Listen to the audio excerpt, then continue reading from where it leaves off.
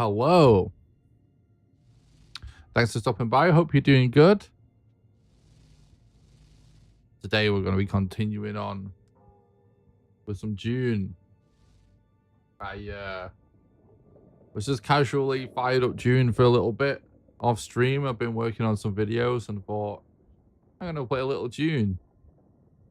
And just grinding steel for the first time and just thought we might as well stream this. So I just felt like switching the stream on for a bit. Chilling out with you guys. Yeah. So yeah, it's going to be a nice relaxing Dune session, hopefully. Ooh, Dune drops. I've been streaming a ton of Dune and I didn't even really realize about drops and stuff. I'm just making sure the stream is up and everything looks good everywhere. It looks like we're all Gucci.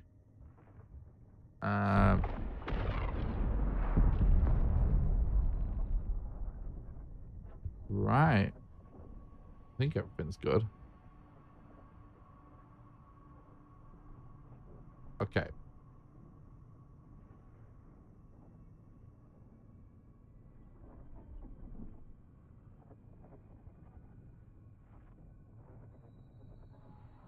What's up, Early? I am doing well, thanks, mate.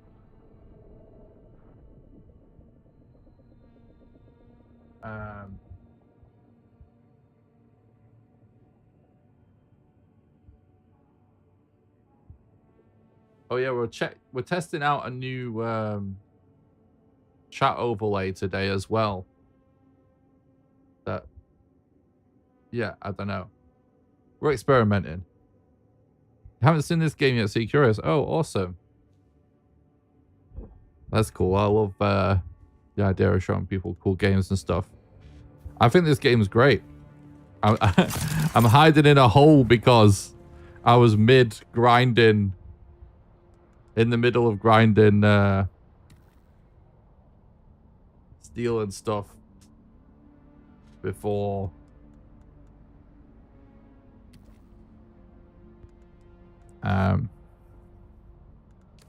I just spontaneously decided to stream.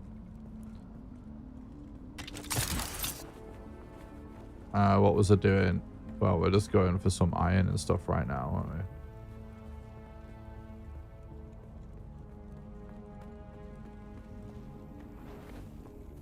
It's one of the things where it was like, I wasn't planning on streaming. Because especially because I have the house there to myself, I was just like, oh, fuck it. Why not stream? There seems to be enough people in the community that are at least curious about the game. And there's actually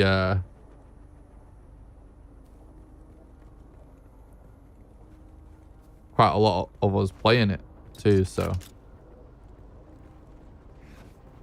Dual screen Twitch and YouTube is a bad idea when there's audio from both. True.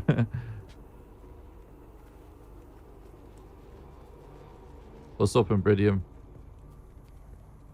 Oh, are you early on YouTube as well?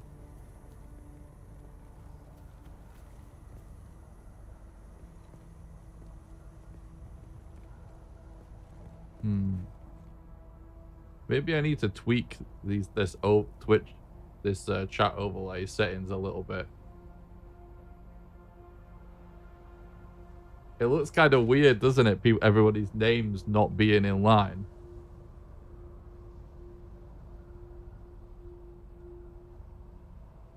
I wonder if there is a setting.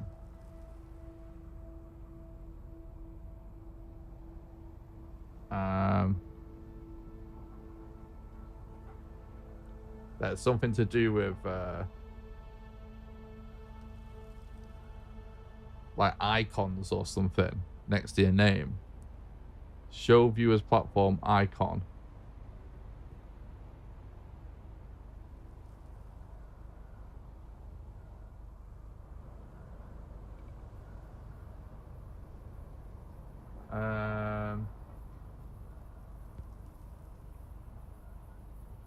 Oh, badges. Here we go. My God, there's so many badges.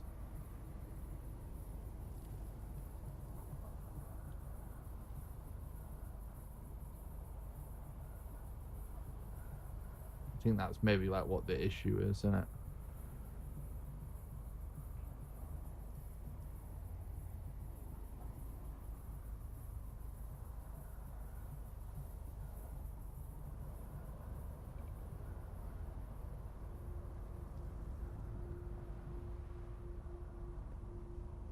Maybe? Let's try changing that.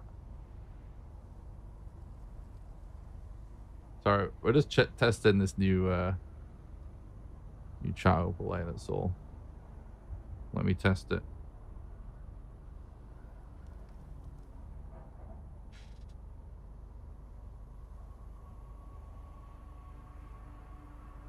Might not be able to stay long, so wish me a good game. Oh, thanks, bud.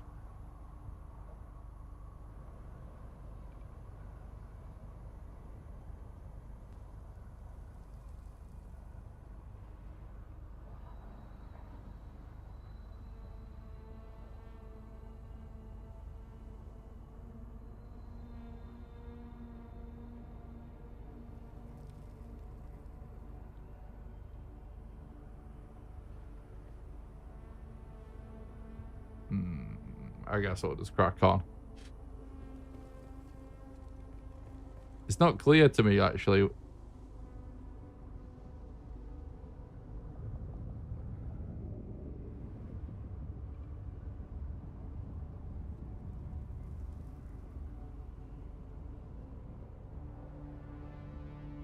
Hang on. Do I maybe have to recopy this in? Let's get this to update.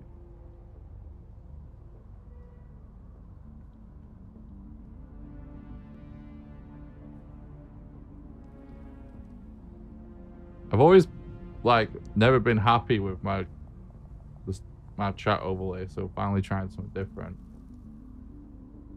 I don't know. It doesn't even look any different. Fuck it. We'll just do it another time.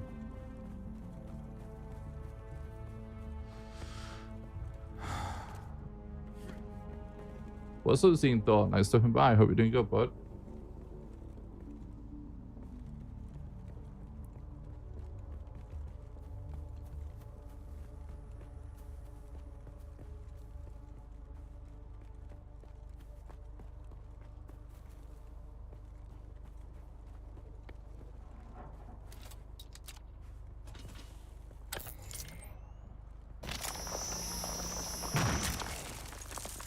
If you show up, to start spamming messages in the chat.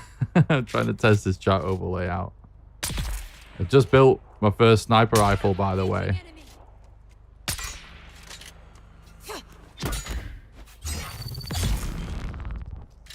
Pretty exciting stuff.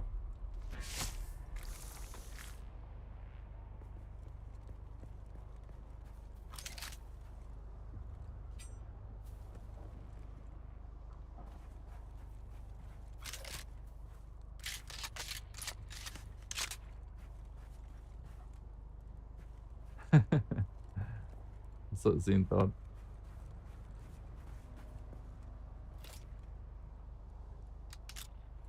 You've played Dune 1 and 2 and 2000 a lot for not really being a gamer?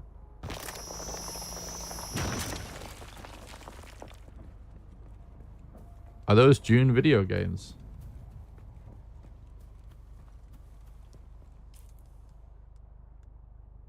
I'm not really aware of like previous Dune video games, to be honest. It's well, I do play what's it called? I think it's called Dune Imperium. I do play that a little bit on Steam. It's like I play like the Steam version of the Dune card game, basically. But other than that, I don't really know much. Thanks for the sub on YouTube, Neil. Appreciate that, mate.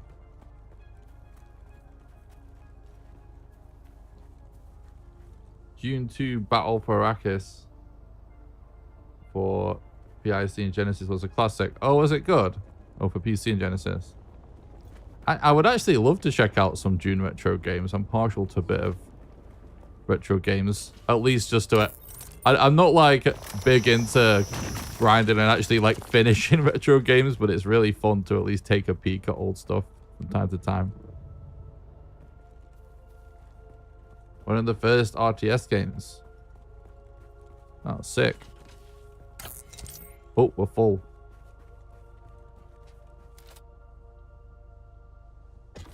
So yeah, I'm basically on the last stream. I haven't played much on this character since the last stream. I played on some different, on basically two different sets of friends of mine have got private servers. So I've created 2 other characters with them, and then I've just been working on videos. So yeah, on the last stream, we just unlocked steel basically. So I'm just grinding mats to make steel ingots right now.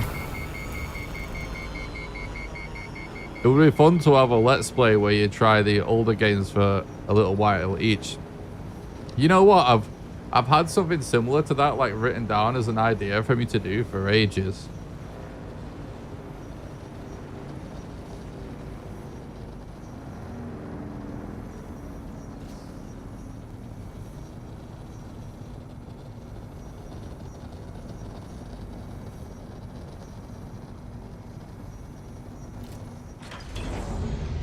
You know what?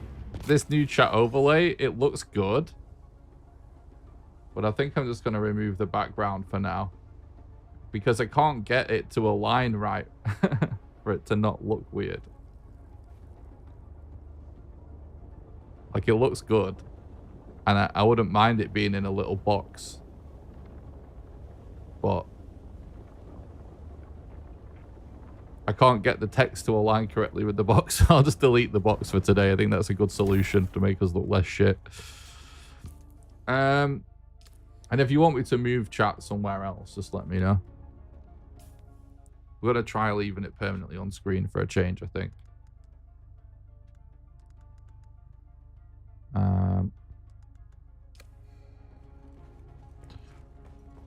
So we'll use one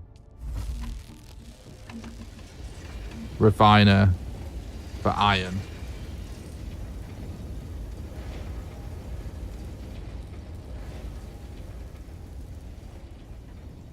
And I was gonna say one for steel, but it's gonna take a while to get the iron coming up, isn't it? How much we could honestly probably do a carbon run. Oh, you know what? I just noticed how much steel is actually finished. I did put a couple of loads in the oven before I decided to randomly stream. What's up, Elno? Thanks for coming by the stream, mate. Hope you're doing good. Just got here hitting that like button. Oh, thanks, bud. Are we winning yet? Hell yeah. We're winning the steel game. Big time.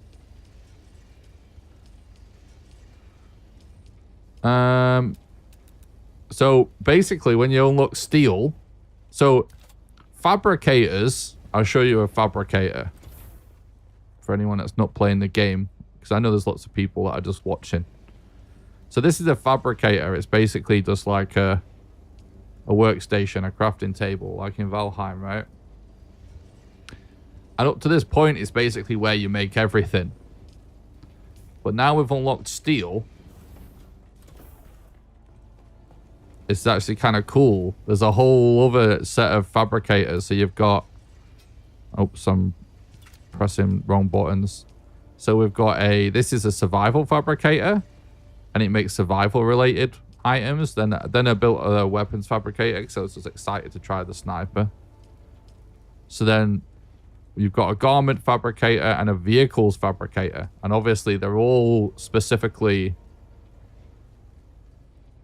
So basically, now we have a fabricator for each specific, you know, bit of item category. Oh, damn. So our power draw is apparently just increased a lot. So we'll have to make another generator. Might not fit there.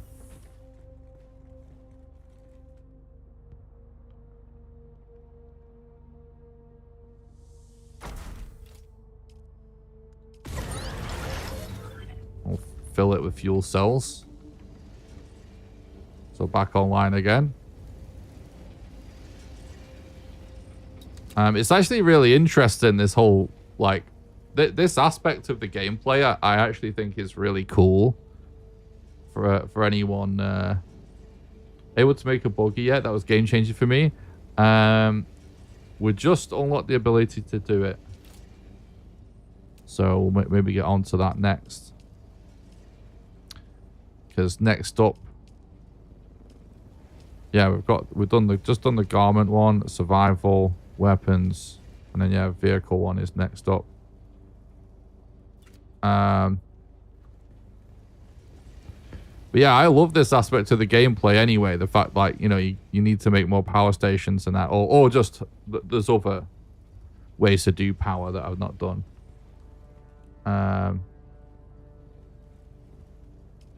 But anyway, that having to chuck fuel cells in and the fact that they only last for a certain amount of days, like IRL days, I think is actually a really good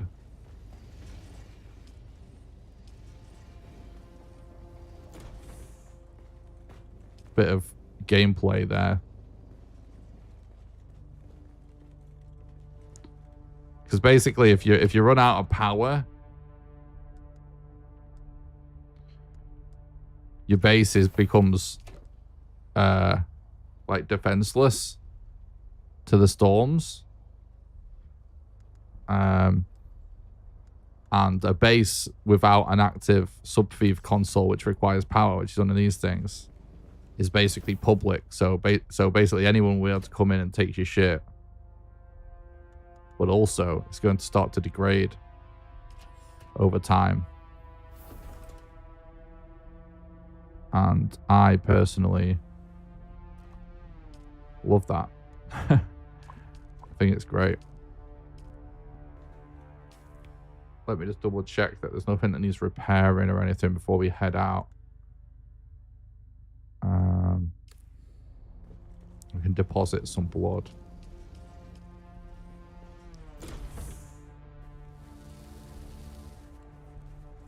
Oh yeah, one of the good things about the new chat overlay that I've finally switched to is you guys will finally be able to use all of your emotes on the different platforms and stuff, and them actually work. Like the old one, like so many didn't work.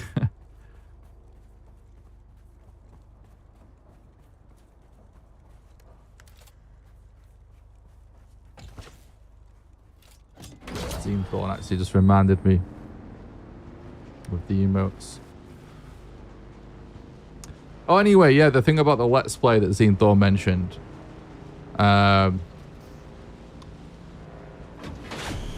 For ages, I've thought about doing some sort of like retro stream where we just play like a medley of retro games in a single stream, just like a little bit. And I even had a crazy idea to like, it probably wouldn't work honestly, but to try and, which is why I didn't end up doing it. Or just like pick a random retro game that I don't know much about to just try and speedrun spontaneously.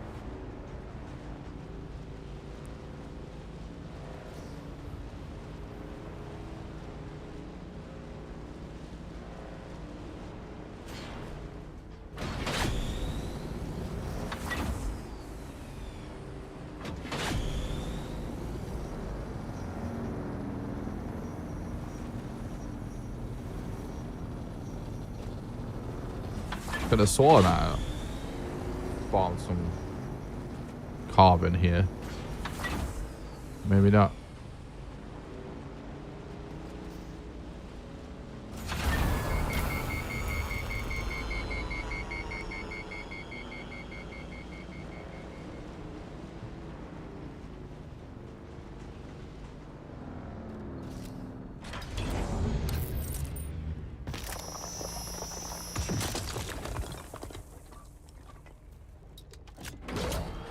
Thinking more of a curated list, like one stream be an hour each on the Dune games, or I don't know how many others there are. Yeah. No, I was thinking the same thing as well.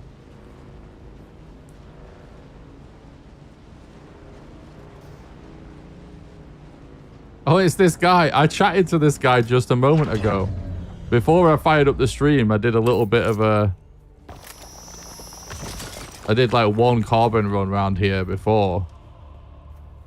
I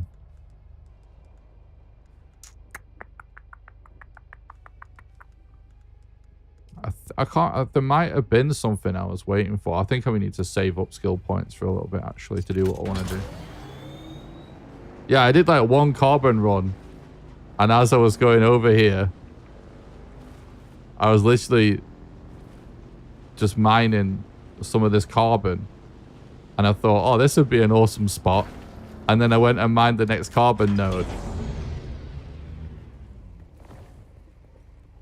and then this guy, I turned around and a guy had just popped a subbeam console down right behind me, and I just typed in the chat like LOL. I was just thinking this is a nice spot to build. And the guy was like, my bad.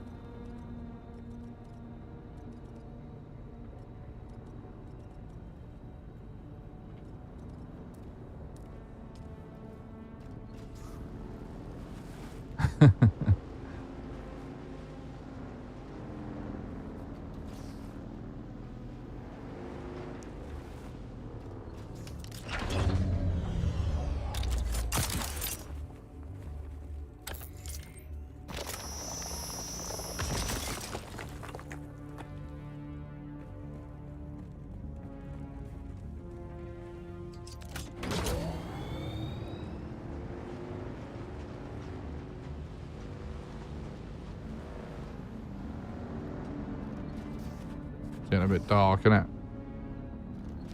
There's so much carbon in this place.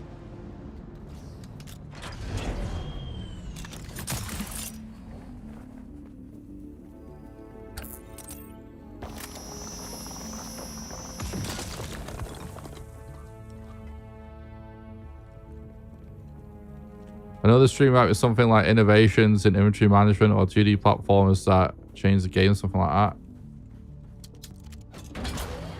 Yeah, I've been thinking about that type of content as well, like from a dev perspective, like doing some sort of like I'm actually surprised it's not really a thing. You know, like game dev content is gradually becoming more and more popular. I don't know. People are giving Pirate Software far too much credit for that. I don't know why. This has always been a thing, but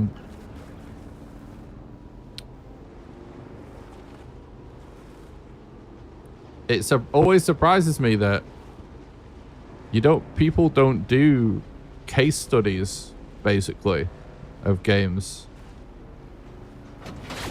as like dev content.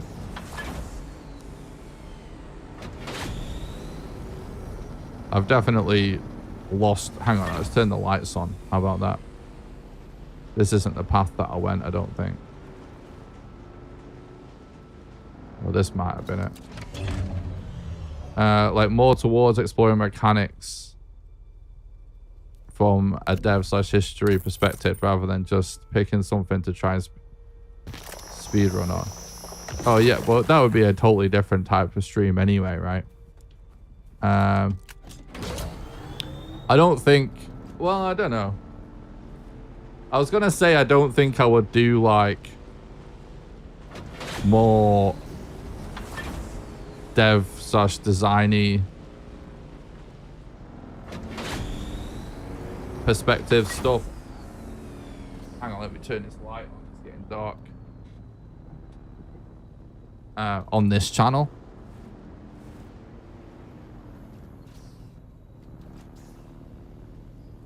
Whatever, let's just go back the way we came. This isn't... I've somehow lost the path that I did last time. So yeah, like if I did it on this channel, it probably would have some sort of a different perspective, whether it would be more of a challenge run or speedrun based thing, or some other angle. I don't know what. But I was thinking for the game dev channel that it would be interesting to do some content that is more like conversations about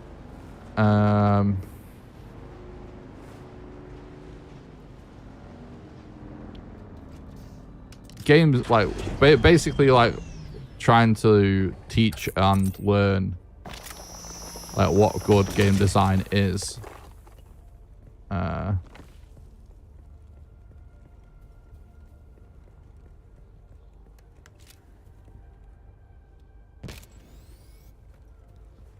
By sort of breaking down, you know, notable games. And let's face it, most notable games are old.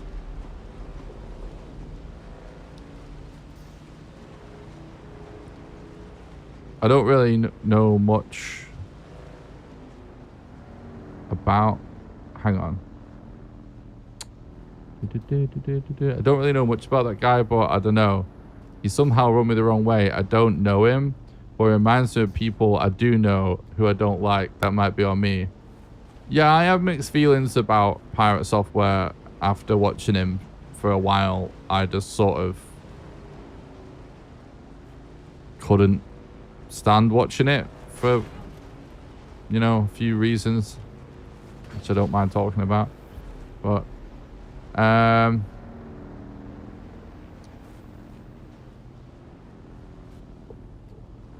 what makes jumping feel good versus janky? Let's look at a few examples to make our jump much better. Yeah, you could do that sort of thing for sure, Zine Dawn. I would probably do stuff that, if I was to do it as game dev content,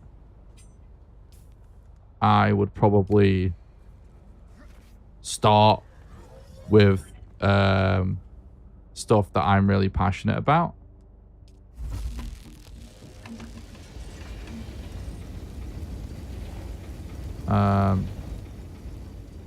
Because obviously I think that just makes sense. And I'm passionate about, like, I think something like you're describing would actually be definitely be really good and worthwhile. That sort of a thing where it's like, apologies by the way if you occasionally hear the fan. I just periodically point at my face and then point at my body because we just have to. The way things are right now in this room in the summer. The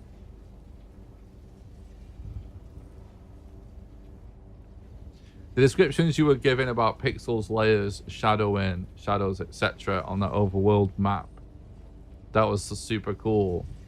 Oh, thank you. Yeah, that stuff is like pixel art theory, which there is some stuff about out there.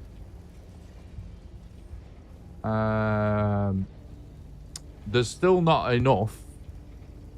But yeah, I would definitely like to do some stuff where there's like nothing about, which I could definitely talk about in a minute. But if you like that, there is an amazing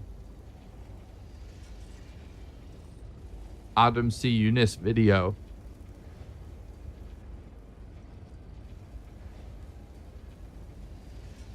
That really helped me, where he talks about a lot of that stuff. I don't know if you're familiar with Adam's content, but I'm just flicking through now on YouTube if there's maybe lighting would be the right thing to put. But Adam has some of the best. He doesn't really make dev content, in my opinion. It's not what I would consider dev content. He makes fantastic pixel art content. Although, in more recent years, he has... Yeah, I can actually just see, actually. No, he has started to post, like, more dev stuff. I can't find this video. Nah, I can't find it. He did a video where he kind of did sort of thing I'm talking about, where he was talking about the game Eastward, and I bought Eastward after watching it just because of how good the pixel art is. And in the video he basically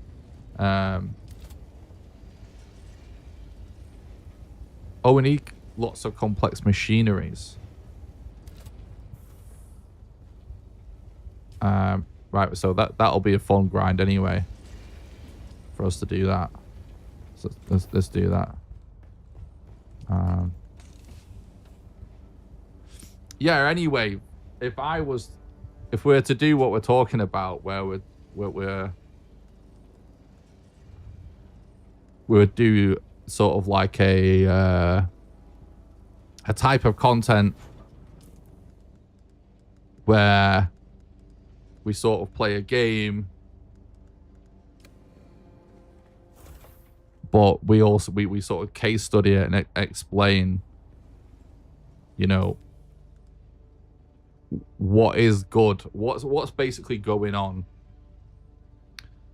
with a specific thing, and like why that makes good game design or art direction or whatever, like from the more of a technical perspective, let's say. And for me, with everything that I've always been interested in my life, basically. I think Ironworks is really good for complex machinery, isn't it?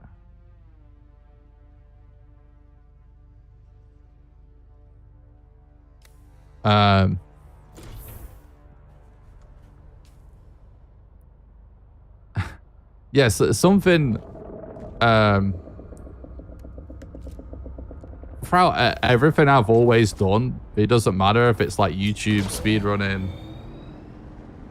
Like I did like a bachelor's and a master's degree in like music tech, and you know, producer made music for years. You know, a game dev, which I did professionally for a while, right, where I had to like manage other developers and design and stuff. Doesn't matter what it is, whenever it comes to sort of trying to get good at something and figure out like what is it that sort of takes something over the edge of seeming like it's a hobby project to being like the real deal, genuinely good, maybe even great. And I've always felt that like with a lot of stuff that ends up sort of mattering, a lot of the terminology that is often used ends up not being sufficient, you know what I mean? It's often something that's trickier to put into words. And as well, like oftentimes like there's lots of things that are taught as sort of like common practice and standards that like don't even begin to cover it, if you know what I mean. And also, like, there's sort, you know, oftentimes when it doesn't matter what it is you're learning, when you learn sort of like a new thing, you know, along the way you'll get taught several like golden rules, like, you know, never do this, always do that. And what you'll often find when it comes to, you know, that all works fantastic when you're a beginner, when you're learning. There we go, got some there. But what you'll often find when trying to figure out how to take your work to the next level, like stopping being considered, you know, basically a noob and someone that actually makes good stuff, like you'll often find like a lot of these golden rules. Making something that's really good often requires breaking them to some extent. And so one of the things that I'm obsessed with from a game design perspective that really matters to me is something that honestly, like, I have even experienced just in conversation with like other devs, like them even like laugh at this idea, you know what I mean? It's like they don't even, it's not even a thing that's even like thought of, which is like something that I just call vibe, like game vibe basically. And yeah, I've had so many people like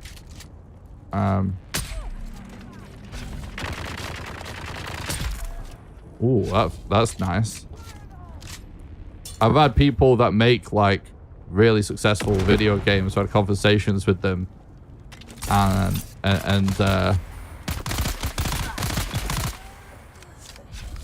do not respect this idea at all. But I think, you know, they're wrong for that.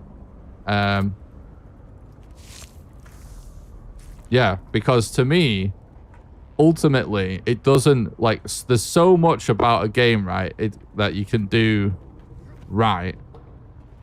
Whether it's like great level design, great artwork and music and whatever else. But if the vibe is off, if the vibe of the game just isn't good, if it doesn't have a smell to it, a feel to it, that's sort of uniquely identifiable as your game, it tends to just feel kind of shit or, you know, amateur. And when it comes to what tangible thing you could point to say like what sort of determines any game's given vibe, you can't really say any one thing, because it's sort of everything in the game, from the things you do to the controls, to the music, to the graphics, to the design, to the pacing, to the story, you know, the font, you know, whatever, everything imaginable sort of in a weird little discrete subconscious way contributes to your game's vibe, right? That's not really that much complex machinery, I'll be honest. Yeah, so that's something that I would love to do some sort of content about, just sort of discussing that and picking games that have like a really amazing, you know, vibed, and sort of explain this concept in detail and try and break down, you know, what it is. Because at the end of the day, we all know kind of what it is, and we don't, if you know what I mean. It's one of them things. Excuse me. Because, yeah, like, there's a lot of stuff out there. Well, to be honest, there's not enough about there on any one topic. So, somewhat like the example you gave about, like, jumping, it is definitely... It definitely should be more obvious, but yeah, to be fair. there's a lack of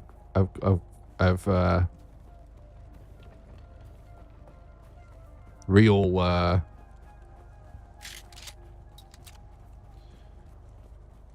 quality educational content from every aspect of game dev. It's always been the problem.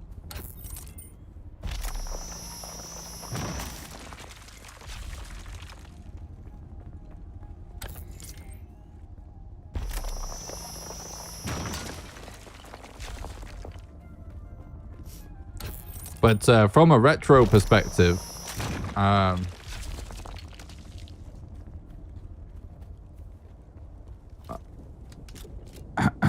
I always kind of felt that like the best way to learn game design is to essentially go back to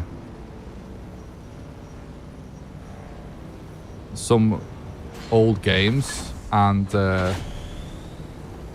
find games that were like hallmark design revolutions, like the first of something to ever happen at any level of like quality that completely changed the game, and kind of like study that stuff, because there's something kind of amazing about using like really old games as a learning exercise. First of all, they're very accessible. You can easily go and download like every NES ROM ever, for example, and just go through them all to take a look, right, in a way that's like modern games are it's very hard for someone that wants to study to get access to them all, right?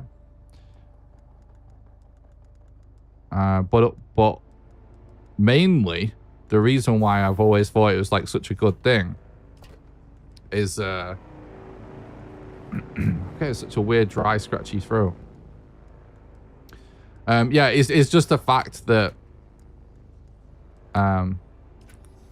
the nature of him being so much more simplistic to look at, there being so much like less you could do, so many fewer elements on the screen.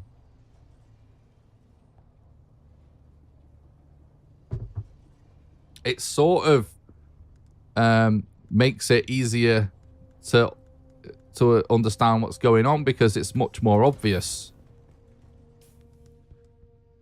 So like, I don't care if your aspiration is to you know, design the next Last of Us game or something like that. In my opinion, if you're not starting out studying Mario, you know, 1-1, you're fucking up. Because it's like a masterclass to this day of how to introduce the player to your game mechanics via very subtle level design choices, you know, stuff like that. Yeah, I mean, you can show and describe the feeling. Oh, sorry.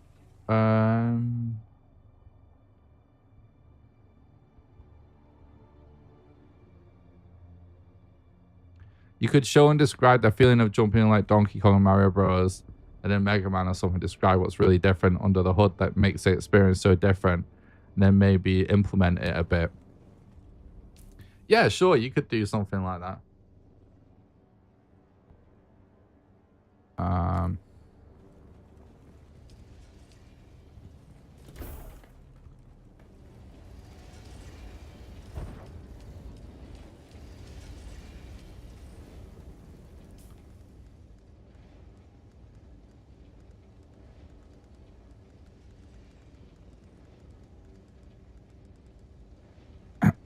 I could definitely make some a lot eventually when it comes to talking about game dev online on my new channel. We are going to we're going to end up getting into some territory where we're going to start to piss off some fellow game developers. There's no question.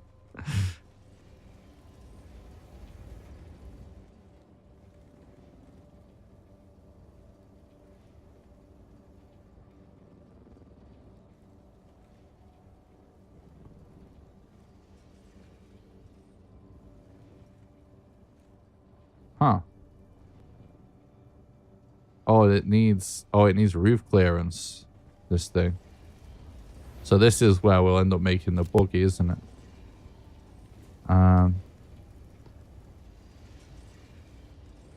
Right, there was a quest that I was in the middle of doing as well.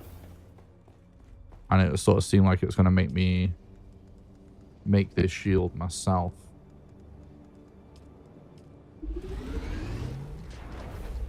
So let's try and hand that in as well. Yeah, because Devs of Holy Wars about very niche things. Yeah, they do. I'll just end up embracing it. I mean, pretty soon I'm going to be making a video where I officially sort of announce that I'm working on a game in the video, even though I think everybody knows at this point, but I'll be making a video. It's just called like I'm making a game or something where it will essentially be episode 0 of a series of devlogs that I'll do over the coming years, giving progress on the game, where I sort of just introduce the fact that I'm making a game and give a summary of what the game's going to be and what it currently is, basically. Now, somewhere along the line, it's obviously going to come up that I'm not using a game engine. God forbid. Welcome back. If you're eager for work, and just the thing. Oh, he wants 2, and I have to make both of them. I tried to give him one that I looted. Let's see what you brought. Instead of crafted, and he wouldn't take it. My sense of humor has... Fuck's sake, dude.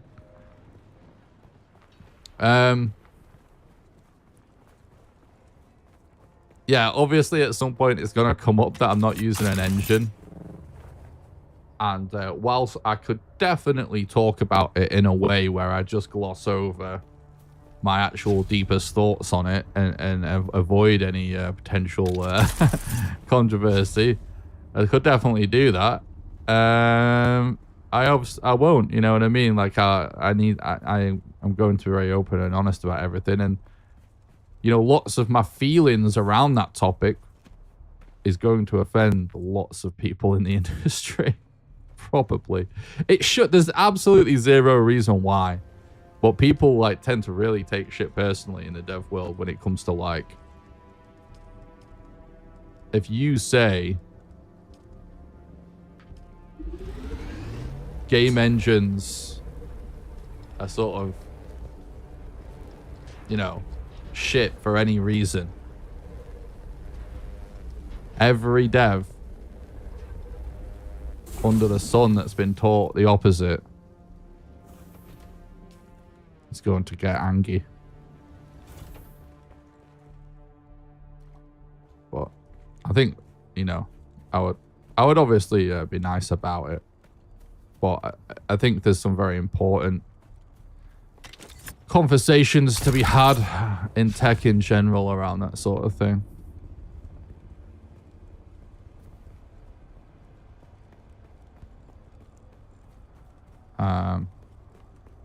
I have plans to slowly introduce that.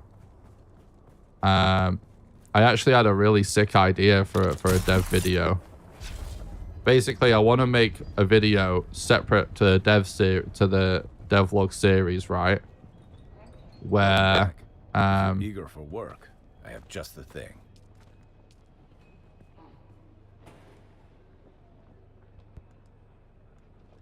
Why? Let's see what you brought. This quest is fucking borked, I'm telling you. Like, it doesn't just... I know I did make these things and stuff at the time, but then I didn't hand in it all at once. But the fact that the quest doesn't still tell you to bring them to him. But this is why I built my base next door.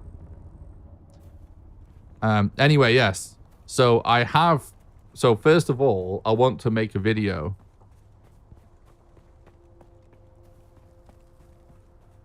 called something along the lines of the enshittification of everything. Maybe in brackets in tech, you know what I mean? Or in dev or something like that, right? And I'll make a video that is a very sort of almost documentary-like video describing what the enshittification of everything is and what's going on there. Now, people have different names for it. Not everybody calls it the enshittification of everything. It's my favorite term for it,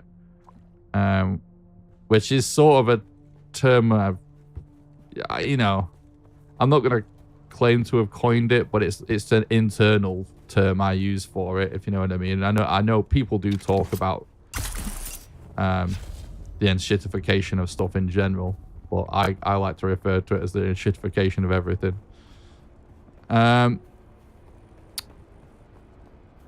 But for anyone that, yeah, some people don't necessarily have a word for it, but are aware it's a thing, especially if they're really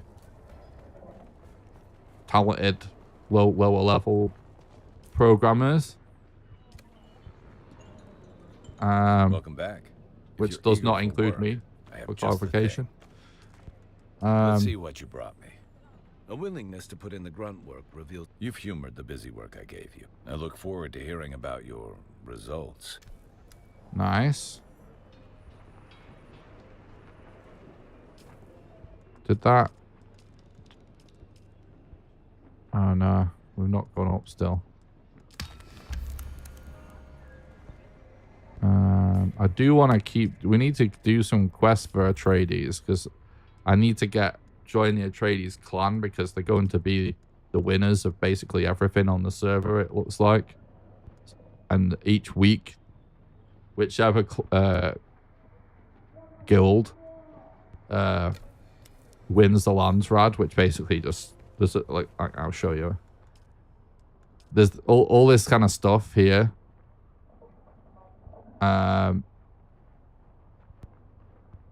Oh, actually, Harkonnen are really close to winning this week. So these are like different objectives that everybody in a guild can work towards on the server. And if any line, whether horizontal, diagonal, vertical, gets filled, that guild wins. And all of the players in that guild, regardless of whether you've contributed to it or not, like that guild gets rewards, essentially buffs for that week, the following week. So you want to get in a clan, in a guild, sorry, as soon as possible, which you have to do by building up your rep. But anyway, the enshittification of everything. So for anyone that's not familiar with this sort of idea, right, the idea is that we need to wait for the sandstorm now, annoyingly. The idea is that software is basically getting shitter.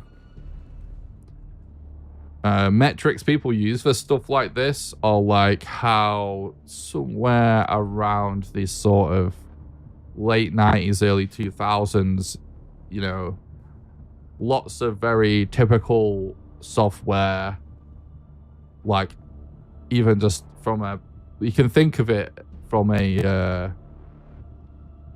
even just developer tools example. Even things like text editors and IDEs, right?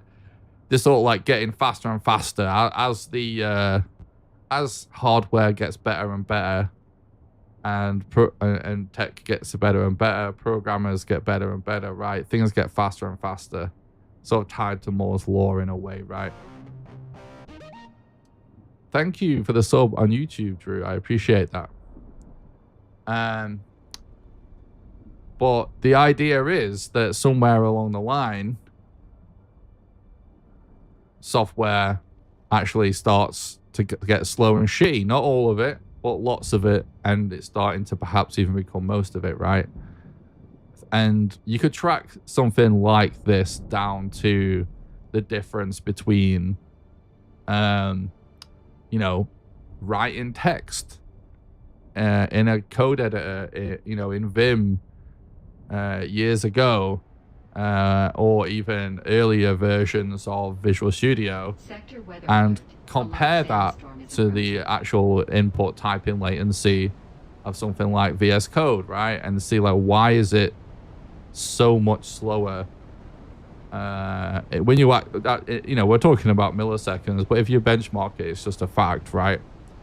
Now, that's not something worth getting fussed about. VS Code's great, but this is just like a metric that comes to mind, because I actually have heard of there are some insane devs that still run ancient versions of Visual Studio that they've never uninstalled off their computer, because it's so fast. Now, even without forget being a programmer or a developer, right? You could just look at things like Gmail and how, like, it feels like every piece of software that we interact with on a daily basis, it's just like a normal thing to be slow and filled with bugs. And, to cut a really long story short, we've essentially changed from a time where, like, it used to be commonplace. Well, we've literally, like, let's go from the most extremes. We've literally gone from I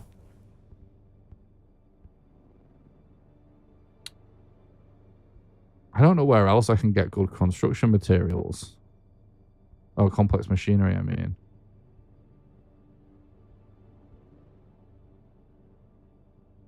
Oh, we can go to those ironworks.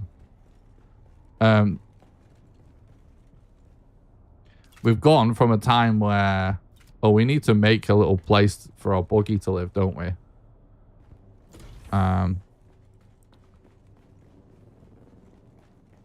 So I guess let's do that.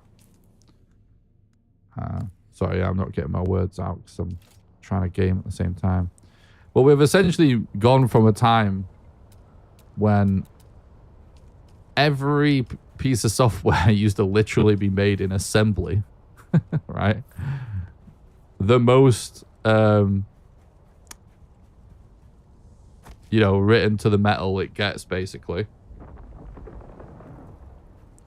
So anything that was like you actually made in assembly out the gate was, of course, very performant and optimal, because you were working with such a level so low down that you had a really extreme level of control, right? And nowadays, everything is like APIs on APIs and open source libraries on top of open source libraries, and AI wrappers and AI wrappers, to the point where it's essentially we need some more building pieces, don't we, actually? To the point where it's commonplace for people to not know anything about certain aspects of the code base.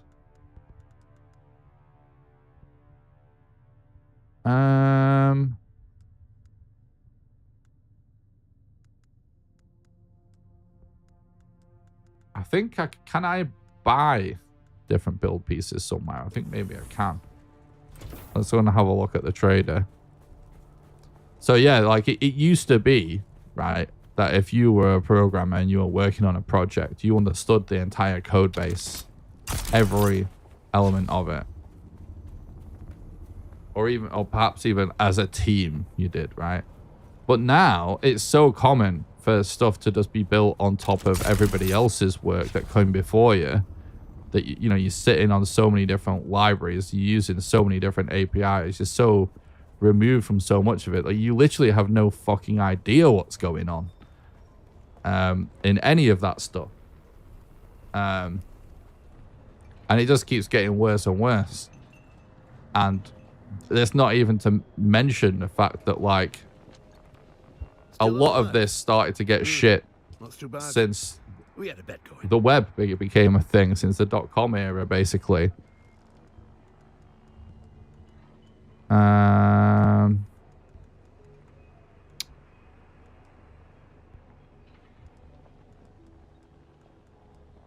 must be able to get more build pieces somehow.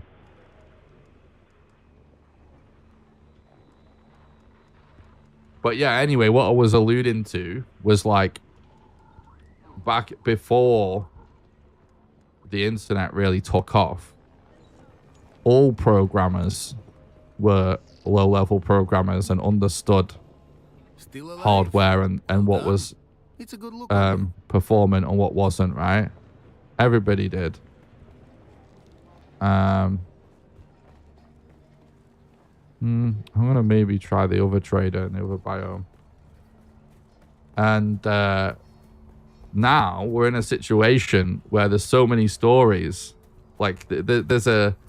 I think Elon Musk is a fucking bellend. But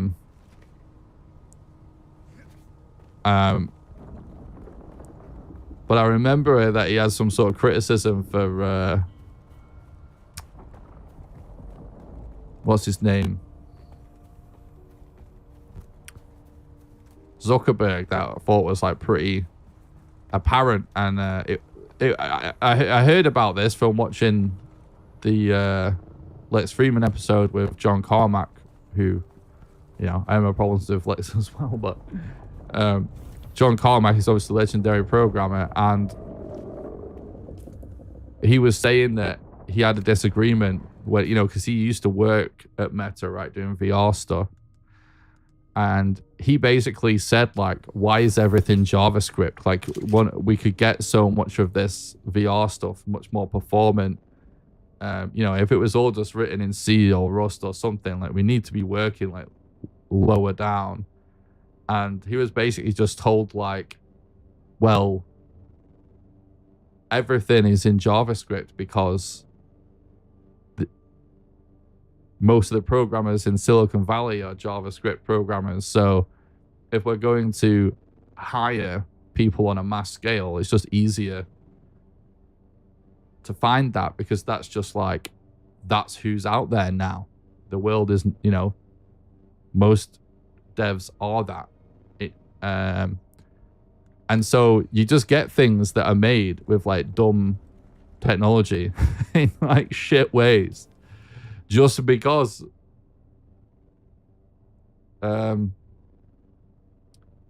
companies, you know, it's difficult. It's easier, rather, for companies to hire based on just whatever's out there. You know what I mean? Whoever is out there. And now, ever since the web became much more of a focus for the industry, that basically just means hiring JavaScript programmers to do work that low-level programmers should be doing. Anyway, if you ever opened a single app, or whether it's on a console or a computer or on your phone, and it ran like shit, and you're asking why, that's why. And so I'd love to make a video about that. And then the other idea that I had is I actually had a crazy thought recently. Where I was like, wait.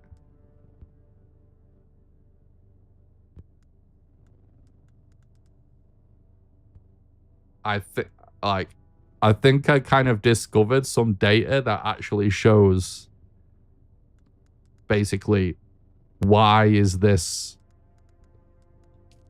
a new thing?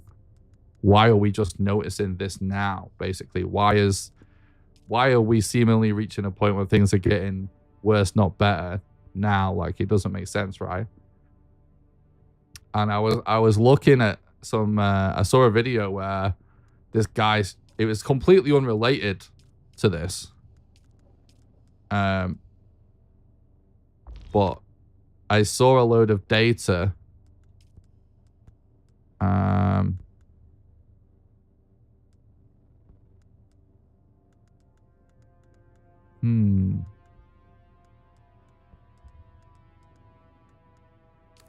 Yeah, I'm gonna see if I missed something at the first trader.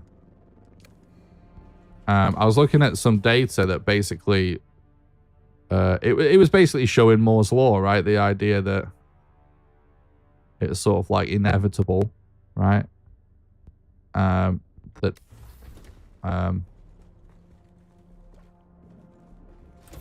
rate of technology would, you know, keep increasing over time, right?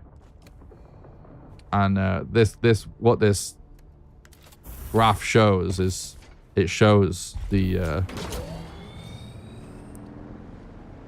rate at technology increasing like that, right? But what's really interesting is that whilst like I think everybody would expect, it's kind of just sort of a straight line that's going diagonally, right? Just continuously increasing the power of computers going up and up and up, right?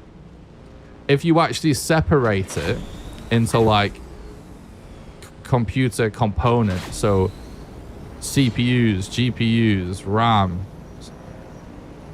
etc. If you actually separate that out and plot that on a graph, somewhere around the mid 2000s-ish, the rate at which CPUs were becoming more and more powerful started to slow down and slow down and slow down. And nowadays, in 2025, the rate at which GPUs continues to get faster, get more powerful. Oh shit, we might be toast. That's still going up. That's still complete diagonal line upwards. GPUs continue to get better and better and faster. But right now, CPUs are almost completely flat.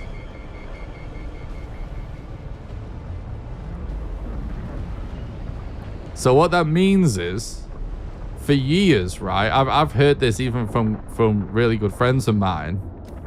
For years, right? People have just said stuff like, you don't need to obsess over like how, you know, how this tiny little piece of code is more or less optimal, right? You don't have to worry about organizing how your variables or data types are stored in memory, right? Like, computers are so powerful, that type of stuff is just imperceivable now. Like, so why waste your time worrying about it? That type of talk of just like, it doesn't even matter, computers are so good now anyway, you don't have to, you know, stress about the optimization, just do it. That type of talk was definitely true for a long time, right? But the entire tech industry continuing on with that philosophy, that thought process of like, oh, it doesn't matter, like computers are so powerful, we'll never be able to write software so unoptimized that it's noticeable. As you know, software is more and more complex now too, like games, for example, right? They're insane pieces of tech compared to what they used to be. The amount of unoptimized code keeps going up because people continue not to care because they think it doesn't matter. But if you see that graph of CPUs stopping getting faster, they're obviously not getting slower, but what they are doing is stopping getting faster. Well, that means eventually the shitty code is going to start to outpace how good your CPU is. And what do you know? Like, in the data, that all correlates to this recent period of time where it starts to feel like why do things feel like they run shit now compared to how it used to? And I straight up do not know if that is something anybody else has. Someone else must be spending time thinking about it. But, you know, I've never even heard that brought up. It was just something that was like, holy shit. Have I actually figured this out? just by looking at stuff myself. This needs to be a video. What's up, Mike? Thanks for stopping by. Hope you're doing good. Good to see you, mate. I've been playing with my little plus. He's been doing zoomies. Oh. You keep coming The back cats like that you're this. posting in I'll have to Discord are stop so calling you cute. Stranger. Alright, we can get a furniture set. Can also buy that, which I think I'm going to. Scrap metal. Off-world medical supplies.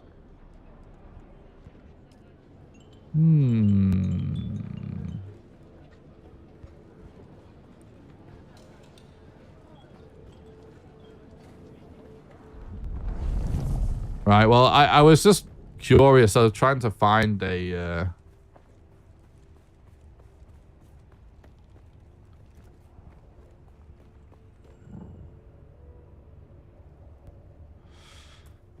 see if we could maybe get some build pieces with like a big double door on it. But we do have the force fieldy things that I've not started to build yet. So I think we'll just start working with them. By the way, so fucking shitloads of builds. Maybe I was just an early adopter of this server. Because this star area is really filled up. The fuck?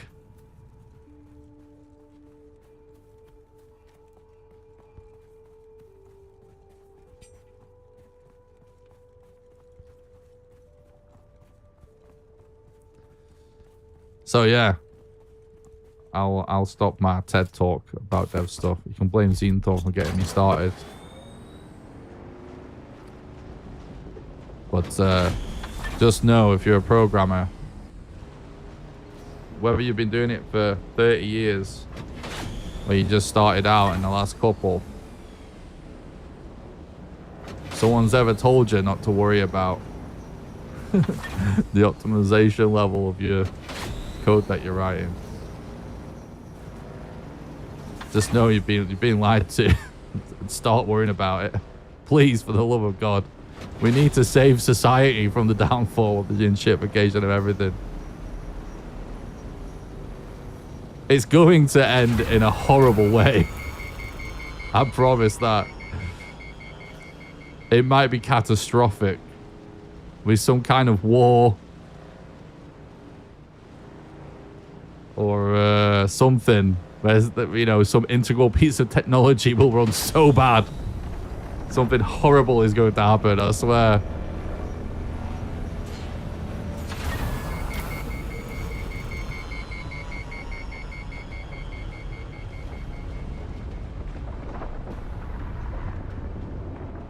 You're dead right about CPUs. Phones going down the same path. Innovation has slowed down. They're just adding features. Yeah, exactly.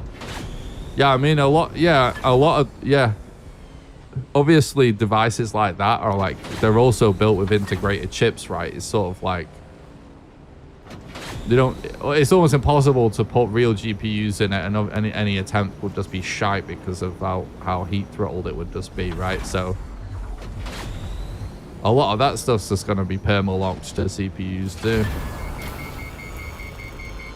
Now, there are occasional really good innovations in CPUs, like Apple doesn't really get enough credit. Not that, you know, multi-billion-dollar corporations are in dire need of credit, but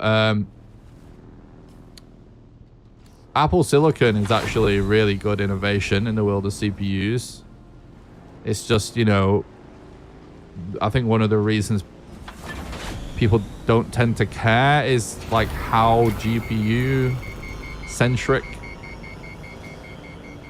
you know, a lot of people's hype is these days. You know, they're not exactly, you know, you're not gonna have a crazy gaming rig. with Apple Silicon chip in it. But from a CPU standpoint, they're actually fucking amazing. For example, the cache line is something like 128 bytes instead of like a standard like 64 and stuff like that. There's like weird, like there's a load of weird little stuff where if you're gonna start getting right nitty gritty about low level stuff, like I've been having to lately with the game. Well, saying I have to isn't the word. In my head, I have to, because I care about it being done right. But you know,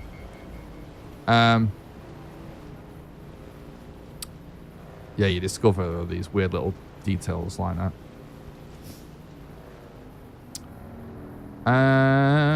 Okay. So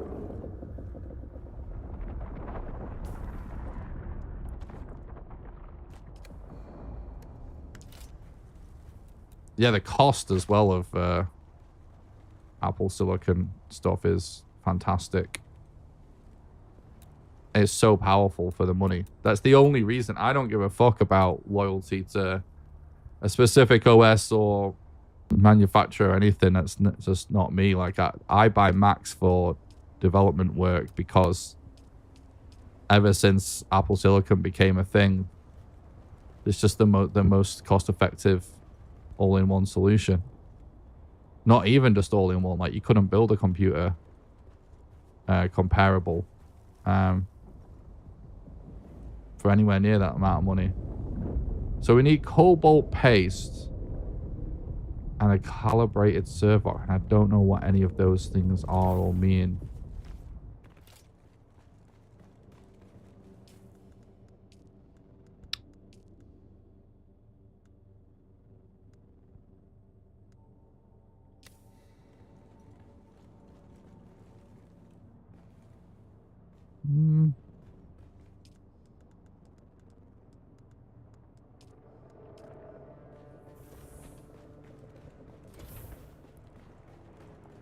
That seems like it would be loot from somewhere, doesn't it?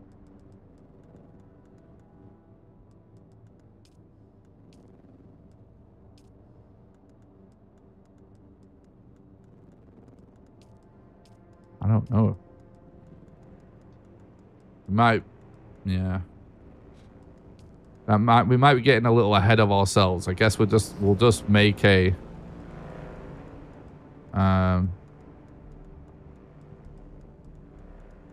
an empty room for it for now, I guess.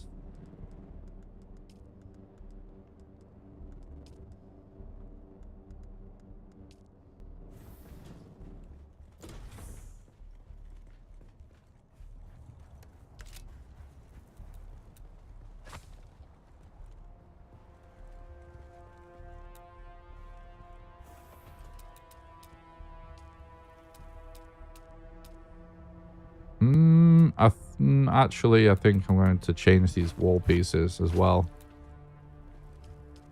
So maybe it'll make it a little bit less obvious what's in here, although I'm sure everybody's going to know, but...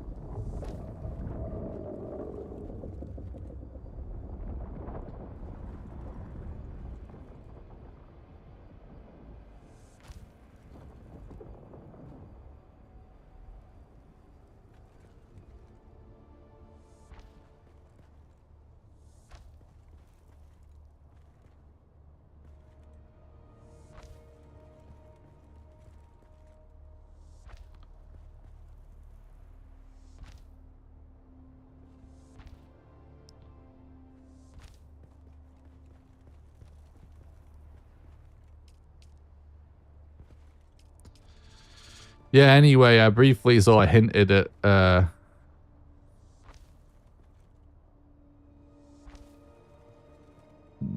you know, starting to not be in love, let's say, with pirate software in some, you know, some sense. And yeah, basically, when I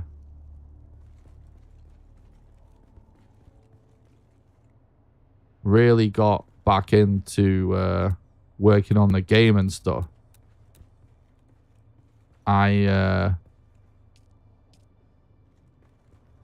there's no, there's no like more subtle stairs we can do.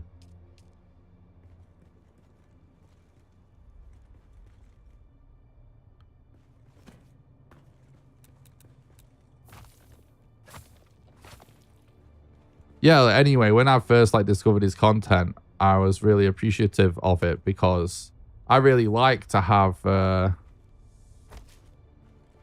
well, sometimes anyway, I really like having something sort of like dev related content on whilst I work. If I'm going to do dev stuff, it's almost like a, I don't know, it's like, it just feels good to do that.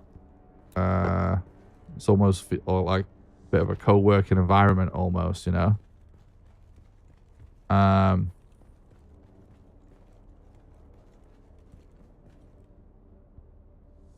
So,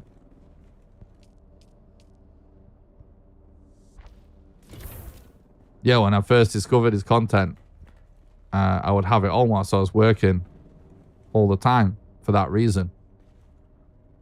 And, yeah, at first I just liked it because it's like, oh, it's someone just like talking a lot about like dev stuff and helping people learn dev, which is really cool. And that still is really cool. That was around the time when I even I entered his game jam, and I did super good in it. If you guys remember that,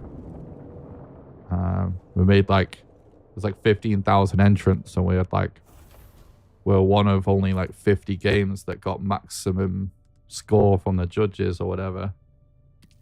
And we did it making a Game Boy game in half of the allotted time, which is pretty insane if you ask me.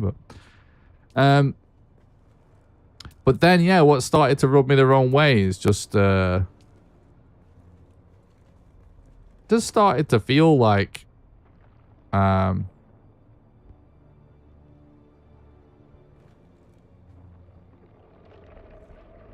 speedrun game jam, I remember, yeah. I just didn't like that when you watch his stream, it's sort of all set up like, you know, people just ask him about anything, which on the face of it, fine, right?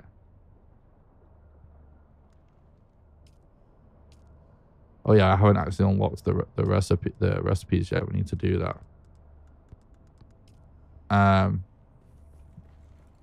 Yeah, this is just a temporary solution now, for now, by the way.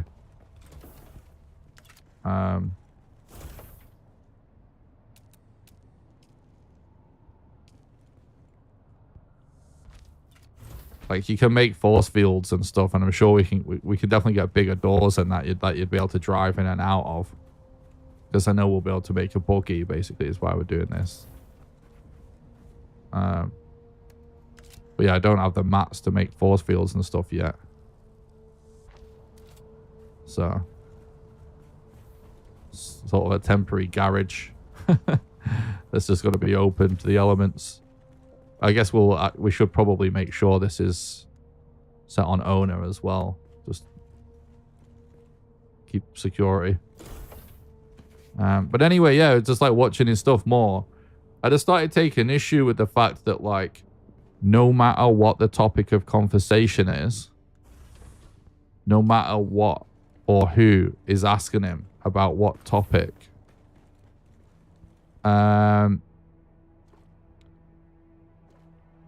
he always has an answer that he protests is the right answer. Now, listen, I watched and listened to a lot of that guy's content, like hundreds of hours, because it was just like on in the background whilst I was working. And, you know, I'm sure amongst it, there was the occasional time where he was like, oh, sorry, dude, I'm not an expert. But I think I I'm only saying that to be totally fair. That honestly might never have happened. And I just don't like. He talks like he's an expert about every single thing that anybody ever asks about, like he's some kind of super genius or guru. And I think, and you know, I'm sorry, like he's a really smart guy, and I'm sure very good at some things, but you know, no human being on this planet is that. That should be a red flag for every human being alive. If there's anybody in your life short of fucking Buddha that, you know, protests to have the solution and answers for everything, do not listen to a word that person says. That person is a problem, right? And so I just didn't like that. And so that I started to find a little cringe. And then there's just like, there's a lot of ego, man. Now look, I know sometimes my ego can rear its ugly head when I stream. I'm sure that can be off-putting when it does. But I try my best to, you know, not be like that.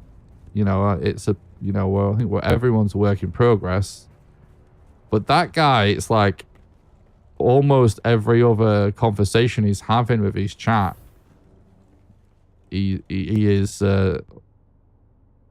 making a point somehow of showing off how much of a genius he is, essentially. That just makes me hurt on the inside listening to that all the time. And then just like when you start to see like some of the silly stuff, like even though I don't care about like silly like internet dramas and stuff, but that whole fiasco that he had with the well raid that went tits up that caused him a shitstorm online, which is kind of funny and dumb in lots of ways. Like lots of ways people shouldn't have been mad at him at all. That is all silly. But well, what did strike me about it is just like he seems completely incapable of being like, oh, sorry, dude, I fucked up. And that's like an egomaniac right there. If somebody's like that, that's a sign of that. So, you know, I don't hate Pirate Software. I think the guy probably is a good person, and he's doing some amazing things for aspiring game developers out there and just getting people into game dev. That I 100% support. And I'm sure I could have a very interesting conversation with that guy. But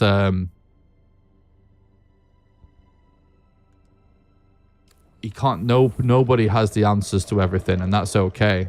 It's just like not okay to say that you do, because how do you know if you're leading people astray? You know what I mean? And so I don't know. I don't really watch as much as I used to. I don't really watch him really ever.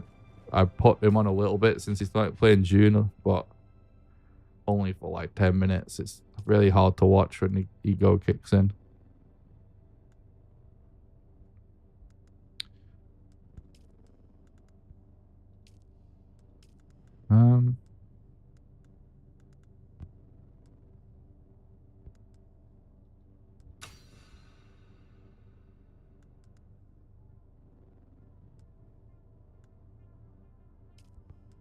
Just realized that we're not even been making bulky Mach 2s anyway.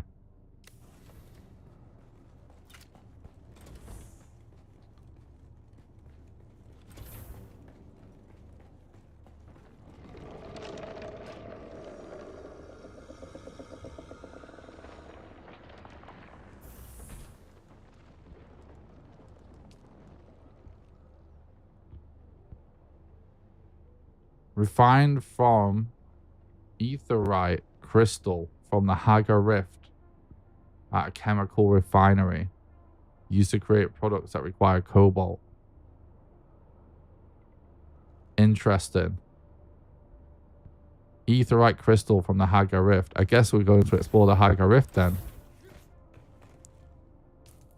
So we needed... What else did we need that for? I don't remember.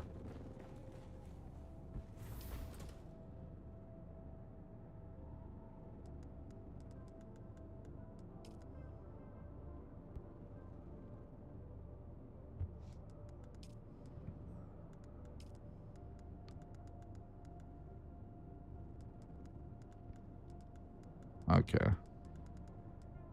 So it looks like we've got some stuff that we should probably upgrade. Anyways.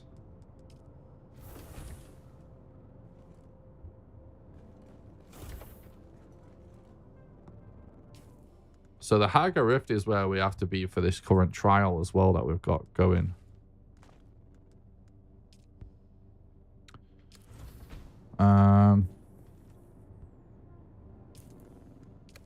Okay, let's look at... Oh, I already made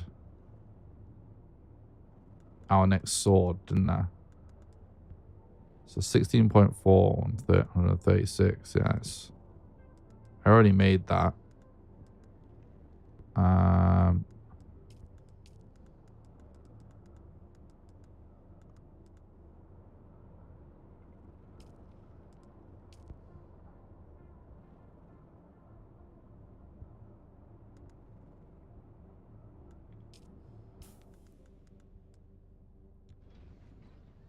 What's that? Damage 12 on 193.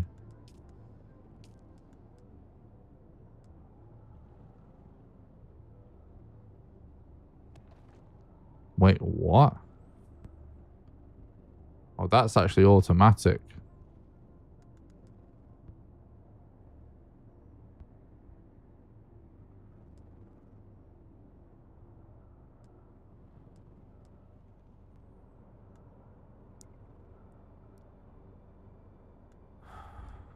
Maybe...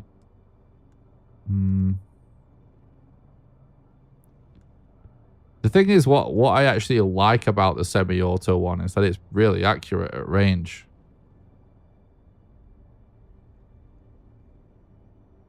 You know what I mean?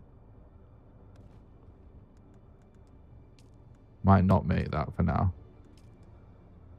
So we've got... So weapon-wise, I think sort of got what I was after. I don't want heavy armor. We're light armor boys here.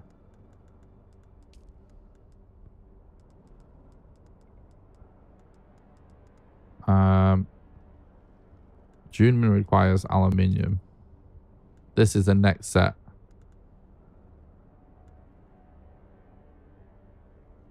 So light armor boots.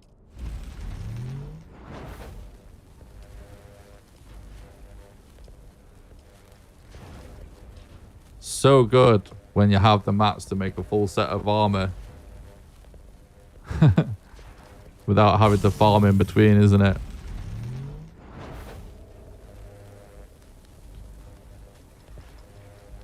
Okay, cool.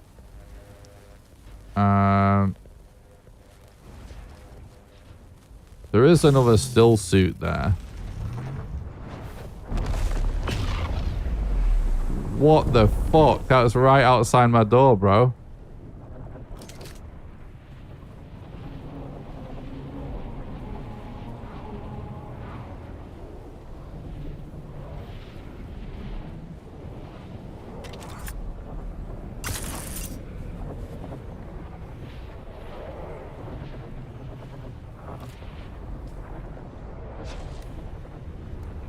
Oh, shit.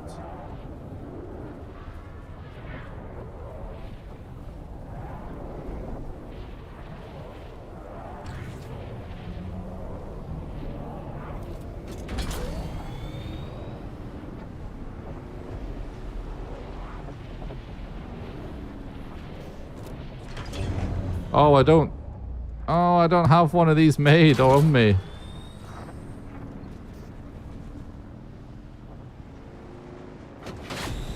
I died with it. Shit.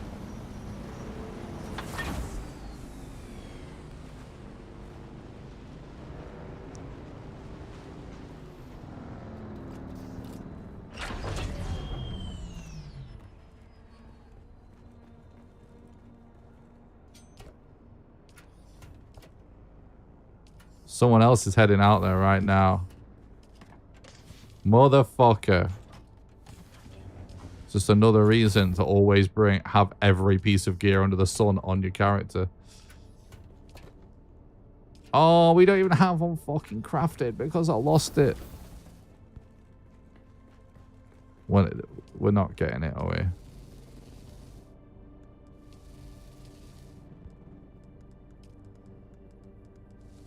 Wait, how the fuck? I can't even remember like what type of item it is. I remember what it's... I remember what it is we're looking for. Static compactor. I think we lost it. Well, let's see.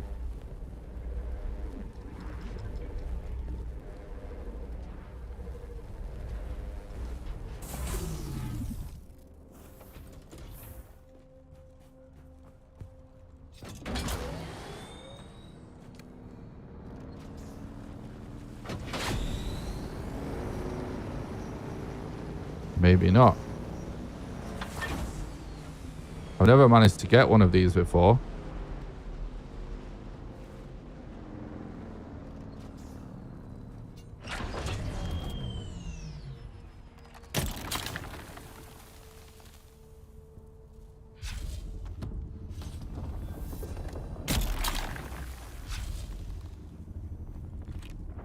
That's it, it's gone, right?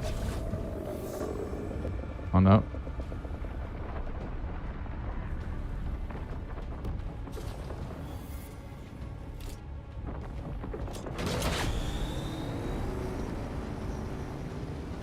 Well, that was lucky as fuck.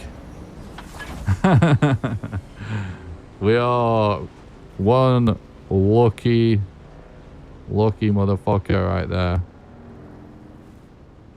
Wait, I just realized that guy had lights. I've been thinking. So, you know what I want to know something funny? That's my first set of spice sand by the way. Hell yeah. That's cool. I'm pretty sure the main thing that we can do with that is you know, make spice to consume, to eat, to trip balls basically. Yeah,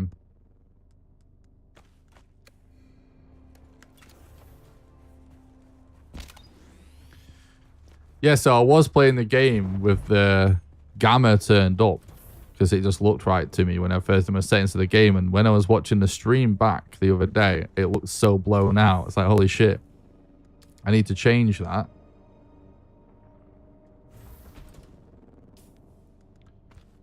And now it seems so dark inside. Where the fuck are people buying these lights and stuff? There's obviously... Hey, what's up, Mono? Long time no see. Hope you're doing good, bud. People are obviously buying, like, cosmetic things and different build pieces from somewhere. Either we're just not there yet, which is possible in the story, or, you know, perhaps there's some research that I've not done that it becomes apparent eventually. But I actually, for whatever reason, just have a feeling we buy stuff like that from a trader somewhere. I'm great, thanks, dude. You know, I might fly to the capital at some point to investigate, because there's a lot of traders at the capital. Oh, I just realized that my little spice meter, little purple thing, look, has filled up from being in that spice cloud.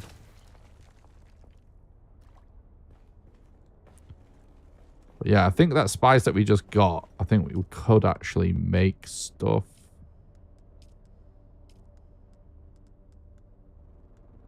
Oh, we should definitely craft that, by the way. It's our unique water flask that we bought. Yeah, here. Melange spice food. Oh, Oh, you can kill the mice. I've noticed the mice. Dead Muad'Dib. I've seen Muad'Dib. Malign Spice coffee. Yeah, look. Fuck yeah. 100 water, 20 spice, and plant fiber. Spice gain is high.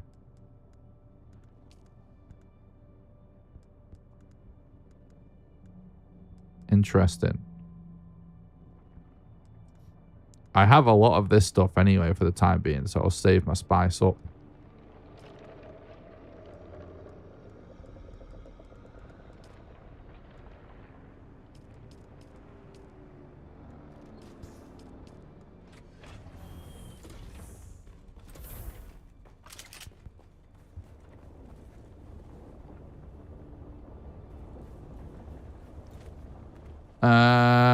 Let's go and see what that guy was up to. Yeah, you know, for now, I might put a door on this, you know.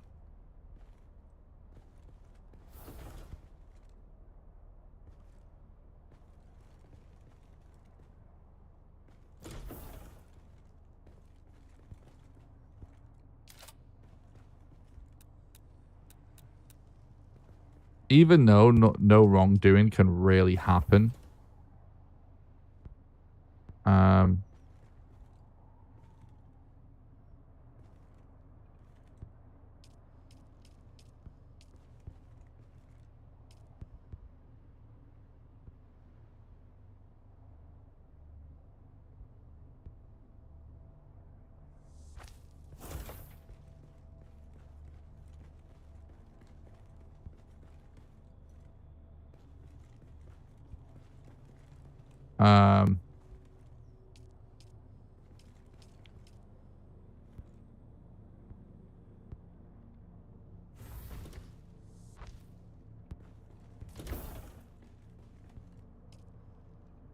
I just feel sus about it.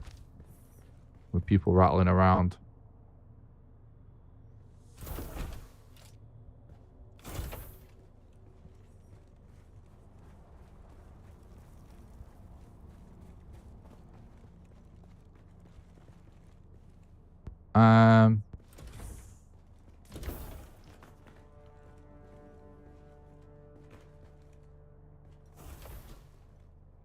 Okay.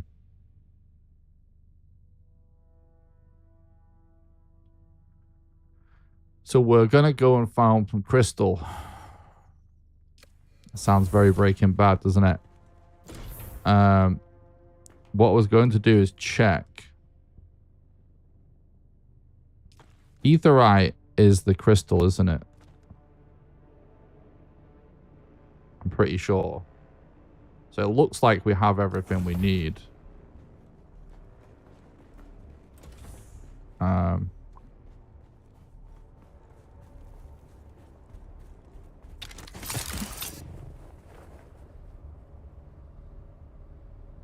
To head back to where we were earlier. Farming carbon. Maybe it's even worth relocating our base at some point, but still got quite a lot of stuff to do at Anvil. So it doesn't feel quite worth it yet. Wait. What do you guys think we should do next? Do you think we should go to the city, to the capital, to see if there's a trader that sells cosmetic items for the base, to see if we can like get some nicer build pieces and at the very least some fucking lights? Or do we go to another biome to start gathering mats to make more stuff?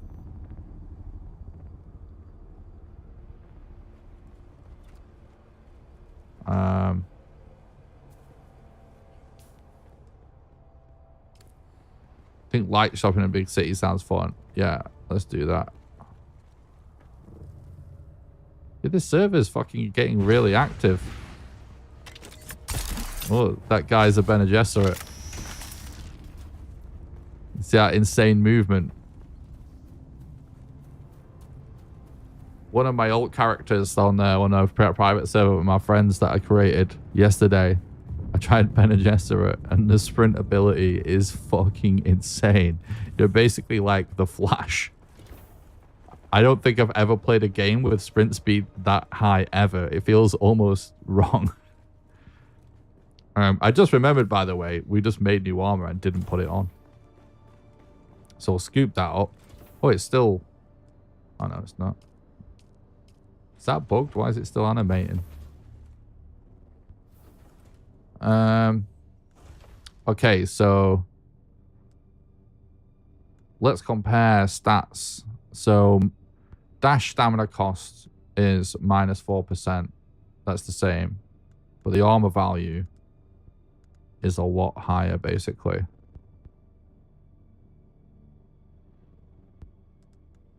So it's just a straight upgrade. It's the same in almost every way.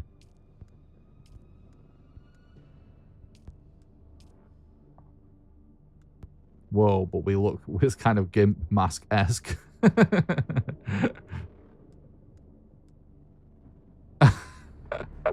What is this look?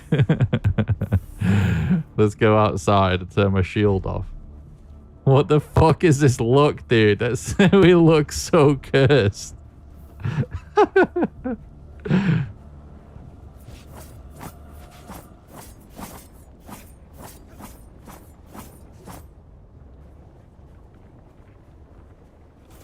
What's the goal? The goal is to try and find a vendor who sells lighting improvements.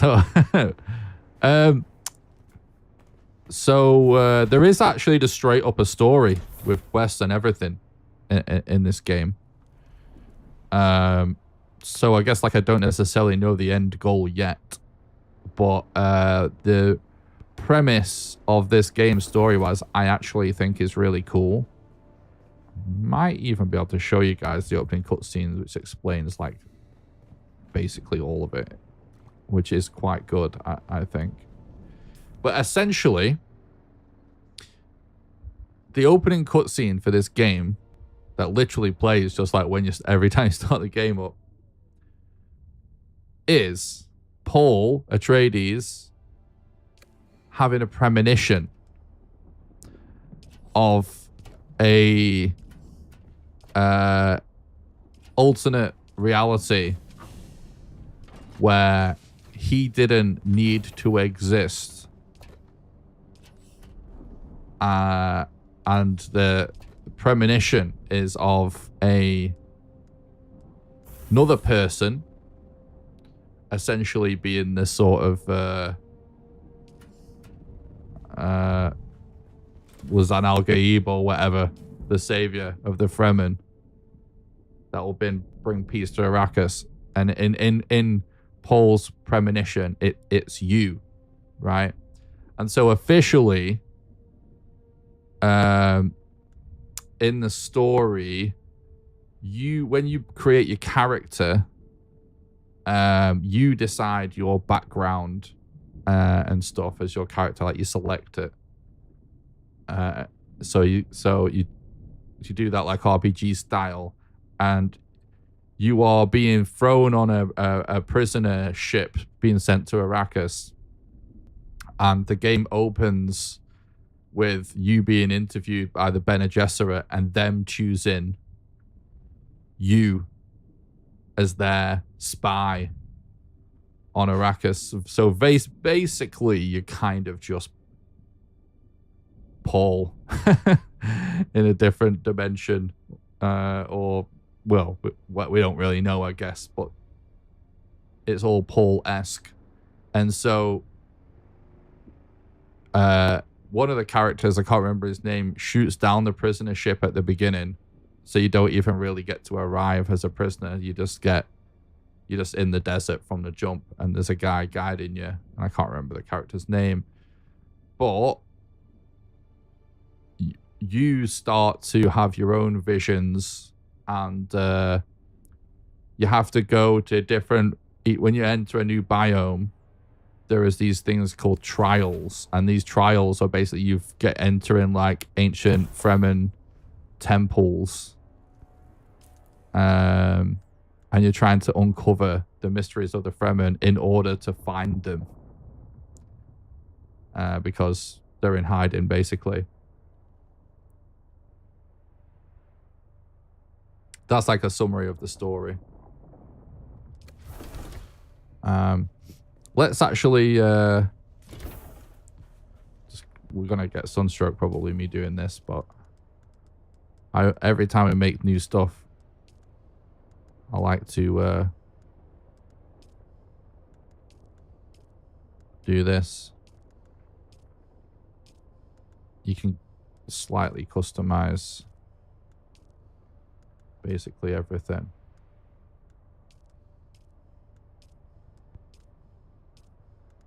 I actually kind of prefer the default thing.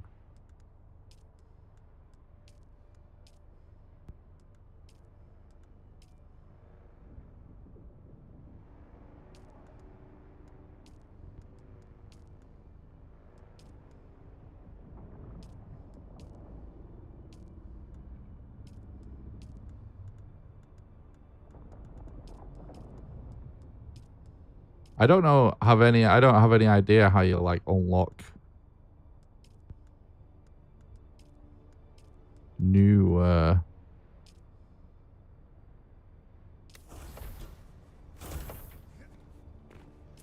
like cosmetics like that.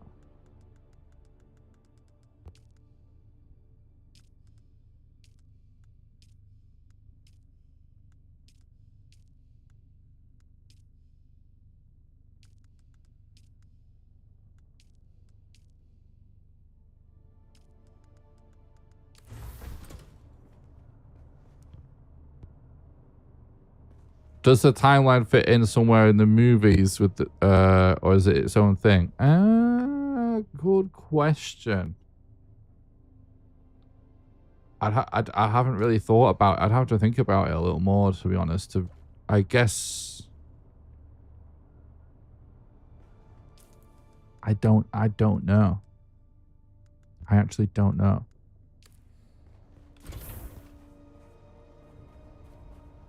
I don't know. Certainly based on the intro, the way Paul is... Oh, we need money, don't we? I guess we just take all of my money because there's no danger. And we don't know really, do we, what we're buying? There is a bank as well that we could put stuff in. Actually, speaking of which, like, when's taxes due? I think we're good taxes wise and stuff. Let me check my power on that. 17 days worth of power in that one. And you know what? As I keep forgetting as well, we can actually make a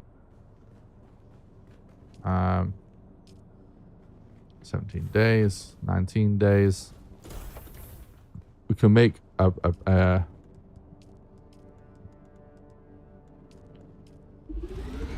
can't make a torch. I've just never bothered doing it. Oh, that's actually a really interesting question. To be honest, mate.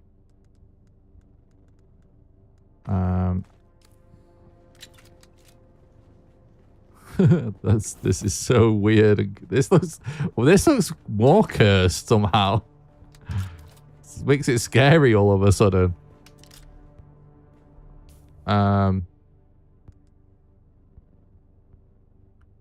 What did I come back here for?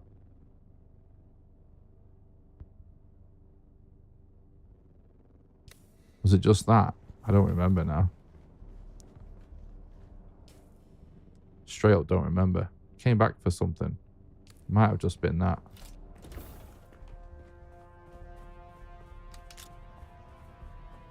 Don't remember.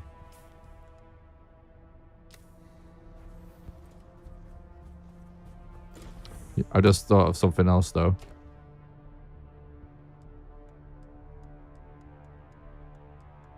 Oh shit, I forgot about that. What?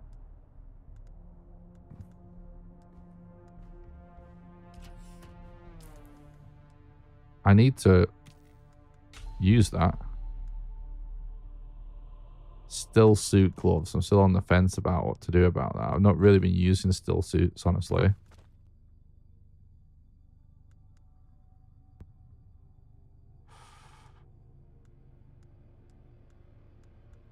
These seem like they're probably worth...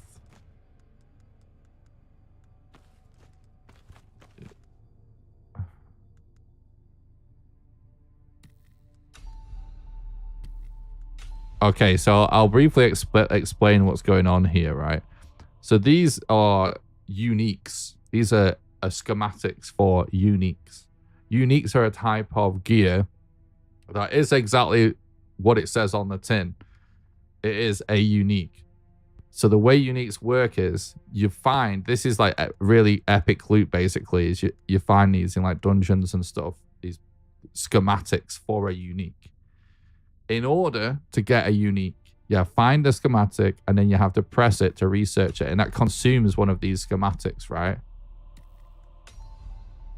What the schematic does is that now allows me to craft one of those uniques. You see? Right? So now, if I make this, right, the schematic is gone completely, and we can't make any more of them. So you use it, it consumes it, but you can only craft however many that you had schematics for, right? And then, if I die with this thing,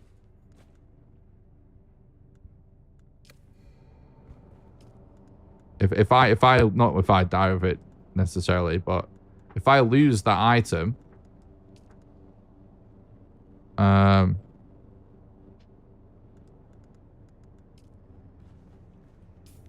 it's gone forever. Here's what I don't understand. Didn't I just buy a schematic for one of those purple flasks?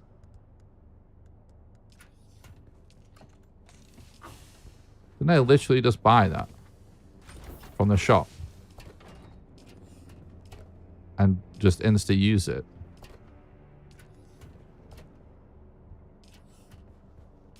Am I an idiot?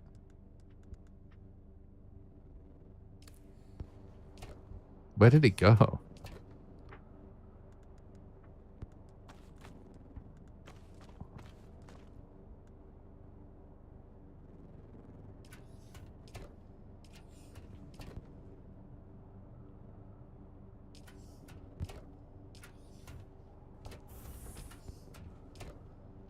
So this is a blood bag. It's what blood goes in when you harvest it. So basically it means I'm freeing up space in my inventory. By having a larger one. And I definitely got a unique. So this is the research thing. Didn't I just buy that? I mustn't have. Right, so we're going to go do that anyway as well then. Whilst we're out.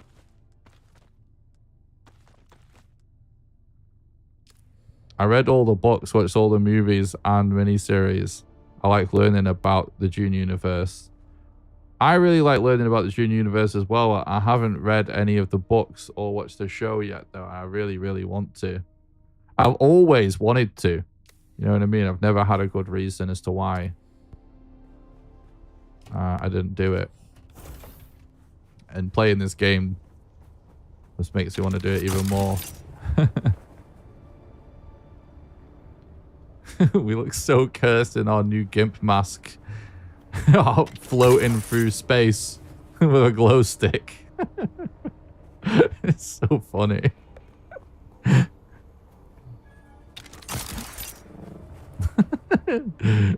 Oh, you put it down now.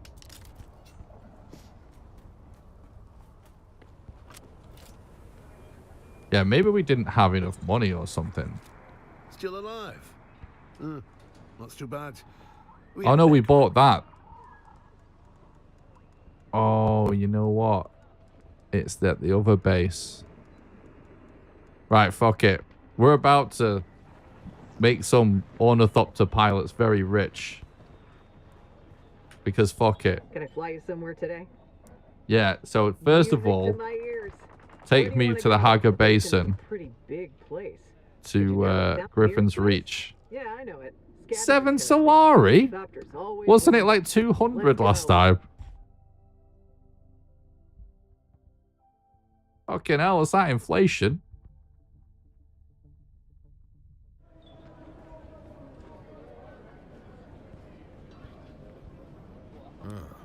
You keep coming back like this. Right, I'll so have to this stop calling bloke. you stranger.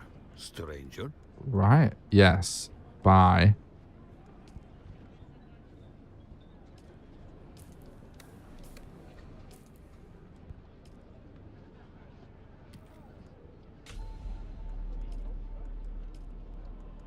Okay, so we have that now. We can make that flask. Should we obviously, I don't think we can do it on the go. Can I fly you somewhere today? Honestly, that's worth the extra 500 it cost me to pay to fly here. Music to my ears.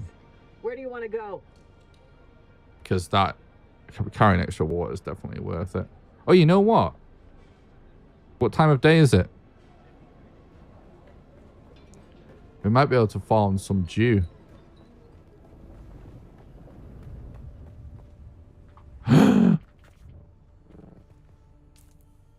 Oh my god, when I was in the safe zone, it wouldn't let me activate my suspenser. Fuck, I almost had a heart attack.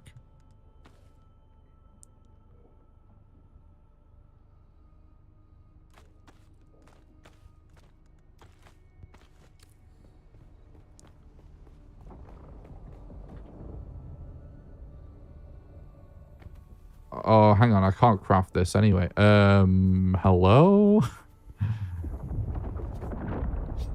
Is this abandoned? It's not abandoned. So you actually can't, like, people can control the access level people have over bases and that. I just had the really dumb idea that we could fill that flask up from dew if it's the right time of day.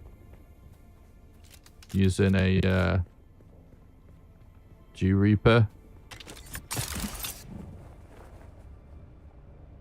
See, look, there's some there. But I just realized that we haven't crafted it, have we? We just got the yeah, so it's the spilling water. But anyway, nice thought, but we're going to take some damage. Okay.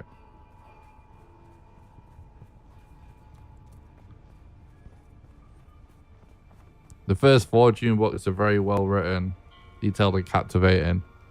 How many Dune books are there? I mean, I've always known people that have been really passionate about it. Can I fly you somewhere today? Music to my All right, let's ears. go to Traitors Arakeen. and their war levies. Look, I can get you there. All right. So, right now, right, to go to one of the main cities, the main hubs, we have to pay an ornithopter pilot to get us around. It's the fastest way to get around in the game, is to just pay. It's fast travel. To pay an ornithopter pilot to do it. It's expensive as fuck, though. This costs 2,500 Solari to fly to Arakeen. And we just played, like, whatever it was, 700 or something to fly here. But it's fast. However, once you've... that is currently the only way I can get to a capital. Like, that other trade post I could have just drove to myself. I just realized I had a quest pop up. However, yeah, right now, the only way I can get to one of the main cities is by paying an ornithopter pilot. However,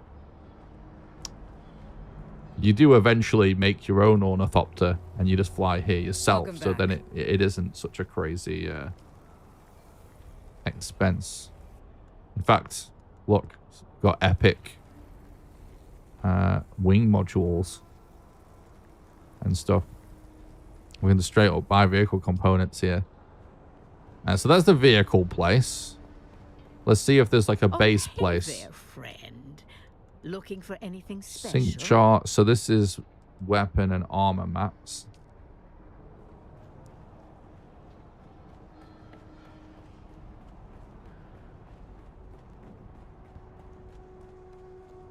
Wait, who's this? Oh, it's a player. This is the market. So there is actually an in-game economy in Dune, but the only thing you can trade is unique schematics. Now, I'm not a still suit gamer. And I hate disruptors. So, Menol's still suit gloves.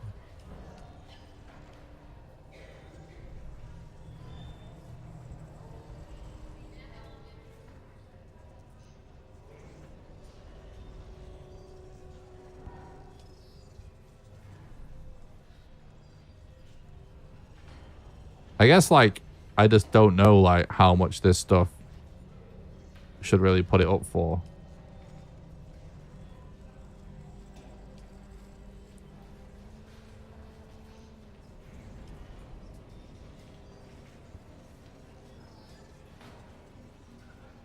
Insufficient banked. Oh, we need to have the money in the bank. Oh, I see. Oh no. So you choose how long you want to put it up there for. All right. Well, there must be somewhere. There was another merchant next to the armor and weapons item merchant. Just visited. Oh, thanks, Elno. Appreciate that. So I know there'll be a lot of WoW nerds out there that have some probably good insight as to how long we should put something up for. Welcome.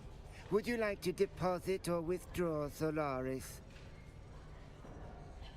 Frank Herbert's son took over after his father dies. His son was a competent writer, but the magic wasn't quite there. Oh, I didn't know it was his son. How much Solaris would you like to deposit?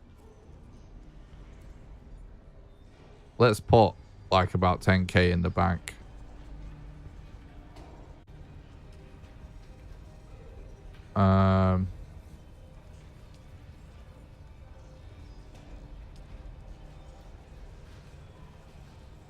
So people were selling stuff for like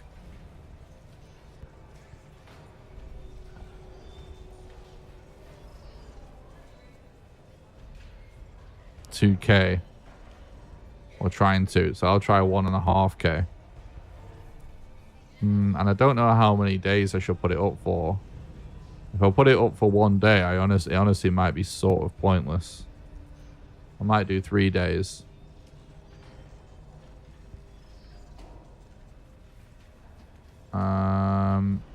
And the other thing was a disruptor. Let's have a look. Legion tattoo.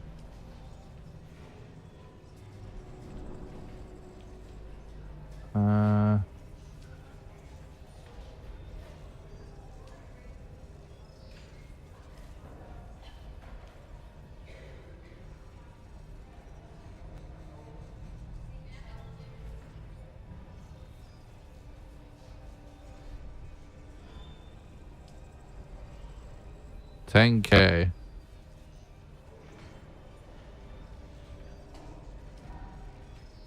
$15K.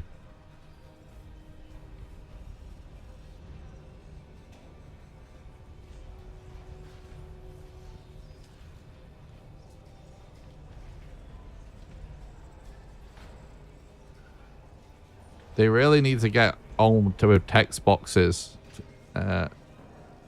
and be able to type search for stuff in this game. I'm just gonna do like 9K or something.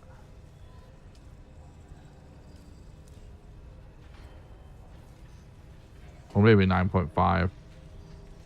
just to see. We have no, it's like the economy is non-existent right now, right? So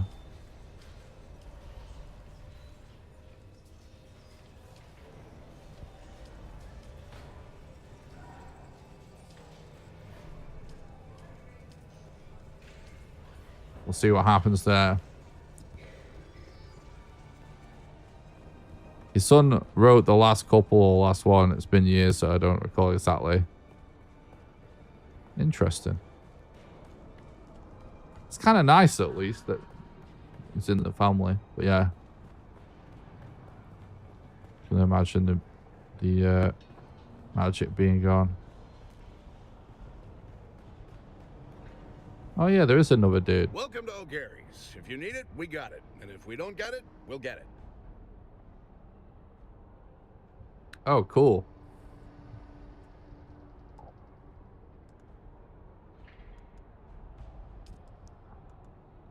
So these are cosmetics, which is what we're wondering about.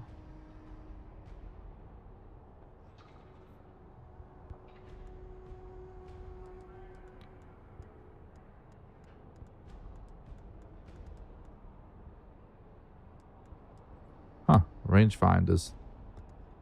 Basic lights. We need reputation level 2.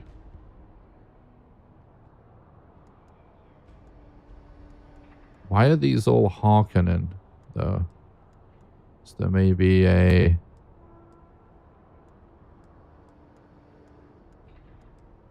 Atreides person. Either way, we need to level up our Atreides stuff anyway, because we're not in a guild yet. We've not done any of that. So it's looking like maybe that's what we need to do.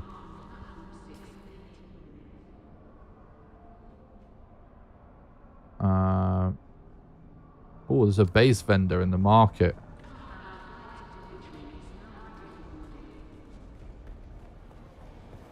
What do you sell? This isn't the guy, is it?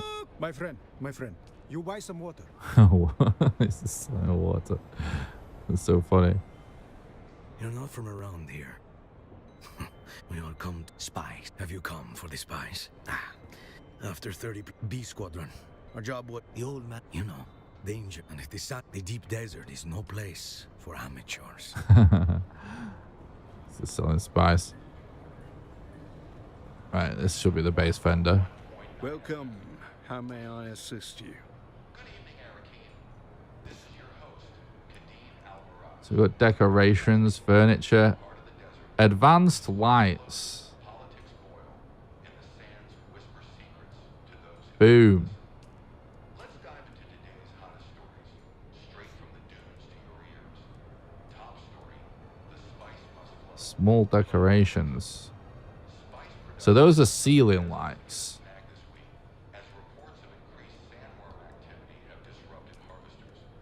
Dining room. Hologram projector. Chairs. So this is pretty interesting. And more. Oh, this guy sells complex machinery as well. Wait, don't we need that for something?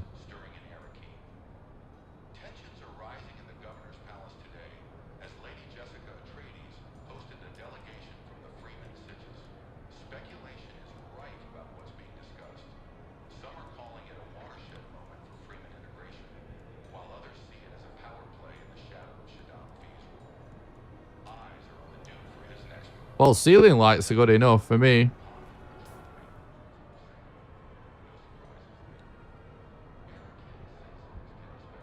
Weapons merchant.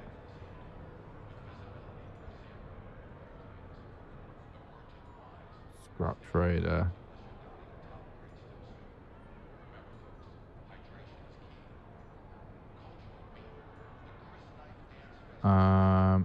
It might be worth going to the consulate real quick. I don't think we can pay our taxes in advance, but let's see if we can.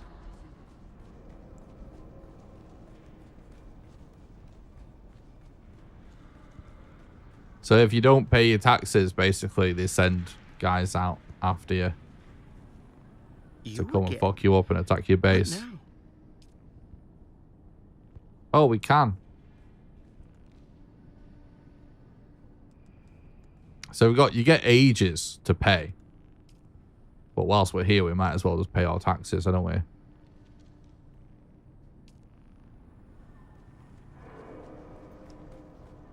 But it's just another one of the many mechanics that I really like that kind of keep you grinding and coming back to the game. And also, not just that, it's not like... Obviously, that can be done quite cynically in video games. I like...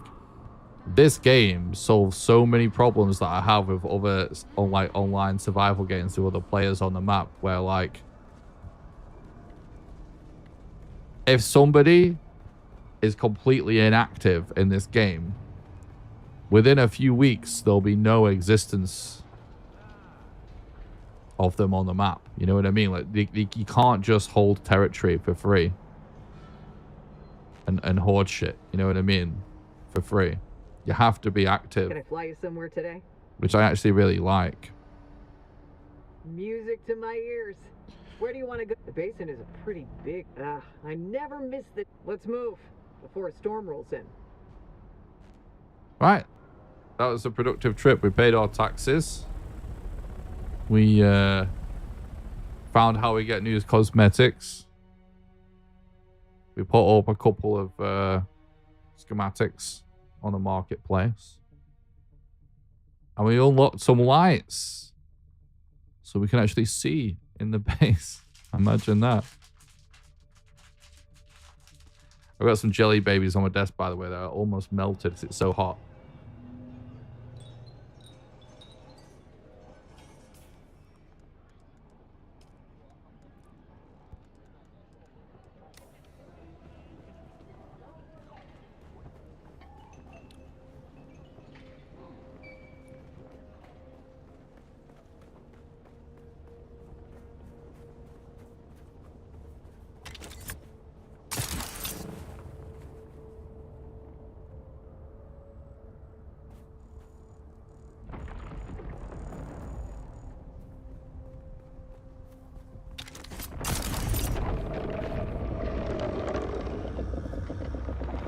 That was close.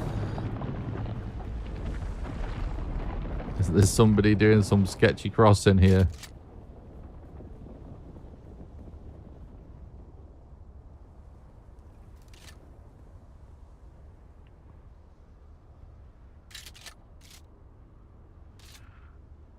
Considering how busy the server looks, I actually might go take a look at a PvP zone after we put our lights in.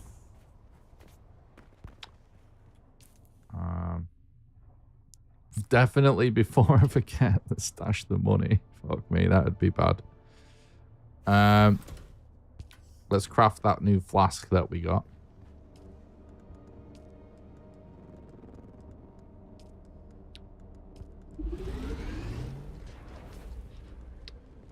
And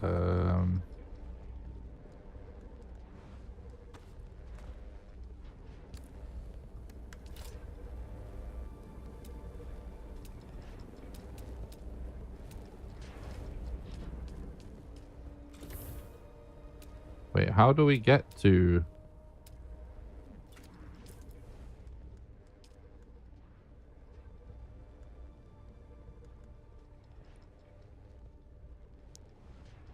How do we do this? What did we buy?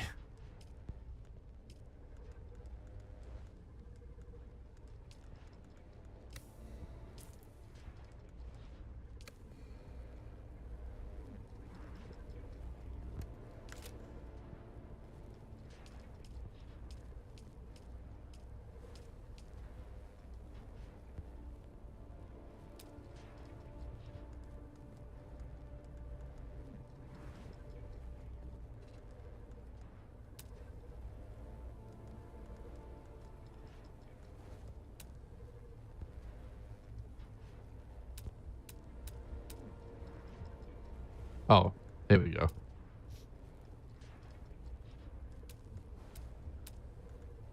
Oh, nice. There's actually loads of light here.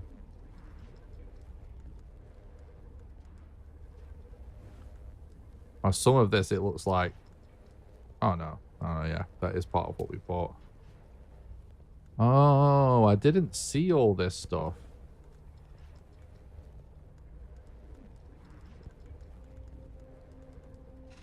I never even discovered this part of the menu before. Oh, my God. I've been wondering how you make, like, nicer things. It's all here. Oh, God. We can get lost in this forever. Well, let's at least...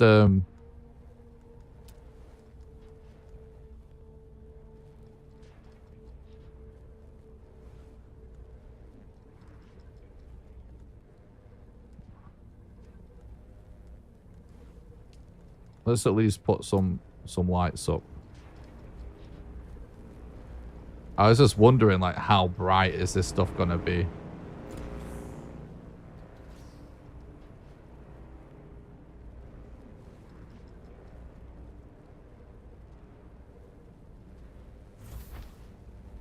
It's like one per wall panel or something. Seems like it's probably about right, doesn't it? It might even be a bit much, one per wall panel. One every other wall panel, more like.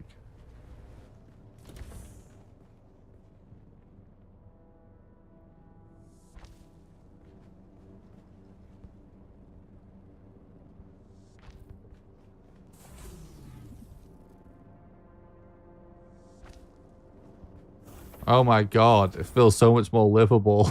I've been like, every base I've made has been like a dingy little cavern because I was playing with like really high gamma because I don't know. It just seemed like the thing to do. And then I like watched the stream back the other day after streaming for ages. And everything looked so blown out. So I turned the gamma down and now now everything is so dark inside.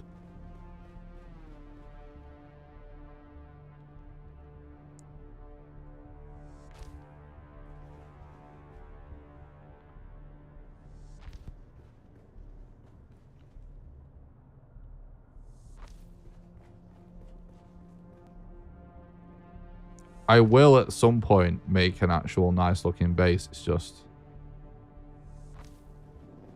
I'm more interested in just progression for now. That's not in the center, is it? But whatever.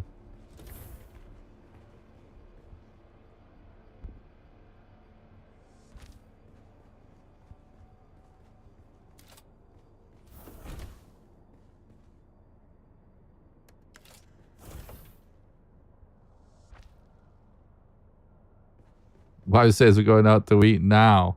Good luck, everyone. No worries, mate. Better do it. Don't tell you what kind of trouble you'll be in if you don't leave right this moment.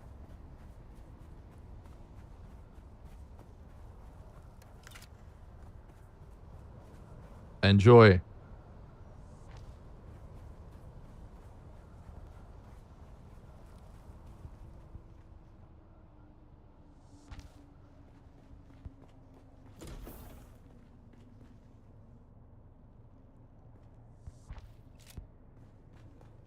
Right, look at that. We can actually see.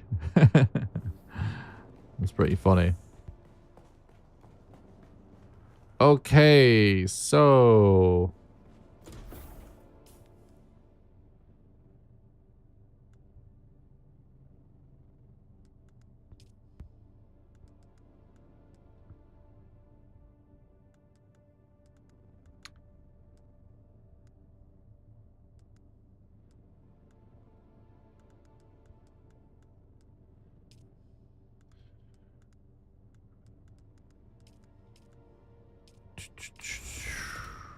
Right, I think all that's left is to go and farm those mats we were going to before, right?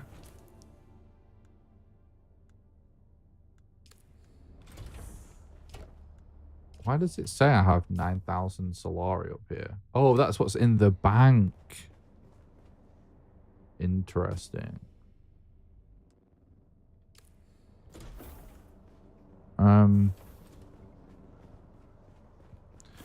We'll probably end up redoing the garage. The question is... Oh, I need to do another iron run, annoyingly. Doesn't really seem worth grinding to make a level 2. Oh shit, I almost knocked my cup of tea over on the desk right in front of my keyboard. I know better than having it there, but it just feels cozy, doesn't it? It kind of feels pointless to make the next bike when we're about to make the buggy.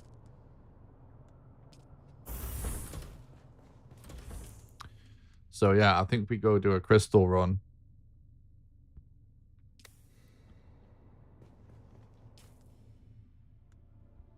Yeah. And then we need to grind the tradies. We need to do a crystal run. We need to make the buggy. That's kind of the main stuff. And then obviously we're exploring the Hagar Rift anyway. And our next main quest is in the Hagar Rift. I think I might build a base there. So I don't know if we're gonna... I kind of want to keep a base here at Anvil though. So maybe I'll actually start having multiple bases. The only reason I haven't been having multiple bases is just because you got to pay more taxes, but we can afford it at the minute. It's only like $4 grand. Well, it's basically $4 grand a week, isn't it? But you can sort of get away with not paying for a few weeks. At the minute, that's fine, the amount of playing the game. So maybe I'll have to downsize at some point. Anyway, chat. I'm going to just be a couple of moments. I'm going to go to the bathroom. And I'm going to get a bit of toast. So a bit of a snack. Nighttime snack.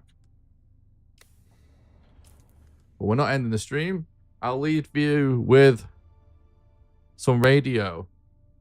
Here we go. Atreides radio. Get some Atreides propaganda in there to support Atreides. Enjoy. I'll be right back.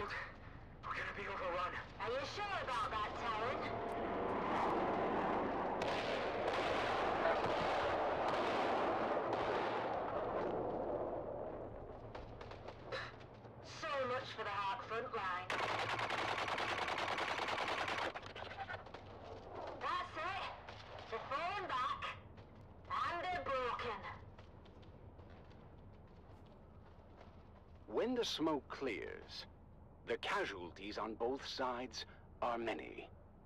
But in the end, the Harkonnen forces are repelled, and the defenders of Helios Gate stand tall. But at what cost?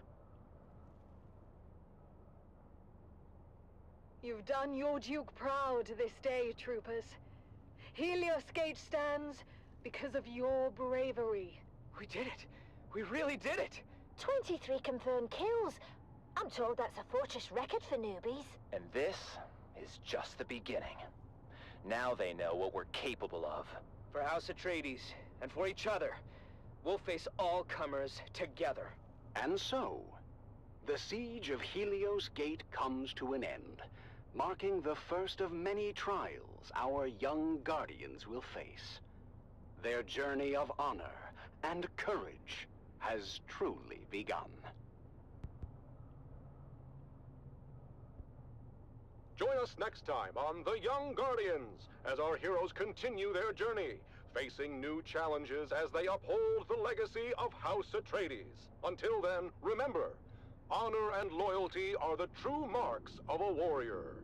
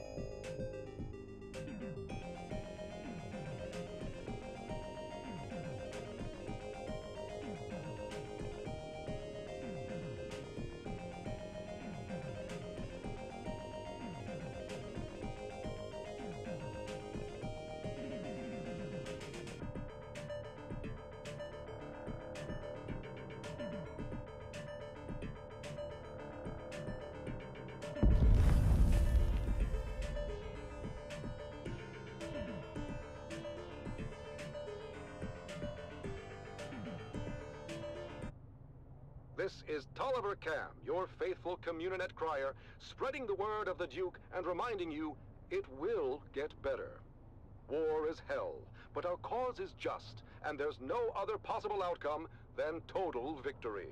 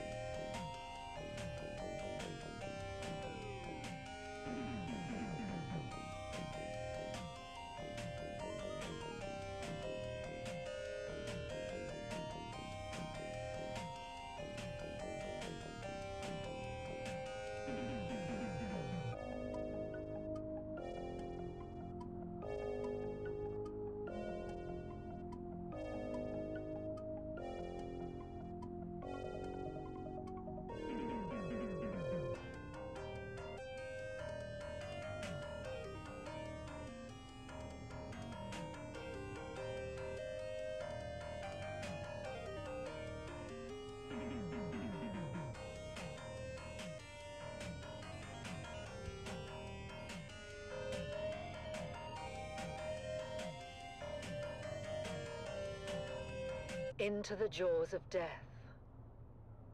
One more June. One more June. One more June onward. Into the desert storm flew the brave soldiers. Forward the shield brigade! The las guns must down, he said. Into the desert storm flew the brave soldiers. Forward the shield brigade! No one to hesitate, despite their reckless hate. Hearkening, villainy.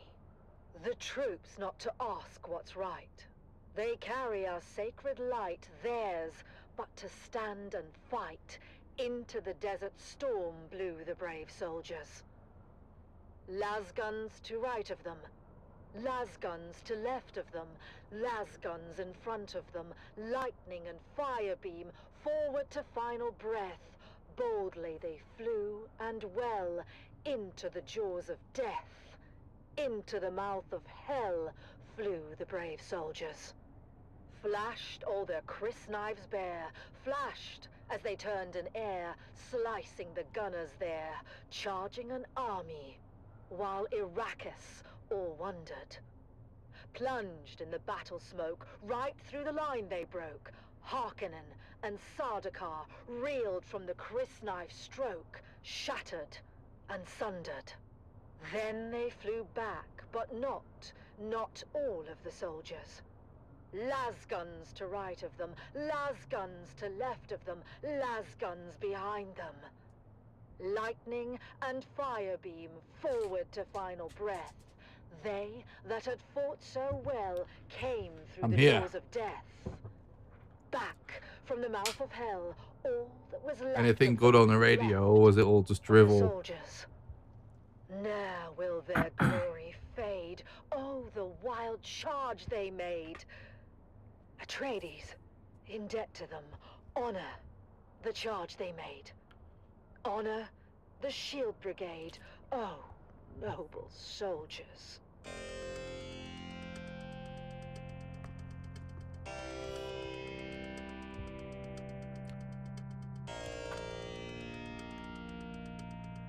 Some of this music doesn't really jive with the Dune vibe, but I've often wondered, like, are these soundtracks to old Dune games?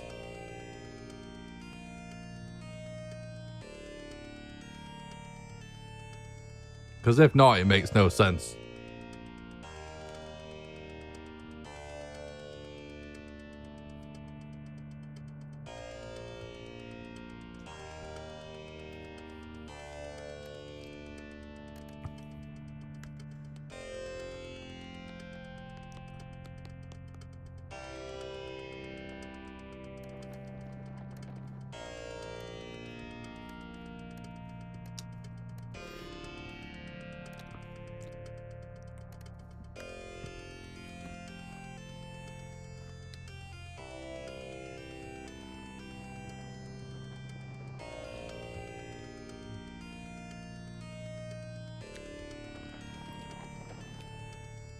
Why does this feel so depressing? This music and this guy sat here.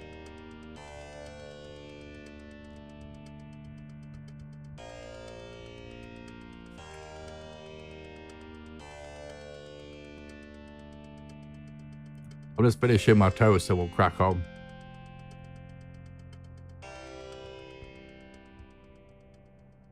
Sorry it wasn't faster, by the way. I can't really control how slow the goddamn toaster is. I need to put a toaster in the office or something, don't I?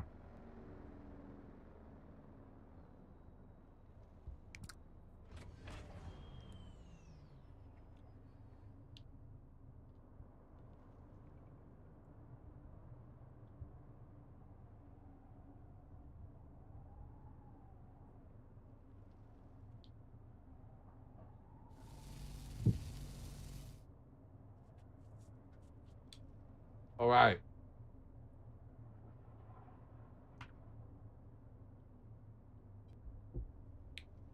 I remembered something else I wanted to do.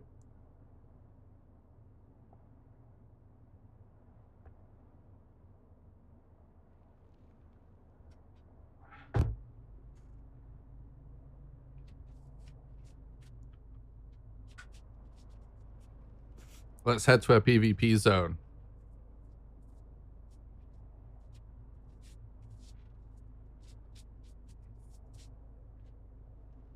I just really want to experience PvP. And I know that we'll get to the deep desert eventually. But obviously, there's all these other, you know, PvP zones for a reason.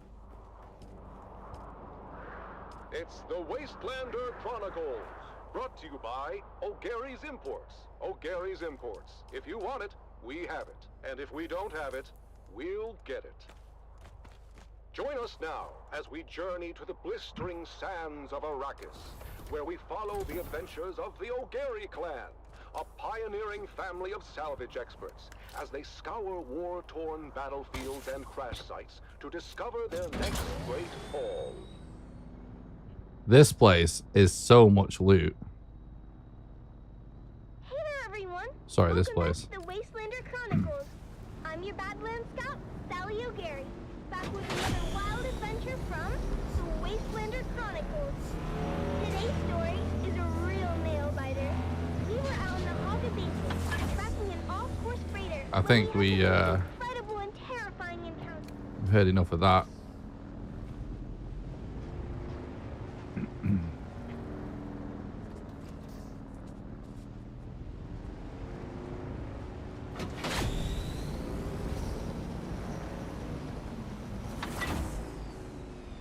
Oh, I didn't bring any fuel with me. Well, I just have to head back, actually.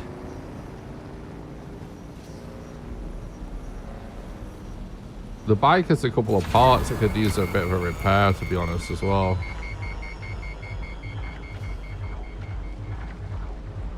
That guy's making a full-on skyscraper over there. Oh, shit. This spot can be really sketchy, because he has a tendency to spawn so close.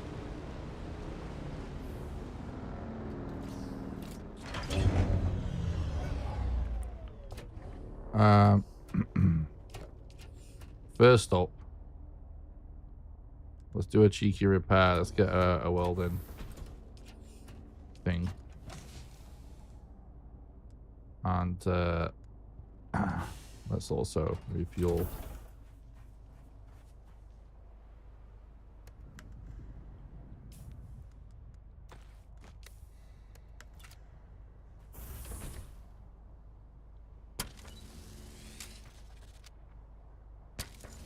It's the engine and the power supply that were looking a little worse for wear.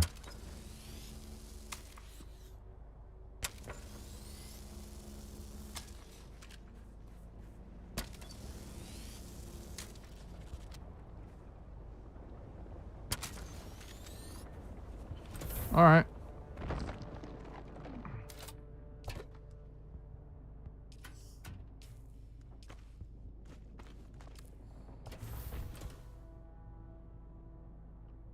Did we use all the welding wire? It looks like we did, right? Almost all the fuel as well, but it's all Gucci. Alright, let's go.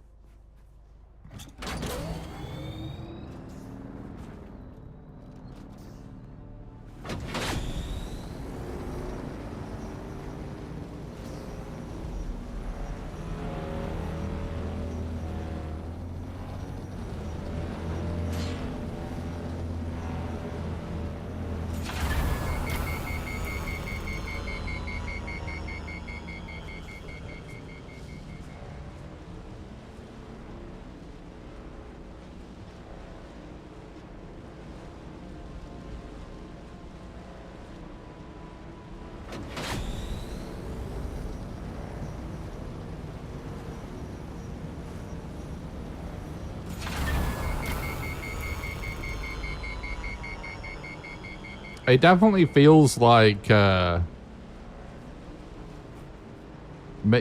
getting steel and stuff, like so much opens up like immediately from that point on.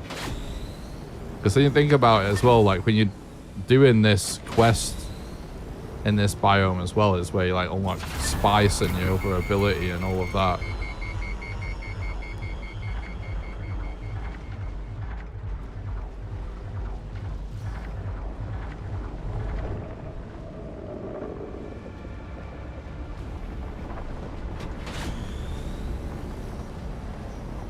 It really annoys me how the text just overlaps there. I really think that's lame. I'd work so hard to make that not be the case. At the very least, like, almost everything that's on screen in this game, maybe except for the health bars and stuff, could be a good 10 or 20% smaller, I would say.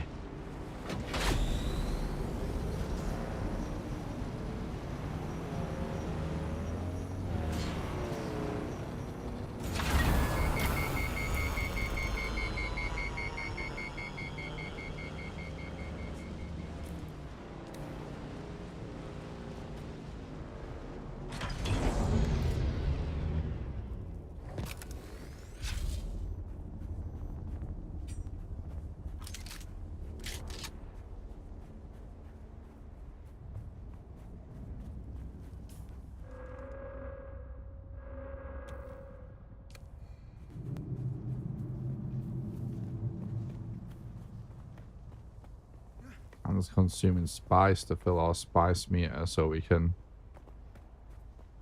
trigger it. So we can be a bit stronger. Just in case.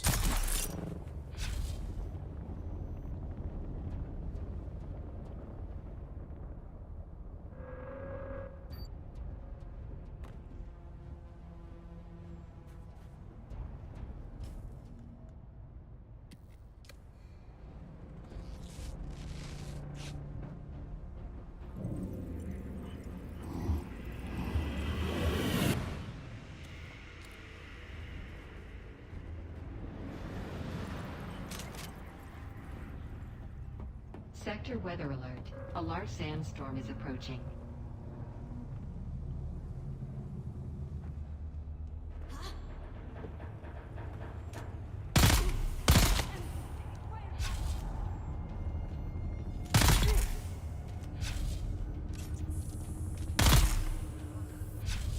I see someone.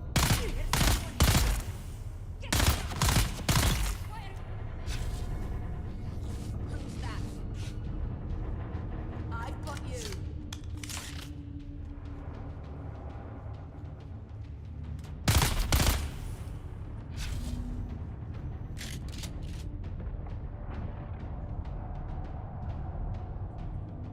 What am I looking at there?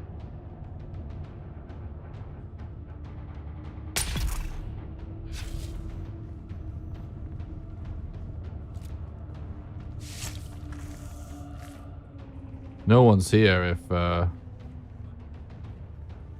Sector weather alert. A large sandstorm is approaching.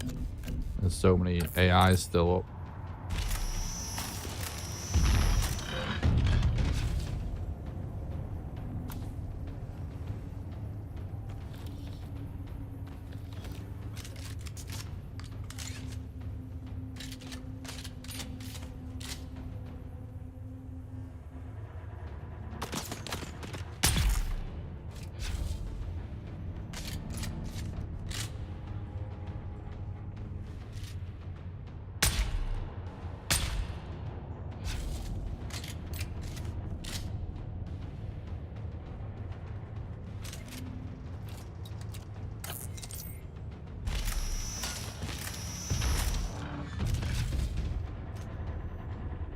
What am I looking at there?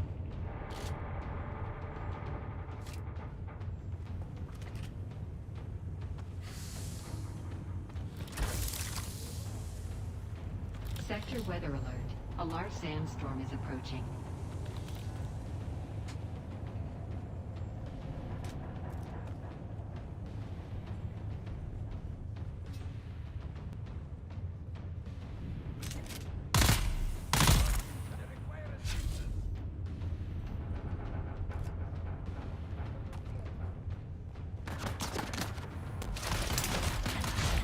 Okay. Whoa, that nade.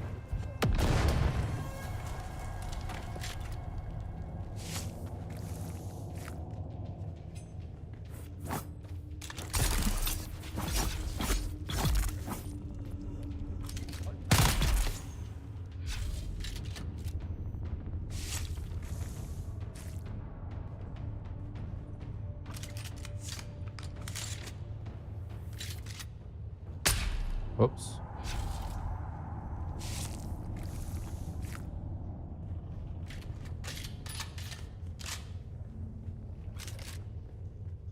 Well, I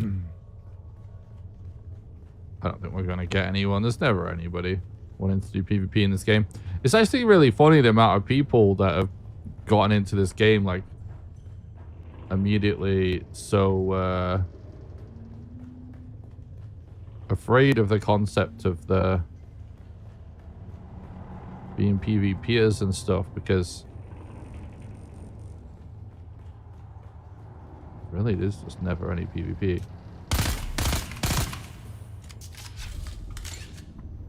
Right, take me back down. I want to clear out that lower area. I don't think I've ever entered through this lower bit before. Just know there's still a load of chests to loot though.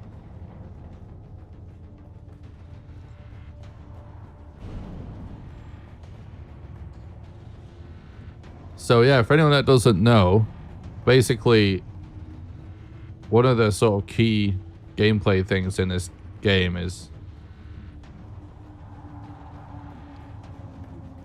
you get certain mats to make certain things from certain types of areas that are sort of like little dungeon-y type things.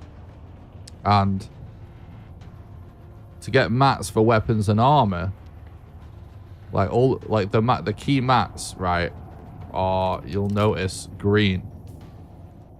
Like this, right? And so you have to go to the green areas on the map, the green points of interest, which are always these shipwrecks. And they contain these chests, look, with all this green loot that's for weapons and armor crafting. But everywhere other than the starter zone, these shipwrecks are in PvP zones.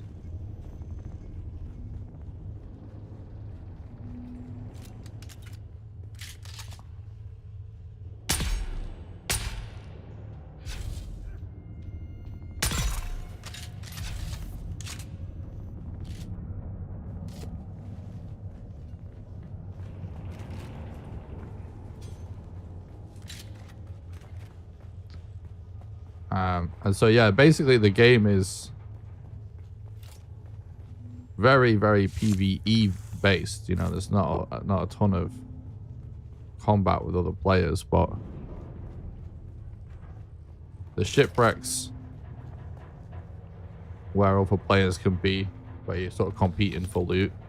Although I have never had a fight with a single player once yet. And I've been playing for 40 hours-ish. And then there are parts of the map called the Deep Desert, which are sort of in the later parts of the game that are also PvP areas.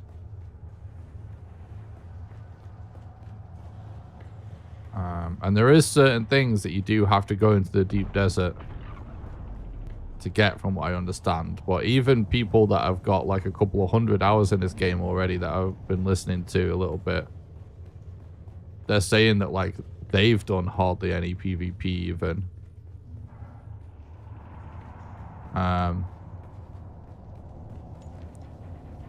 And you know, they go and get that stuff all the time. So it's very light on the PvP, but it is there. But from what I gather, if you just never wanted to deal with PvP ever, there's still like a good big chunk of content to do.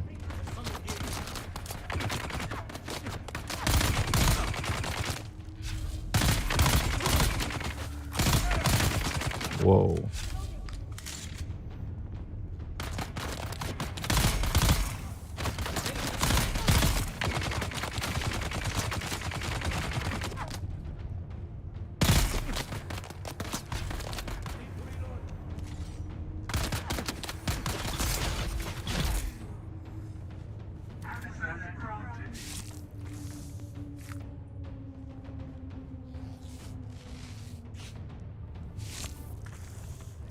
I know there's a lot of people complaining online about the sort of PvP, PvE stuff.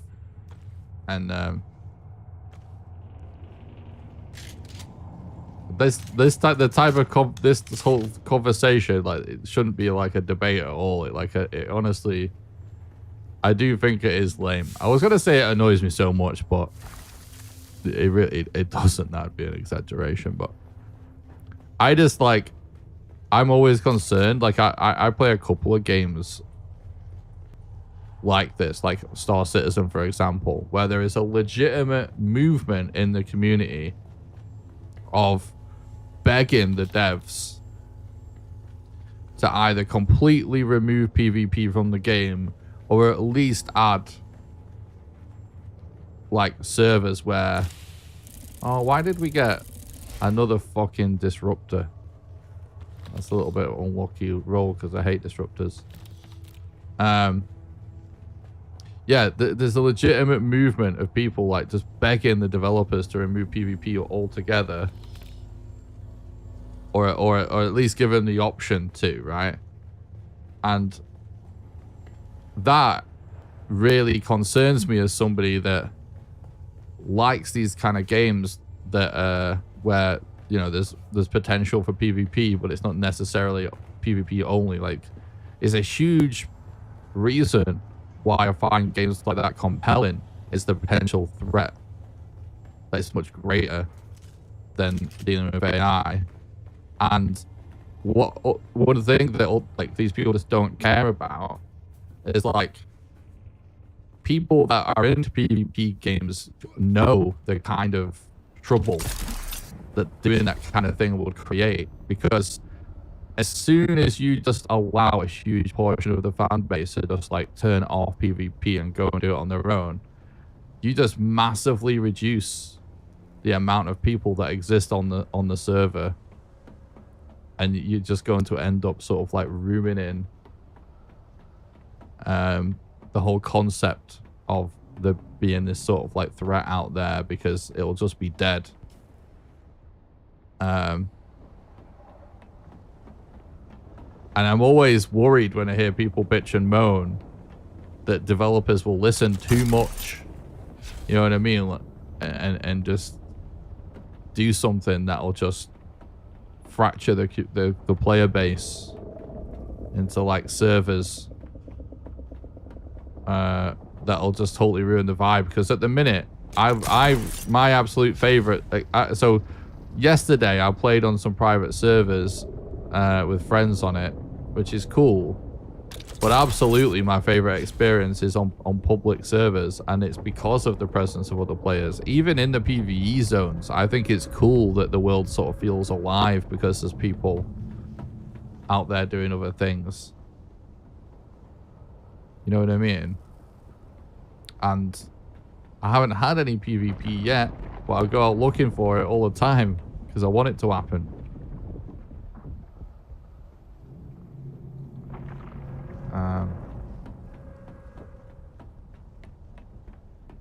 yeah, anyway.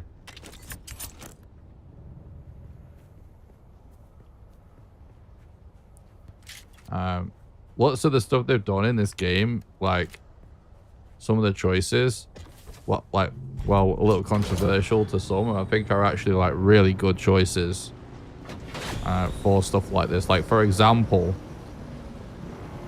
if you have a private server,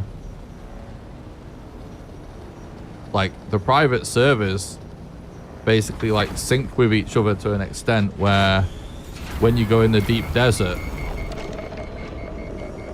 there's still players from other servers to for PvP. And so and the way they've done private servers is like only licensed providers can do it, which the cost is shit, I will say, for that, which obviously the solution for that is play on public servers. They cost nothing. But yeah, I'll admit that's like a little shitty. But what's awesome about that choice is that it doesn't ruin PvP for the rest of the game. Like the point of the game is that like that stuff is in there. It is. I ultimately this is totally a PvE game. Like it's just a tiny bit of PvP, but it's obviously fundamentally part of the design. And it, at the minute, I absolutely love that it's not possible for people to completely get out of all of that, because it sort of maintains the integrity of that part of the game design. You know what I mean? And obviously, the whole point is that like you can be in a guild on a server and only a PvE ever, but still contribute and reap the rewards of guilds winning or losing. You know what I mean? Like, so there is still something to get out of it, some gameplay loop that revolves around the sort of competitive aspect of the game that's, you know, while minor, it's still something to do for PvE or PvP players, you know what I mean? So, but I think as the game's so new, a lot of it, I think people are just making assumptions.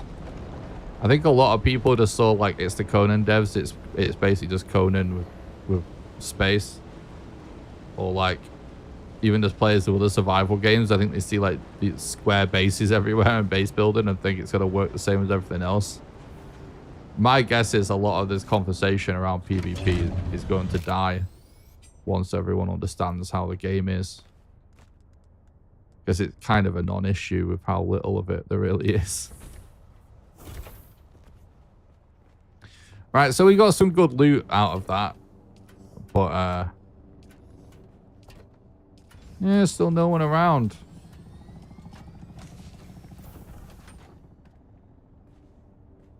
What the fuck was that? That's an ornithopter, isn't it?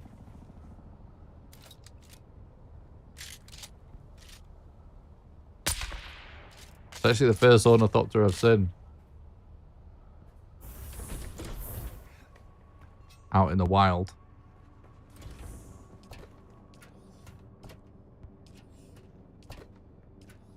It is as if like this server's just starting to come to life and I guess catch up a bit.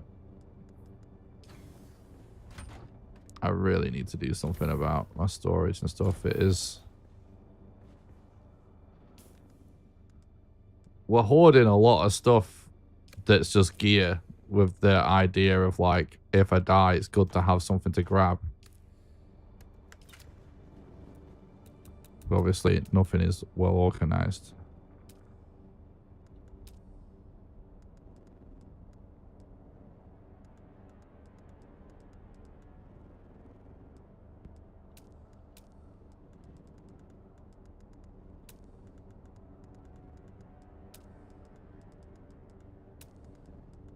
Yeah, I think we're just going to build a new base. in the rift. And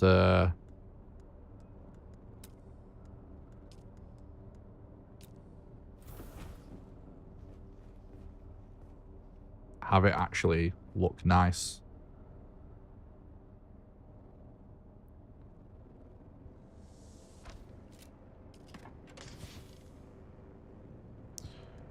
Okay.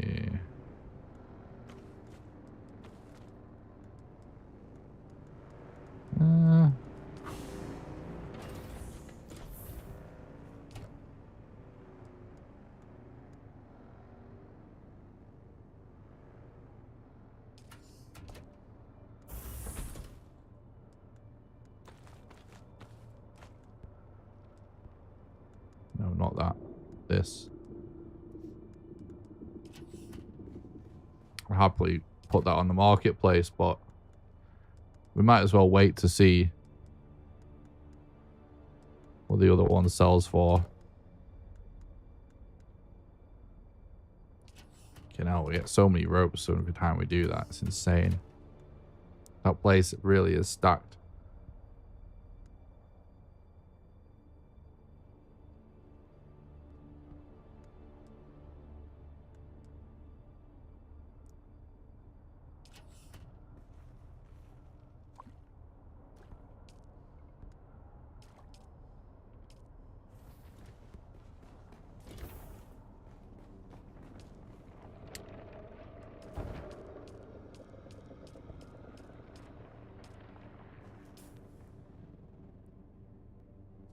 I feel like we had to eat quite a bit of spice there.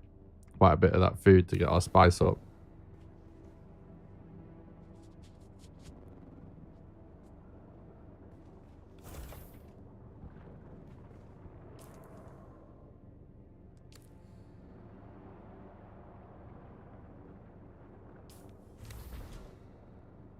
Also, like, we're really starting to, like, guns are really becoming more of our go-to right now, which is sort of, I don't like that. But anyway, I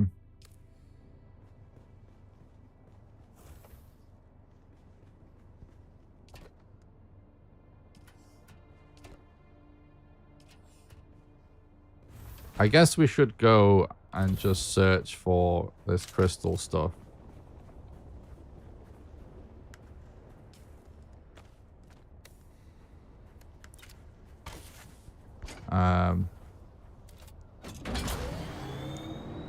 We'll do that first before we decide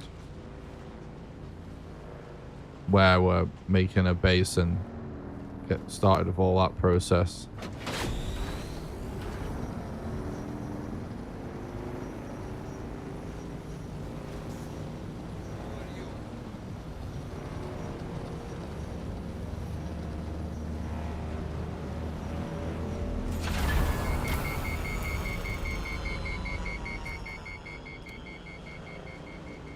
I did survey this place, right? Yeah, I surveyed a lot of the map the other day, didn't I?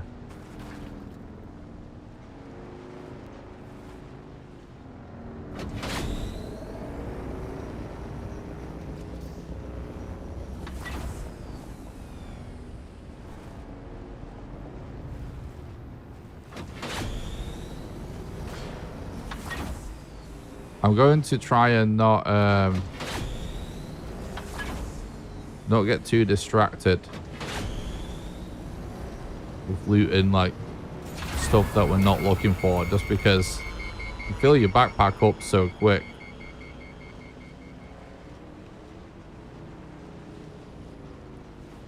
Like, so far all I'm really seeing is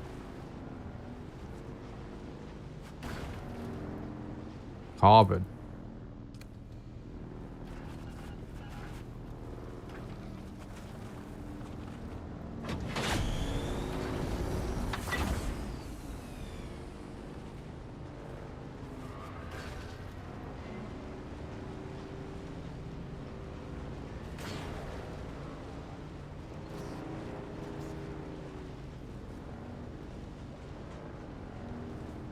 I have a feeling that this stuff might kind of look like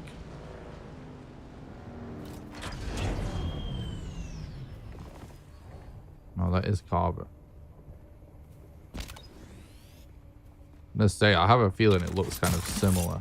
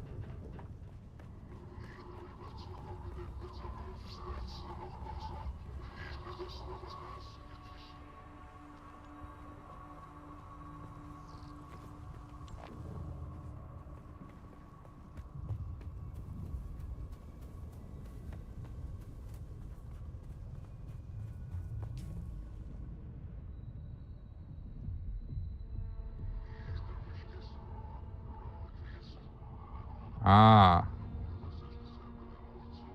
We need those servops as well. I think we maybe need to head up north. This all just seems to be like nothingness down here. For whatever reason.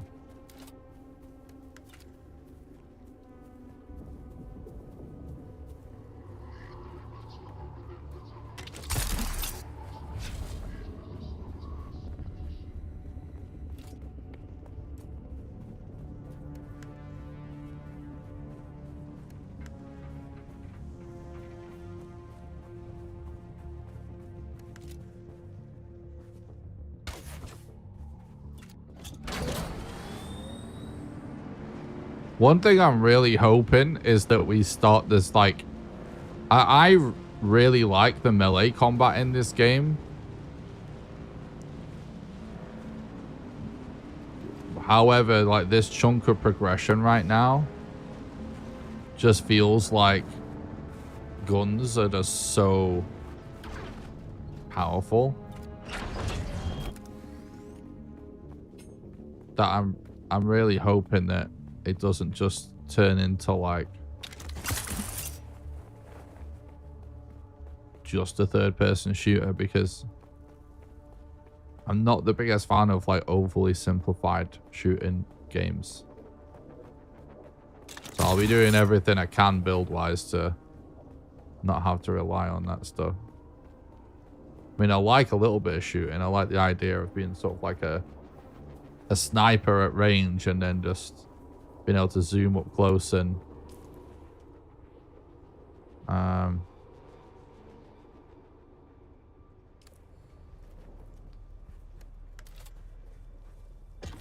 get involved with the melee. High DPS.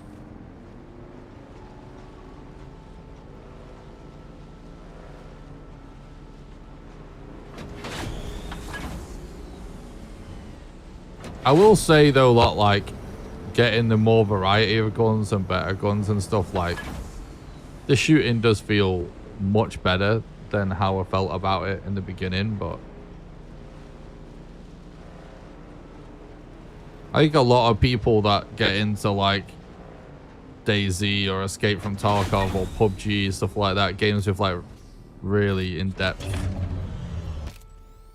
like weapon mechanics and, you know, realistic feeling weapon physics that are, or even something as like CSGO or Valorant or whatever, which I'm not the biggest fan of those games necessarily, but you know, they have this whole like recoil system. It's just like so much more depth to shoot, and I think a lot of people that get into games like that.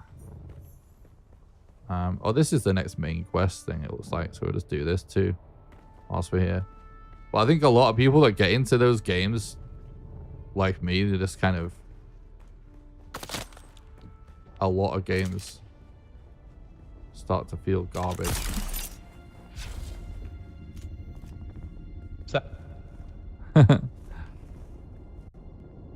Yo, I don't know if you can hear me actually.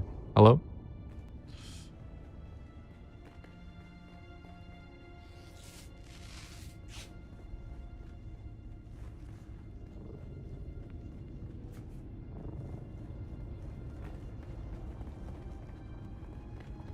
Oh.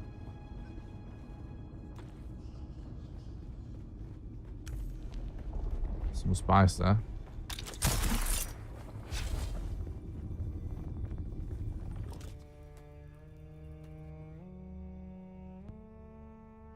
Maybe I should have actually watched that.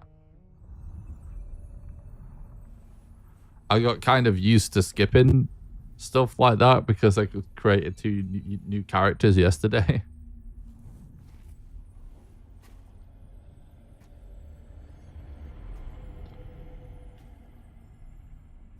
So to redo a load of stuff that I skipped, but when it's main story stuff, I would like to watch it at least.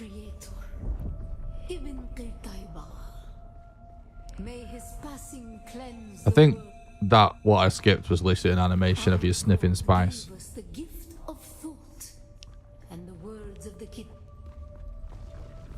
Shai Halud cleanses Arrakis, creates the air we breathe, the soft sand where we pitch our tents and smites our enemies. Whoa.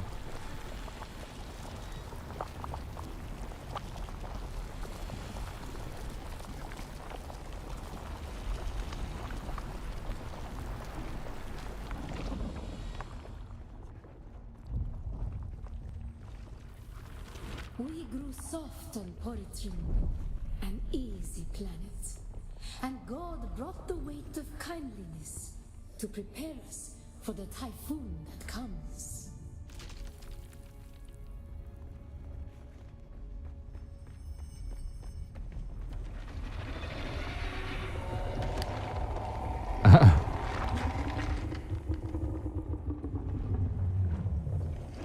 This is quite the acid trip.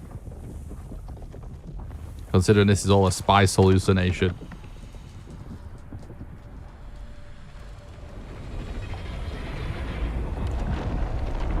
What the fuck?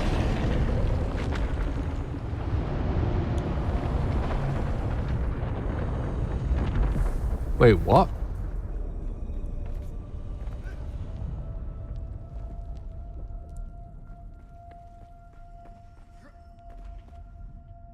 Parkour.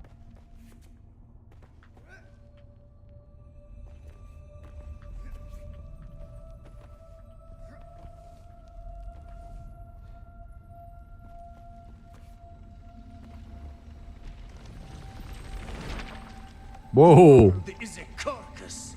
Who can turn away the angel of death? Our footsteps are as the drums of the slavers, calling Shai Halud upon our enemies. Oh, it's a thumper. Yay. Men must learn to live with their gods. Who can deny a friend the right to walk Uh-oh. or ride? I was putting a sweetie in my mouth. Only Shai Halud, the maker.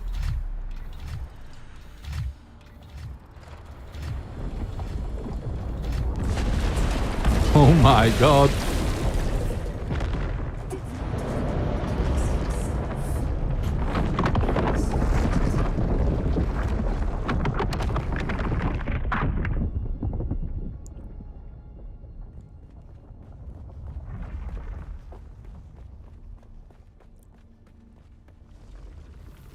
Ibn Kirtaiba, who is the creator, the maker? May his passing cleanse the world. Remember Poritrin, Bila Kaifa.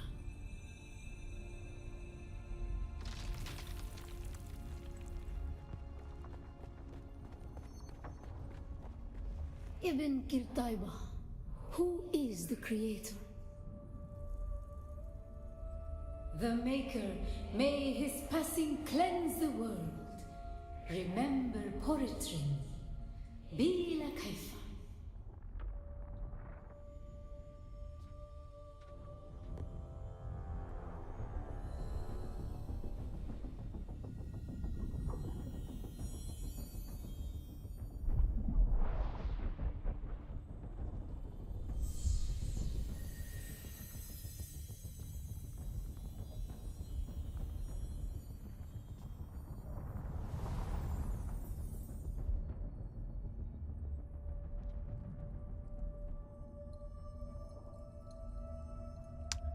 So one thing I learned by creating new characters is there's an option at the start of the game that asks you if you want to play with this, like the research tree unlocked or not. And the one to not have it unlocked is what's recommended, because it's basically saying it's like a guided experience where it unlocks as you do the story.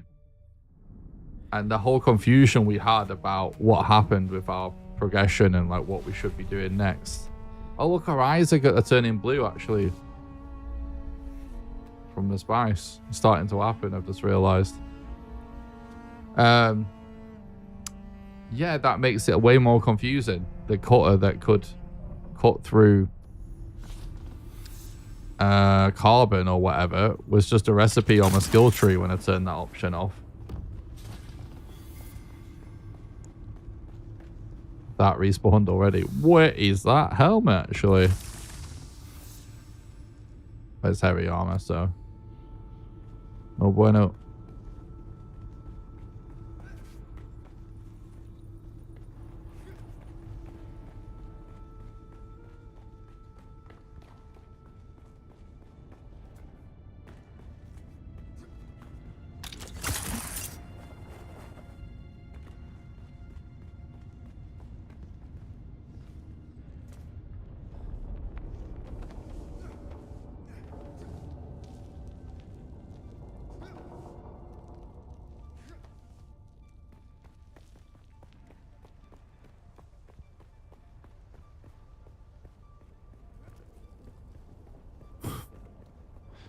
I think there was a friend that was playing on a server with me last night that did this trial and was stuck in that hole, I believe. I'm a bit confused as to why now.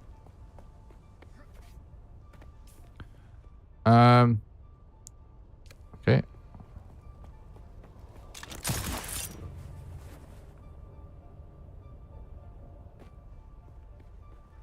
I'm not sure what to make of this biome. It definitely is kind of a cool look to it, all of the big towers and the crashed ornithopters and stuff. But it also somehow feels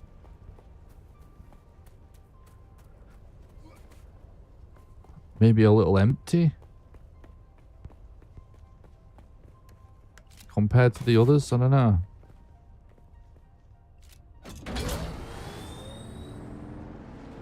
Let's not judge it too prematurely, because we did just get here. Ooh, we could go and look for some PvP enjoyers. I feel like the more late game we get, the more likely we are to have partakers, aren't we? Like we've got stuff on us, and we're not carrying anything too expensive.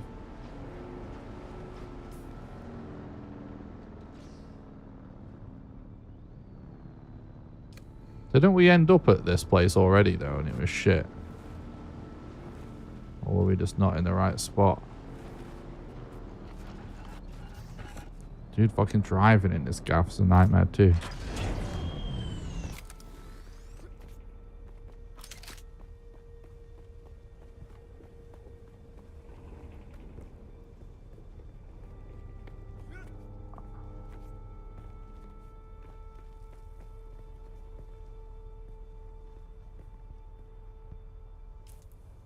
We definitely never went down there. Where did I end up? That was just shit. That it wasn't this biome. Must have been a different place.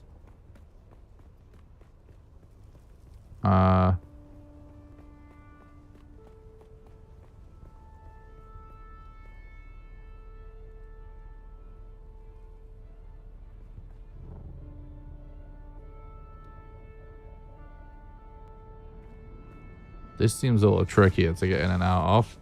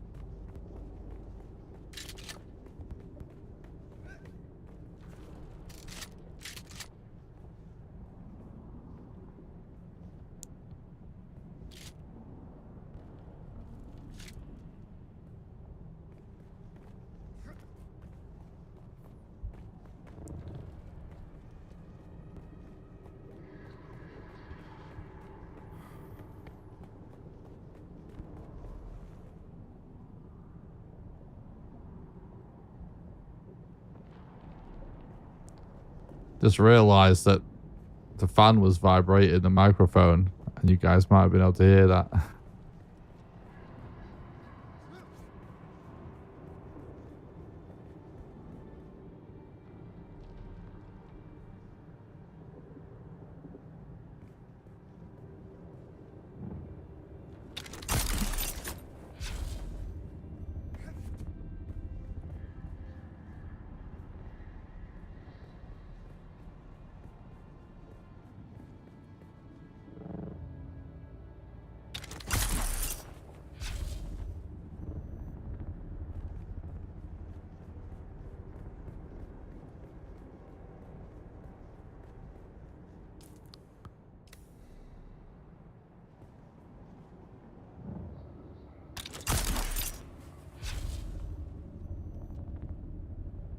This grappling hook can mitigate so much fall damage if you're clever with it.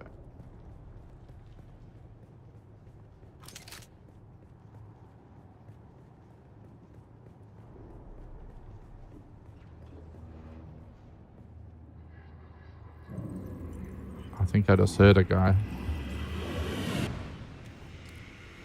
There we go, PvP.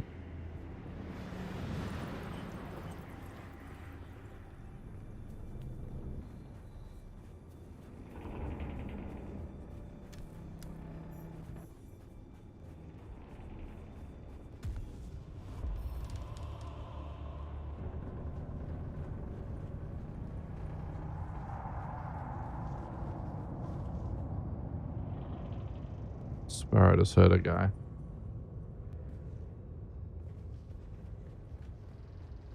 It's so dark, man. Yeah, someone's here.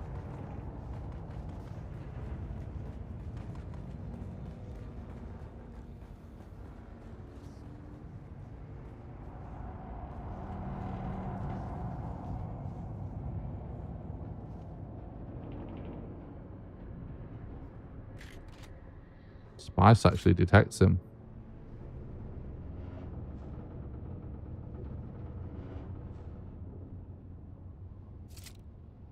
That is insane that Spice does that.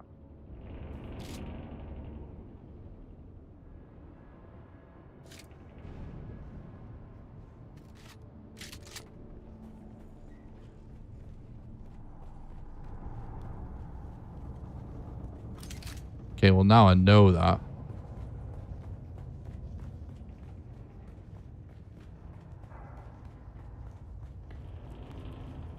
Kind of YOLO through here a little bit to look first though. Whoa.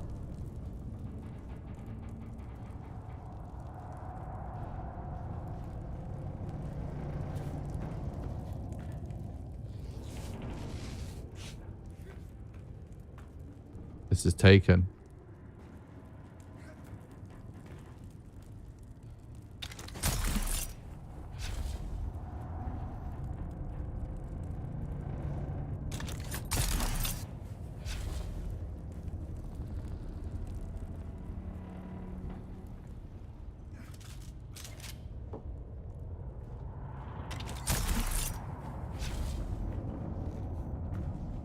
me see another person on the map.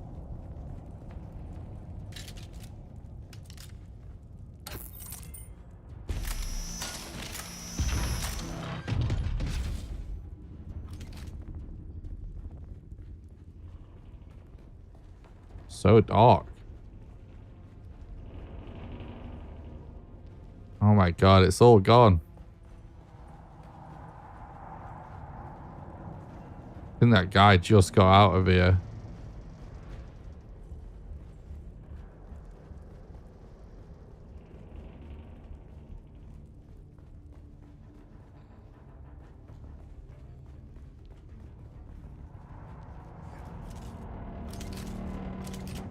Wait.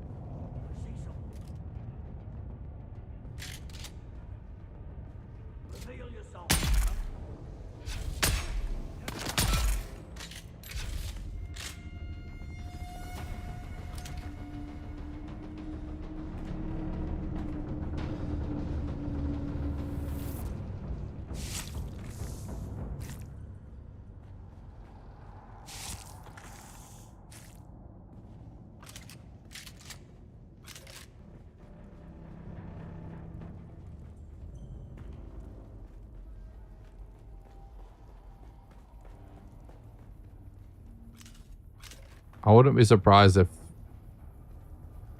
that's sort of it based on my experience with some of these other places. Alright, there's bombs in there too.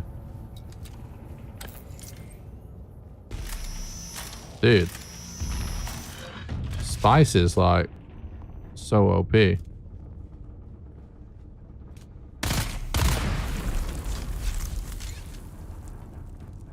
As it should be, of course.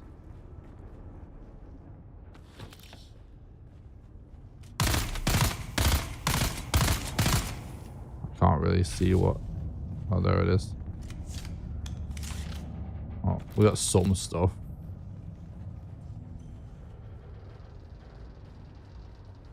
Oh, is that another...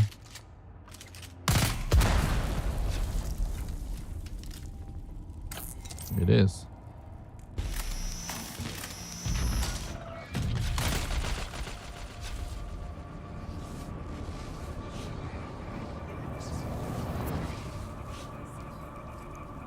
We're now tripping because of the spice.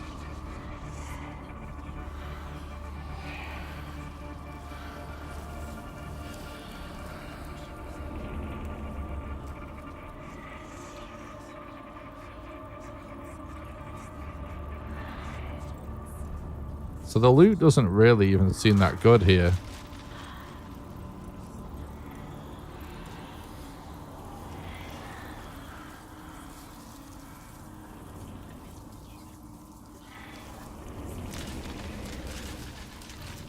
Oh my god, the way it echoes our sound is so cursed.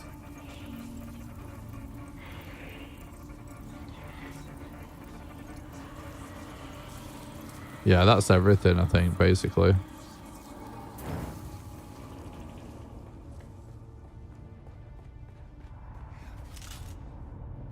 Wait, is that... No.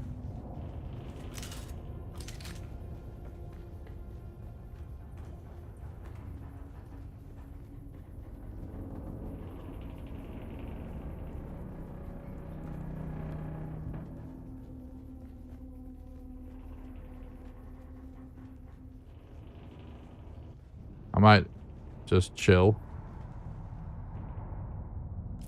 till we can have some more spice.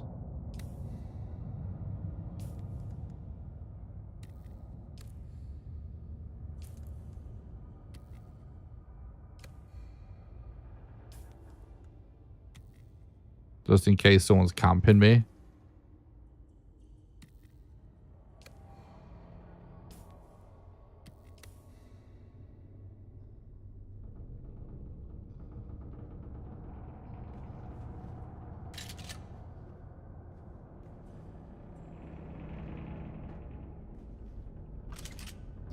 So trying my best to be as careful as I can every time we do anything in a PvP area. Even though I'm looking for trouble, I'm still trying to stay alive, you know what I mean? And it's... Nothing's ever happened yet, but this is just like someone else. I'm just doing this because now I know. it basically shows me where there's players within a pretty wide radius.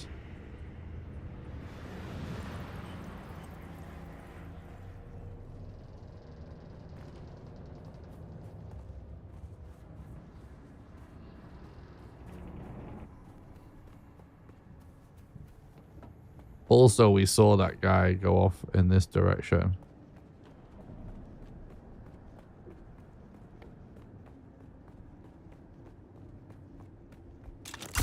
Which makes me think this is probably the way out.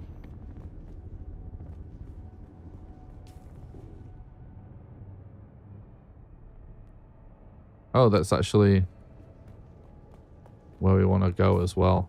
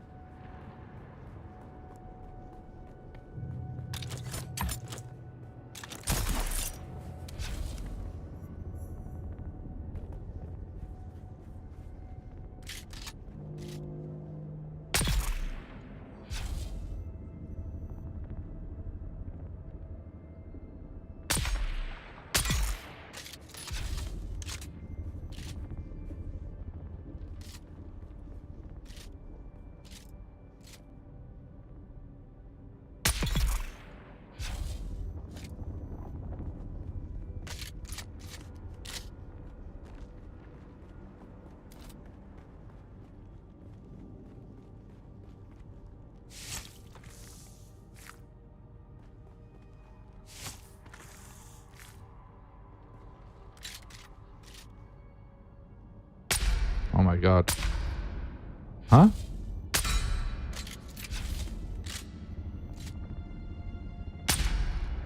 Oh, there is actually a weird thing going on there.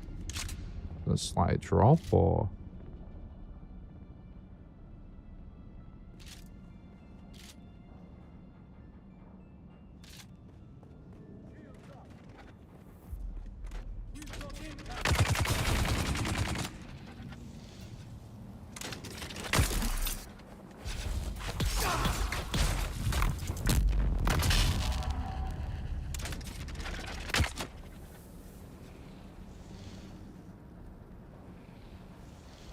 It's homie going to the PvP zone.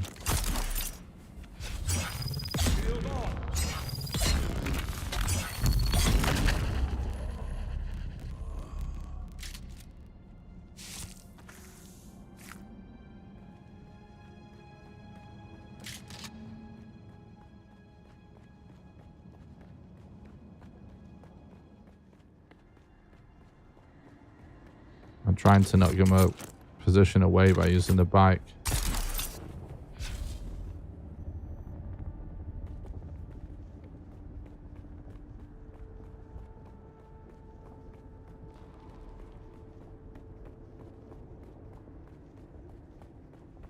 I think he went further, didn't he?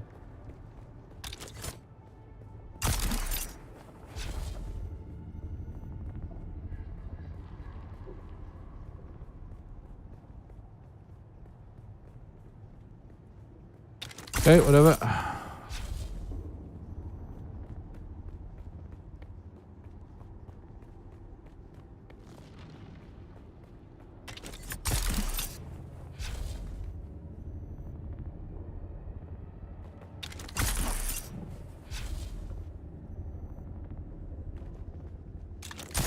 Dude, with the crazy Bene Gesserit sprint, you'd be able to run so far, so fast with this. Because what's happening here? Spice is also like reducing the cooldown of your abilities so you can expand them basically.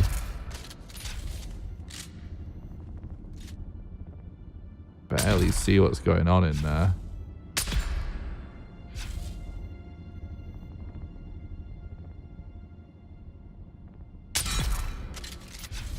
I bet there's no separate sniper sensitivity, is there?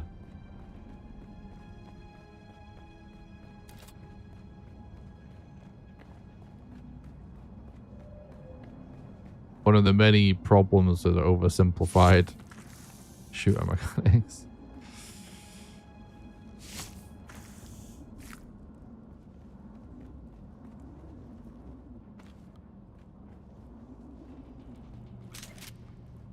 kind of cursed to have the same sensitivity for ADS and for like a long range sniper scope.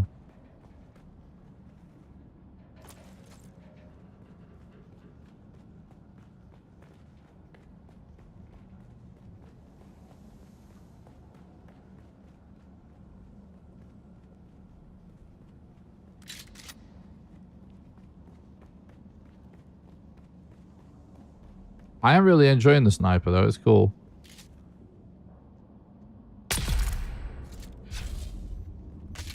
I actually really like that it's a poison dart gun.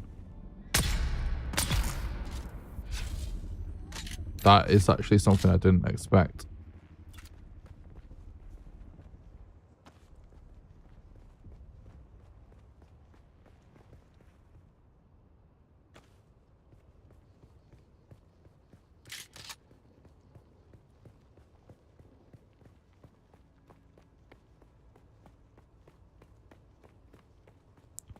Oh, hang on.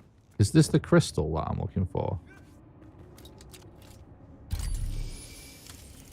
Yeah, it is.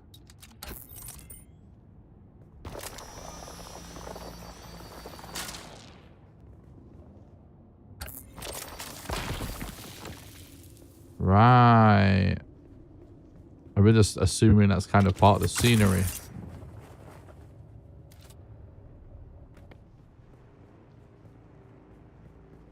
It's a good thing you got a scanner though, isn't it?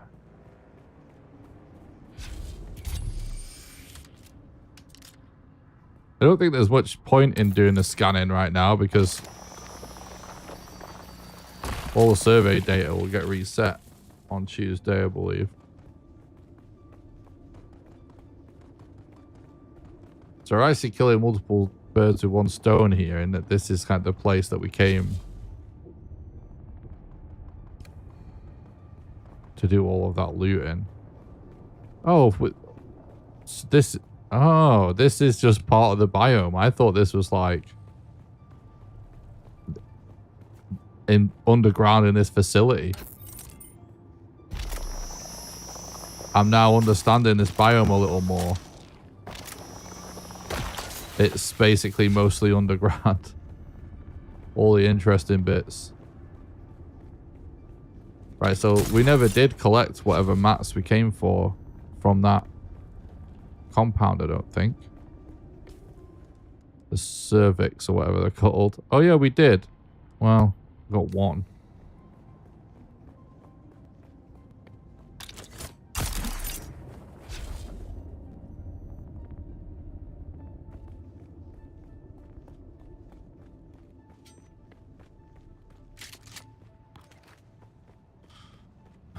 Let's have a look around a little bit more.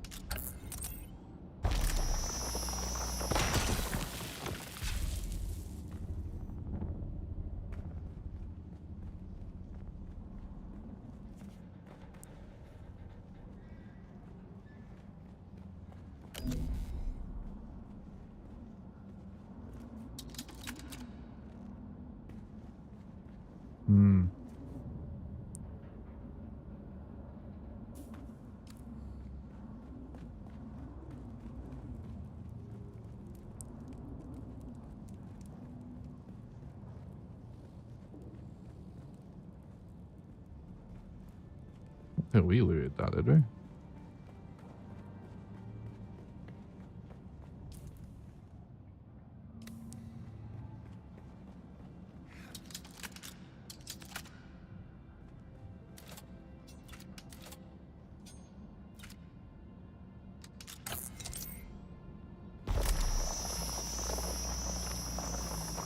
That's kind of scuffed. You can't get in there.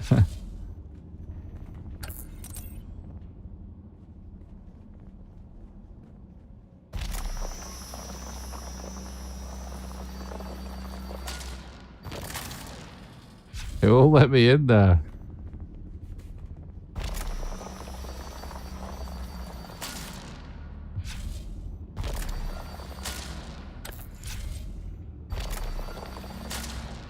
That's kind of annoying, isn't it?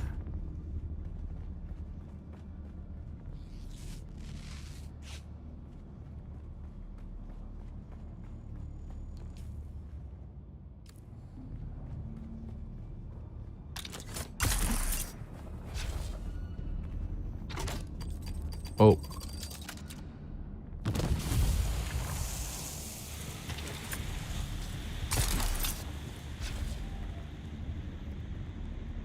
Oh, God.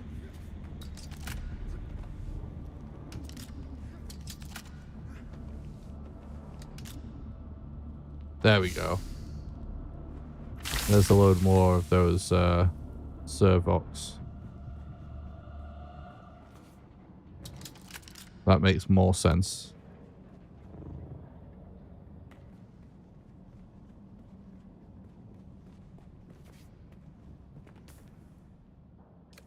So yeah, it is like roughly actually on the marker. That chest, wasn't it?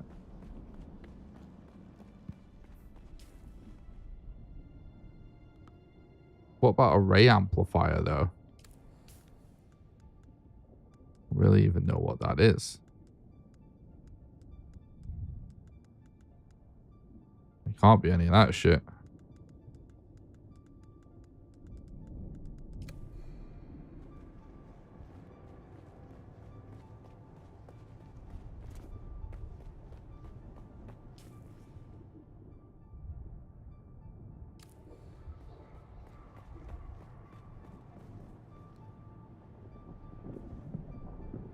How exactly are we being hit by the sun here?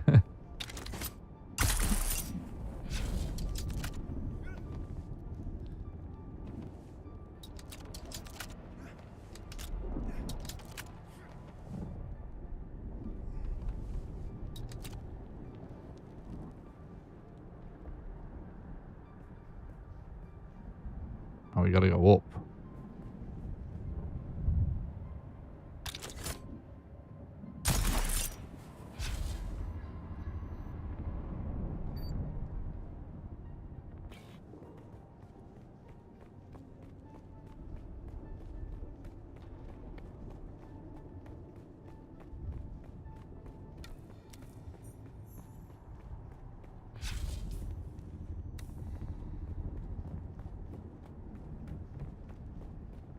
Is it up there?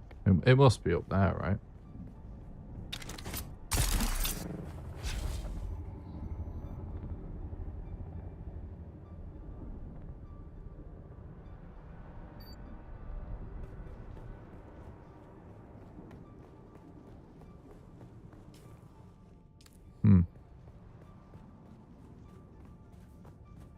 Now I'm not sure. Well, I think I do see some kind of tech. Oh yeah, this is it. It's like the same deal, isn't it, basically? Kinda? No, this is different. There's someone here. Whoa.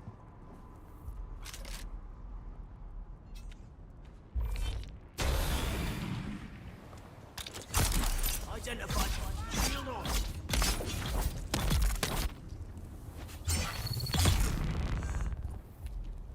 Okay.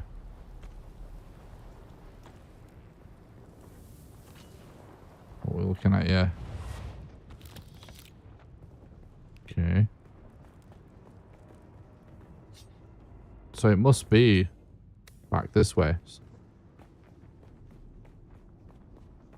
Bit of a maze, this area, isn't it? It's definitely it. I've changed my mind about this biome already. I definitely prejudged it. It's very interesting, actually, that it's kind of mostly underground. That's actually cool. Still doesn't seem like a place I necessarily want to build my base.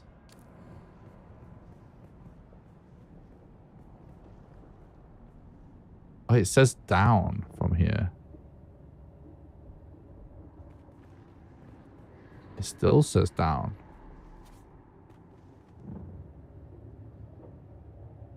Was it there?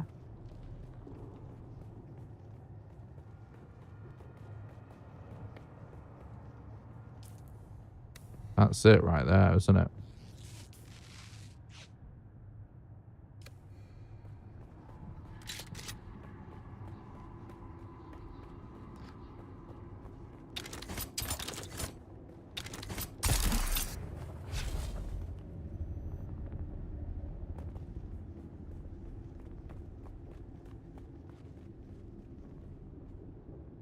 How are we doing, chat?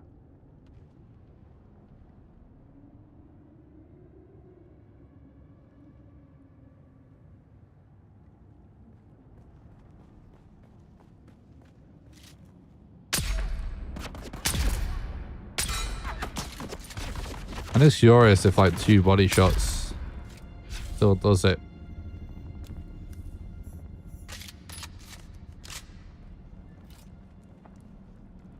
So yeah, these guys might as well just do body shots. For now, anyway.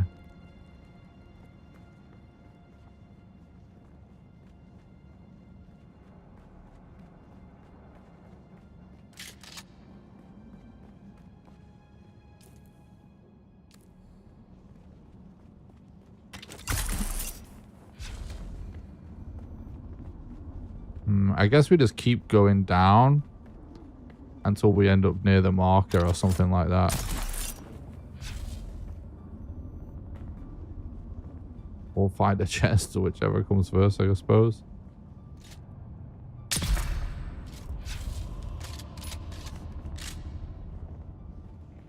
We just got intel points, which is good for us.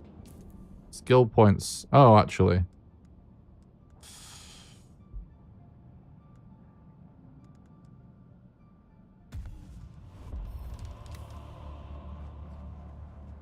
Still going with this sword build, but...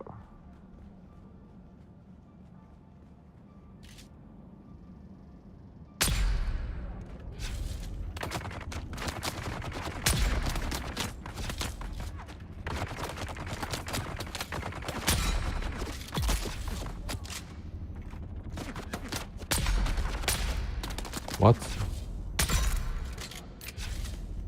Well, he died of poison eventually anyways. That's actually very cool. So this whole facility... See, these are just camps and stuff still. This is really interesting.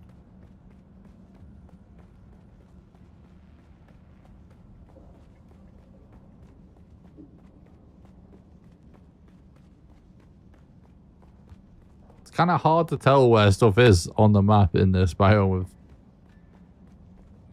so much of it being underground, but... Oh, okay, it's come out at a different side now.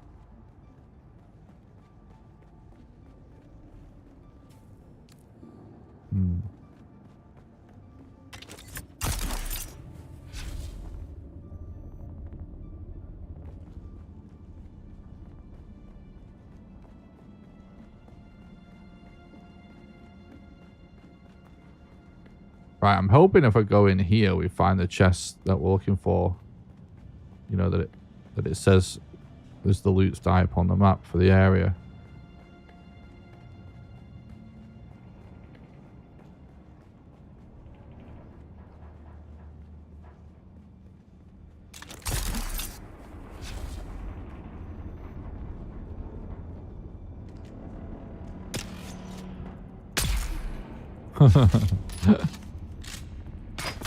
Ow. We just got a ray amplifier right there. Oh shit. I just got shot by one of these bad boys as well.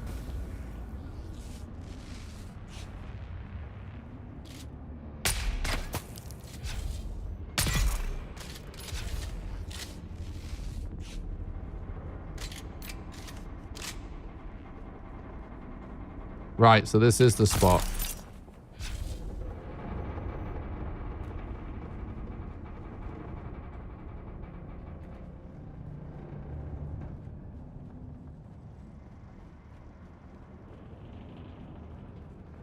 This is really interesting.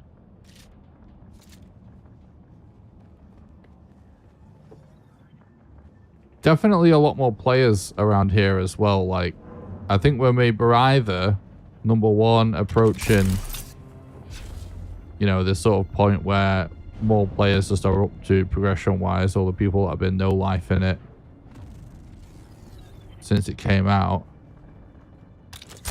Or two, this is just like more of an area that people are choosing to settle in or still come back to loot for the foreseeable future.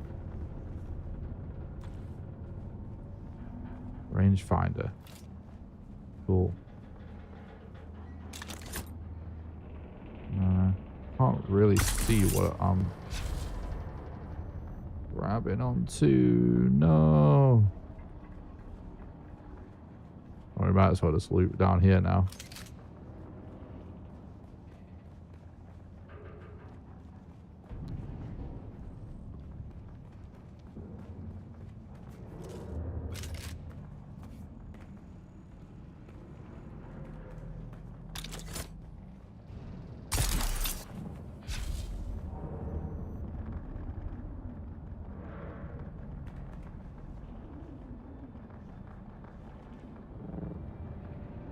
Oh, fuck.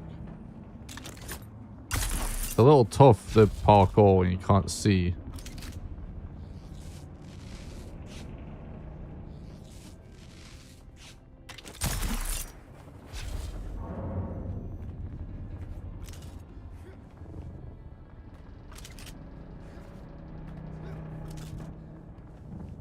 Oh my god, what am I doing?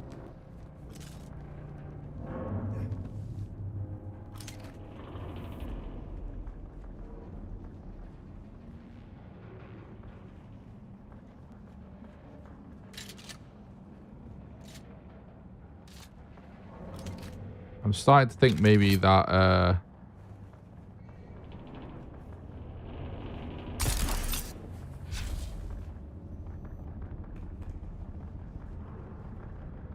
that chest might be all we're really getting.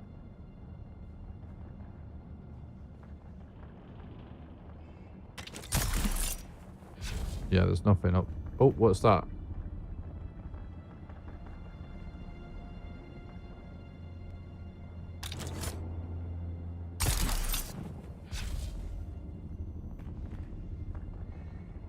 Fuck, mate, make you work for it in this one, don't they?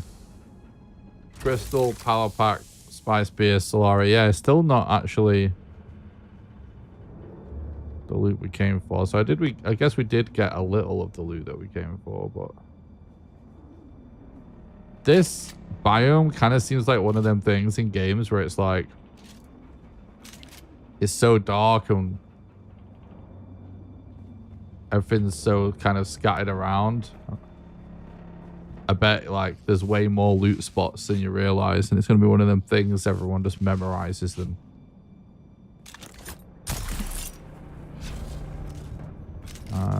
We might as well finish up filling our backpack with this stuff, and then we'll head back to base. After actually spending more time in this biome, I'm actually not sure anymore.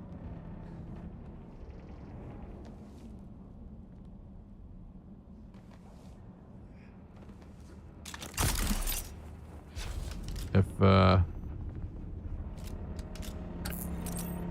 do want to build in this place.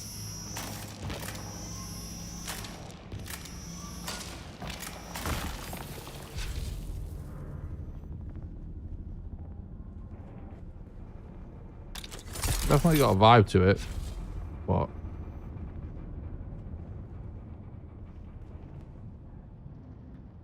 what? Oh, I think my suspensor might have. It's gone. It's broken. Okay. That definitely complicates things on the way out. Let's drink some water.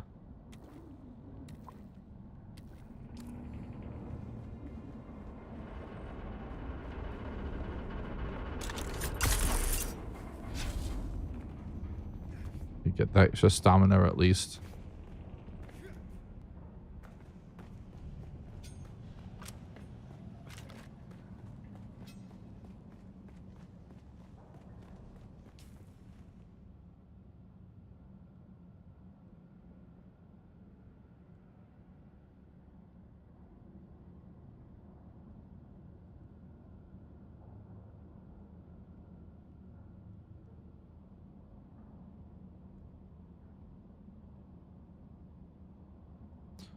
That looks like it might be another PvP zone right on the edge there.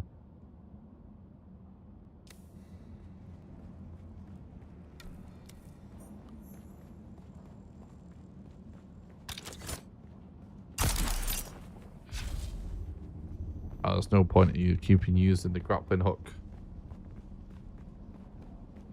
Who are you? It may be informant.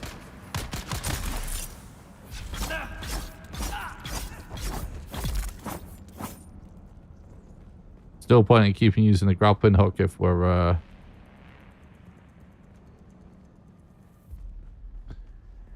we don't have our nice floaty suspenser.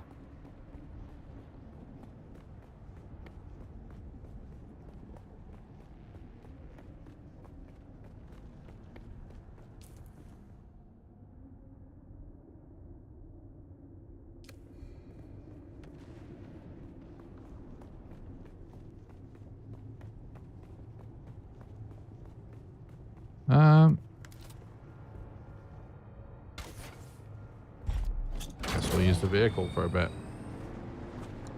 I'll actually turn the headlights on for once as well. This biome definitely calls for it.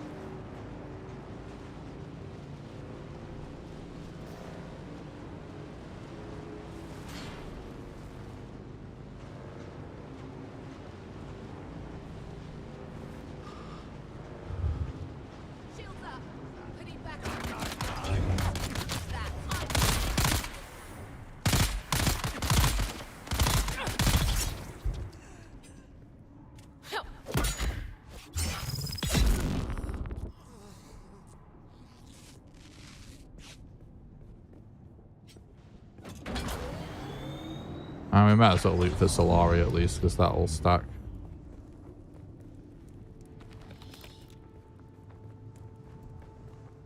My stack of Solari is like 50k, so even if your backpack's full, still might as well loot a chest for money.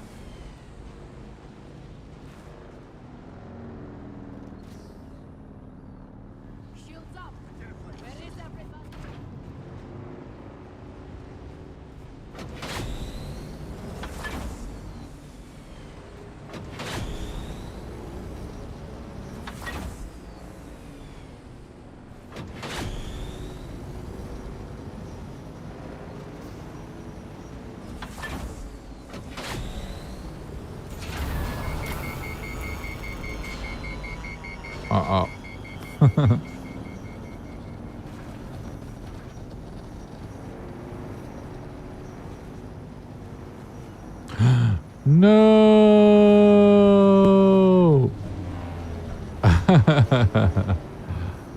Well,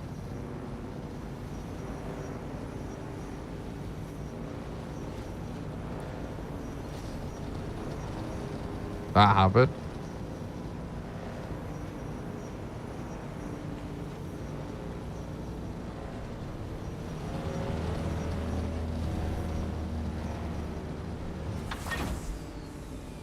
I'm currently operating on the theory that if we just keep heading south towards our normal biome that we're come from, it'll probably just lead us out area anyway.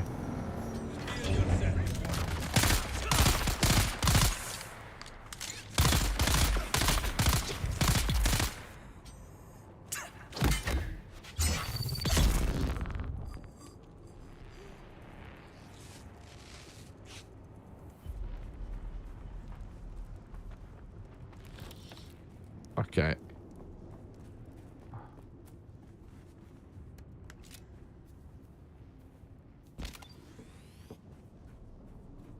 Now, all of a sudden,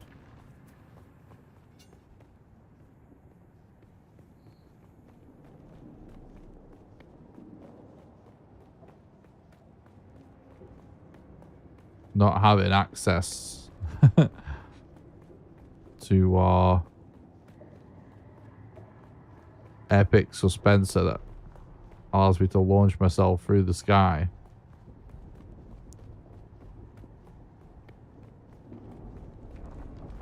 Getting out of here seems a little more complicated, but it'll be fine.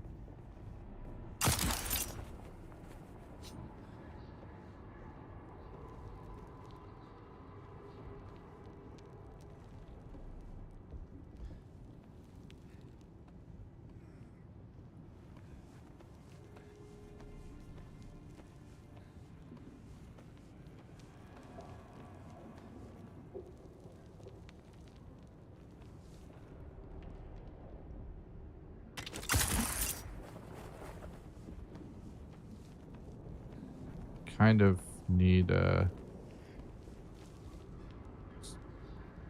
I can't see a spot to rest. We're just going to end up falling. Right, let's actually drink water so we have more stamina.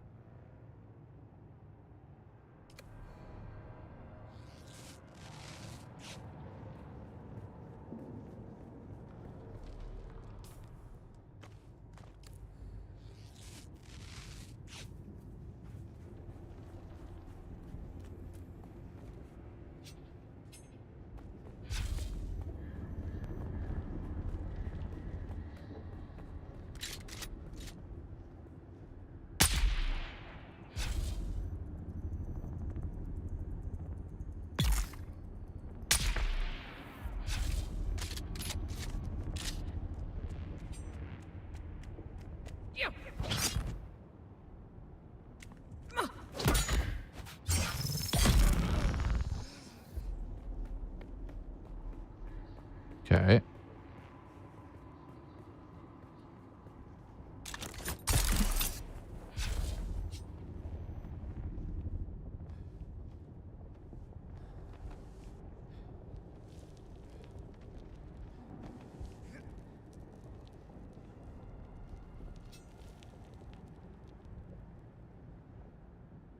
So dark.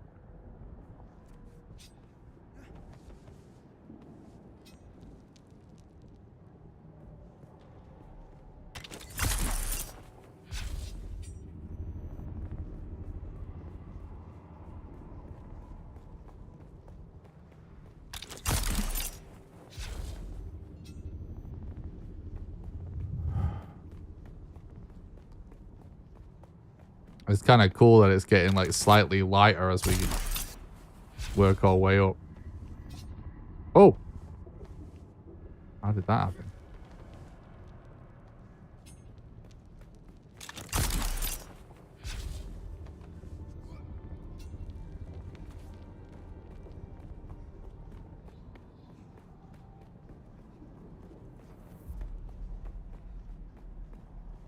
Huh.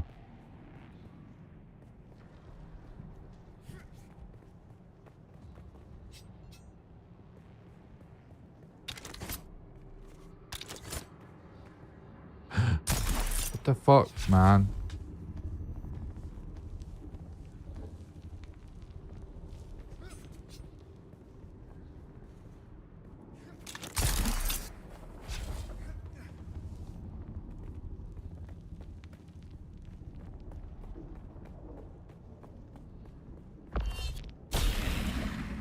Oops.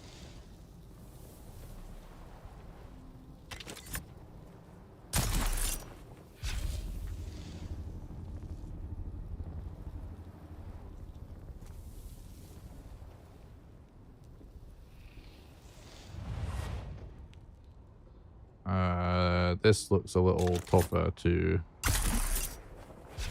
decide exactly where to go. So we'll just go around. like a mountain climbing simulator, isn't it?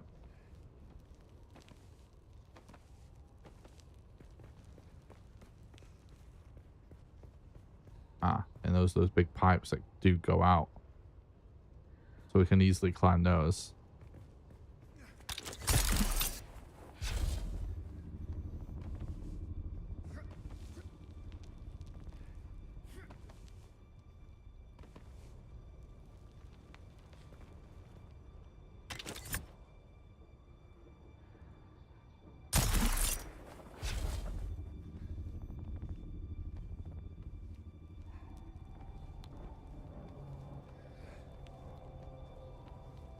The more we venture out into the world of Arrakis, the more apparent it is why ornithopters are a thing.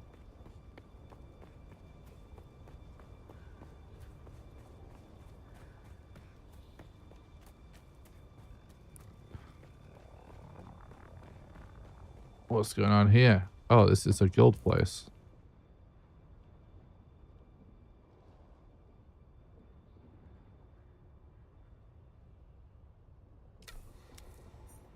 Do you have something for the Baron? Tribute, or do I look like... Ah! This is like blindingly bright now after all that. Especially sat in this dark room.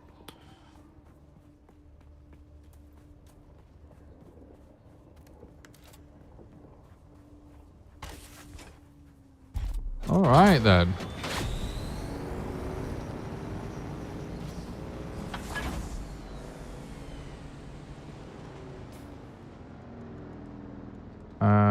Something that I never looked at, by the way, is that we must have unlocked thumpers by doing that.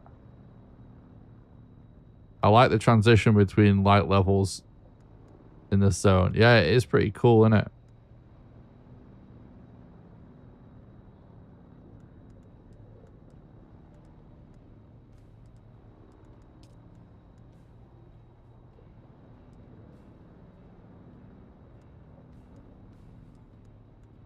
Ah, whatever. Let's head home.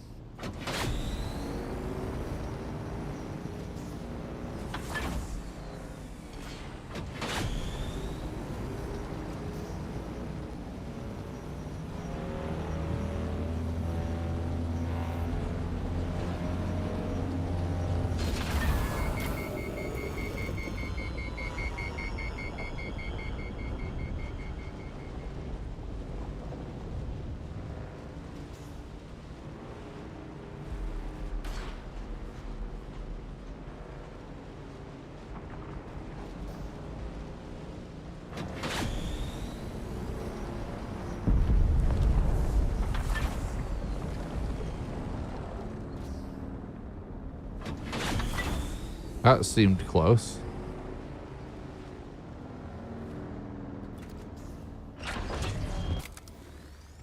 Thing is, I don't. Someone's here. Oh, fuck.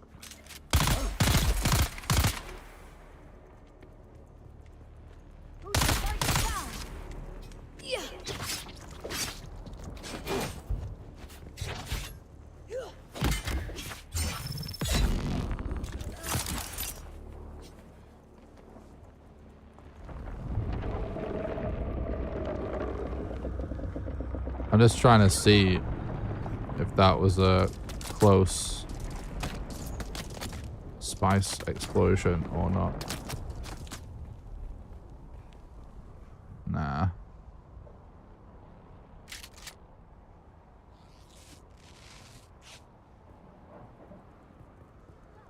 Nah.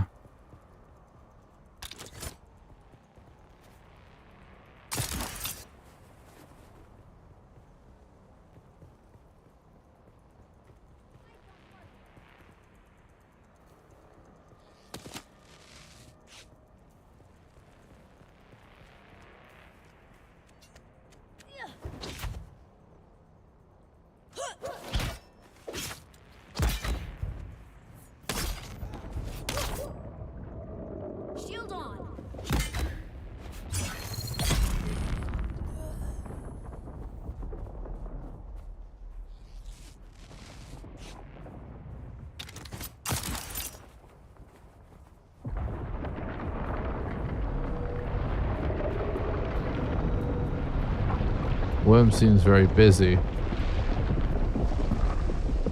Oh no, is that somebody? I think somebody just got eaten.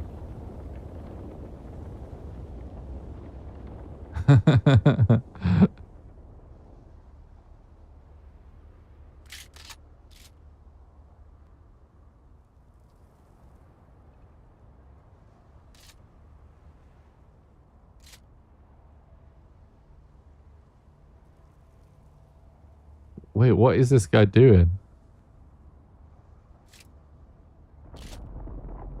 Well, that must be where the spice explosion was.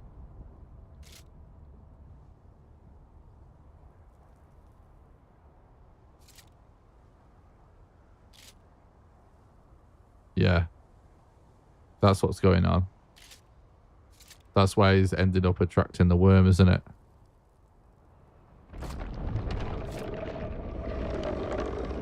Dude, that's so lucky that he spawned all the way over there. There's nothing to worry about.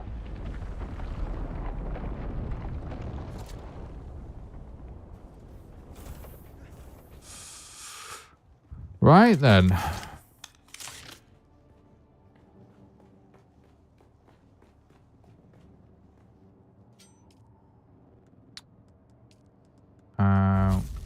Check in on some basic ore shit.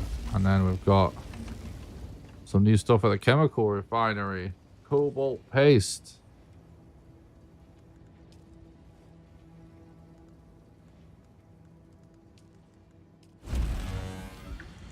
That's a lot of cobalt paste right there.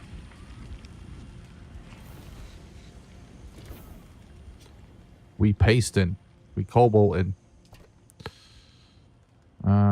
Let's just drop our money off. You think you will move base to the region with the carbon? I was planning on doing it because I figure like at this point in the game, it seems we're going to be farming a lot of that for a while.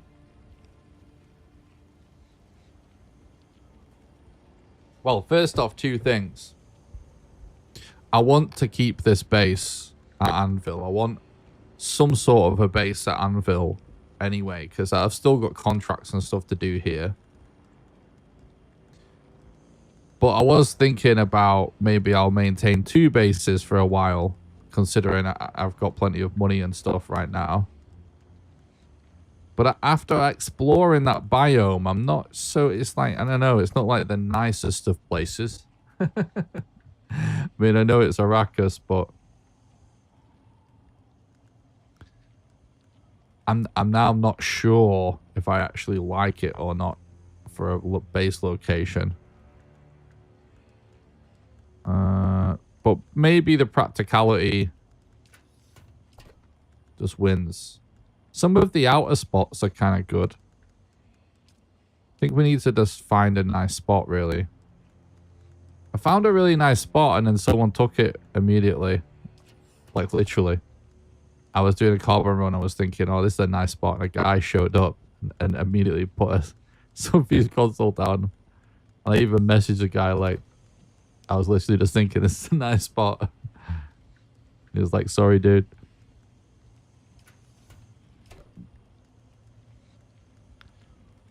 I'm going to build... Oh, I don't want to... equipable stuff I don't want to put in there.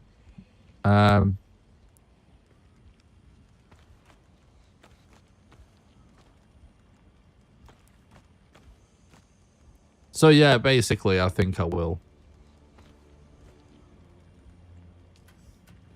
But I just need to find a nice spot. I think just for practical reasons, it makes the most sense to do it. I just gotta find a little spot that I'll like.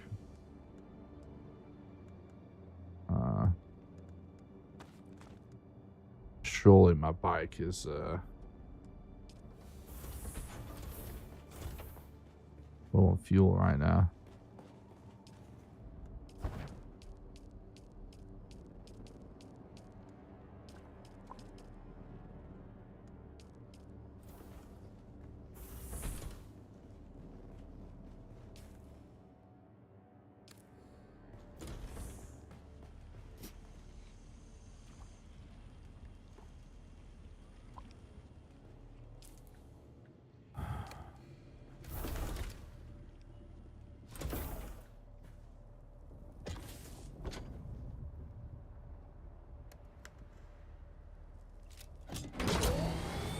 found a spot in the middle of Hagarif next to Jabal, so it would be at least somewhat access to the next tier, but I don't think I'll remain for it for long.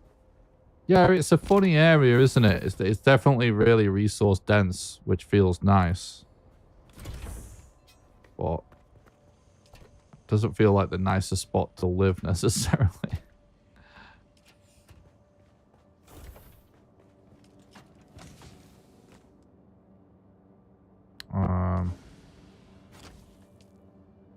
Oh. I think I accidentally quick refilled. Which is fine, but...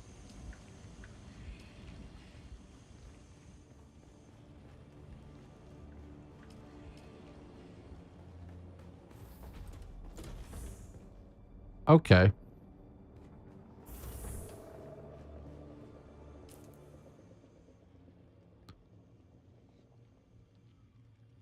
Oh.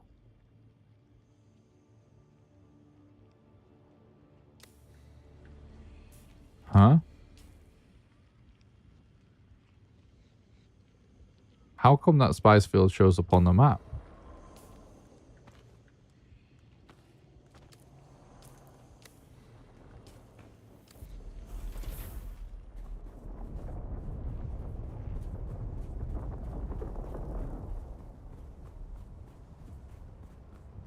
Is this the one that we did before? Is that why?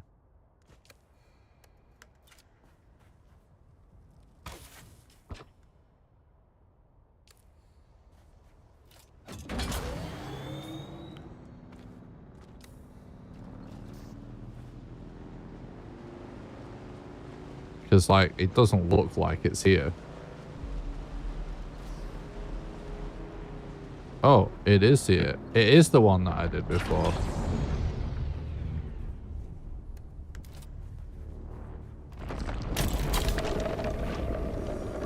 Oh, shit, son.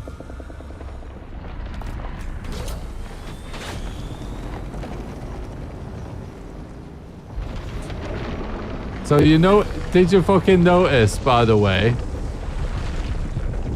that when this other fucking guy was trying to loot this, it spawned in Narnia, all the way over there. When I did it, he spawned right next to me.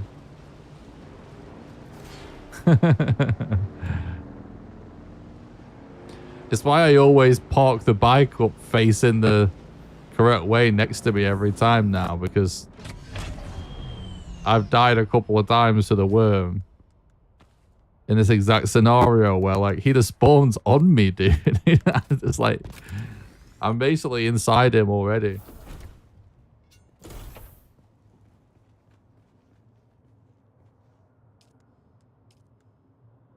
Okay. How many treads does a buggy need? Seems like it would probably be 4.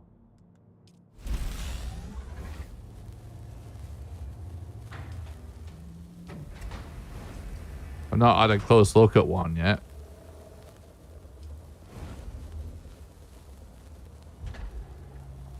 More particle capacitors.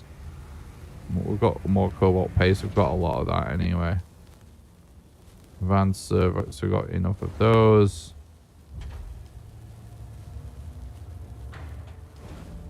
Okay, yeah. So we just need particle capacitors so we can go run a research facility or something real quick.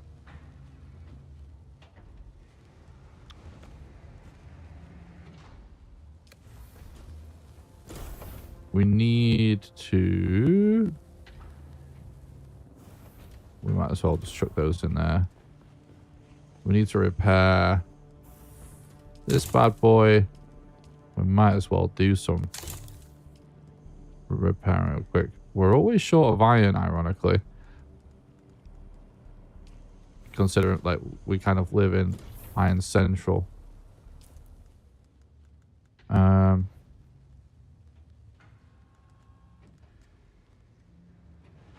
feel like there should be a way to mount this on myself or something.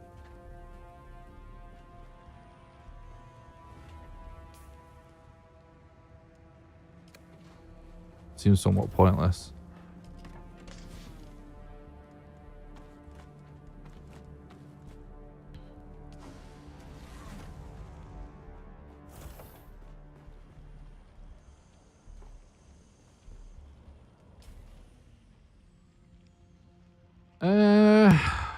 Yeah.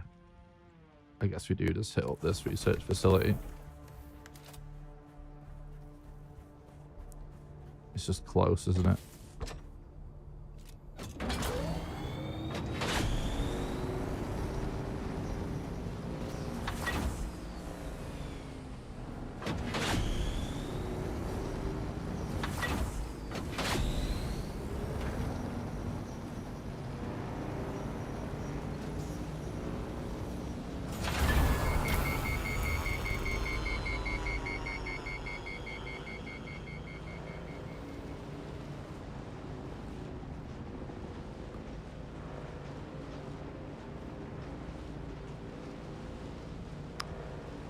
Oh, another ornithopter. Literally never seen ornithopters until tonight. Not on my server anyway.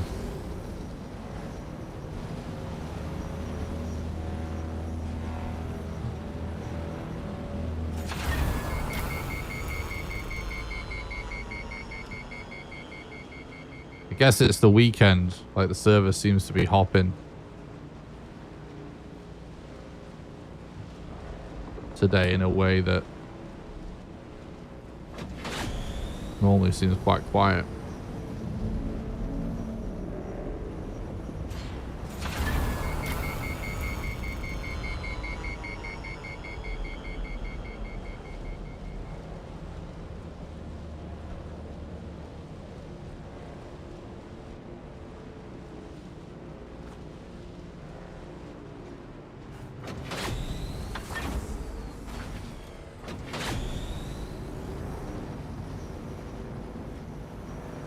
Oh yeah, it's this spot. It's like got an awkward entrance. You gotta go all the way around. Oh, this guy's still building his Great Wall of China. Oh no, this isn't the Great Wall of China, dude, I see.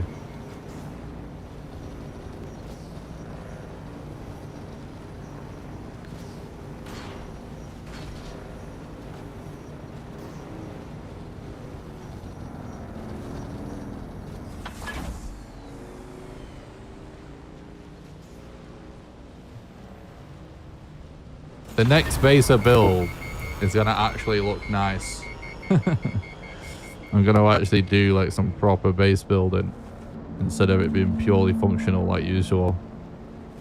Because the thing is, what I like about this game with the base building is because of the copy base mechanic, it doesn't all feel like it's all for nothing when you move on. You know, you can always take the same base design with you, which is great. Someone's here.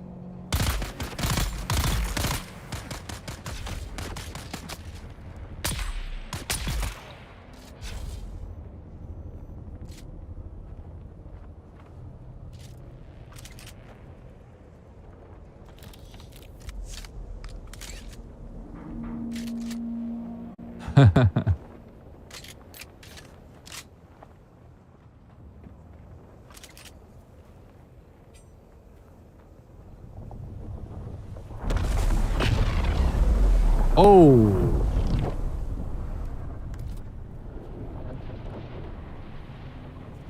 Yoink.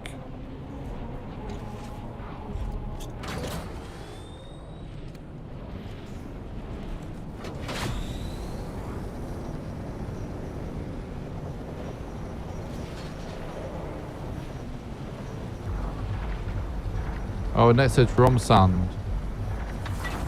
Beautiful.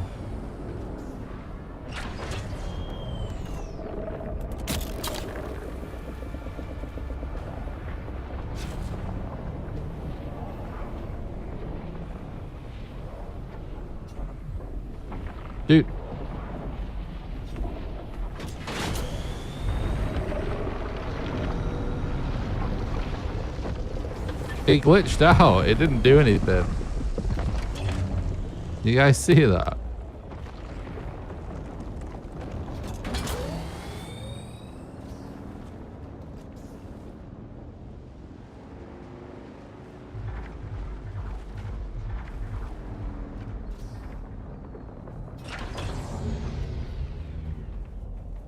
What the fuck's happening?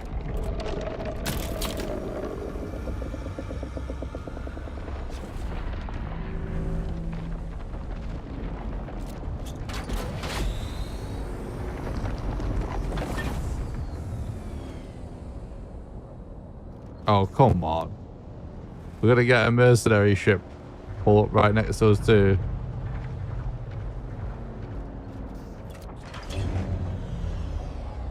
Why is it bugged out, dude?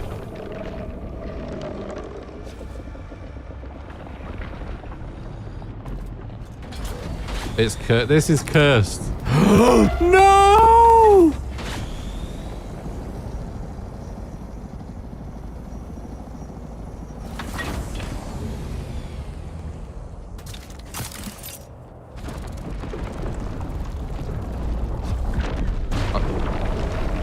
I think I just got out enough with the grappling hook.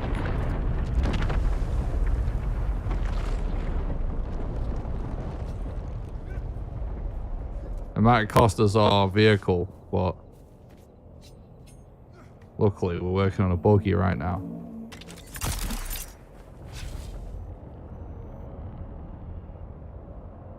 Yeah, that was cursed.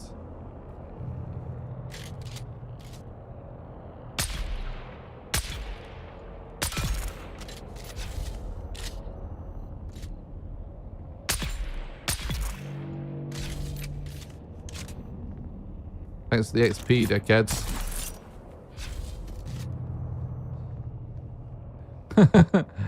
Well, that was definitely close.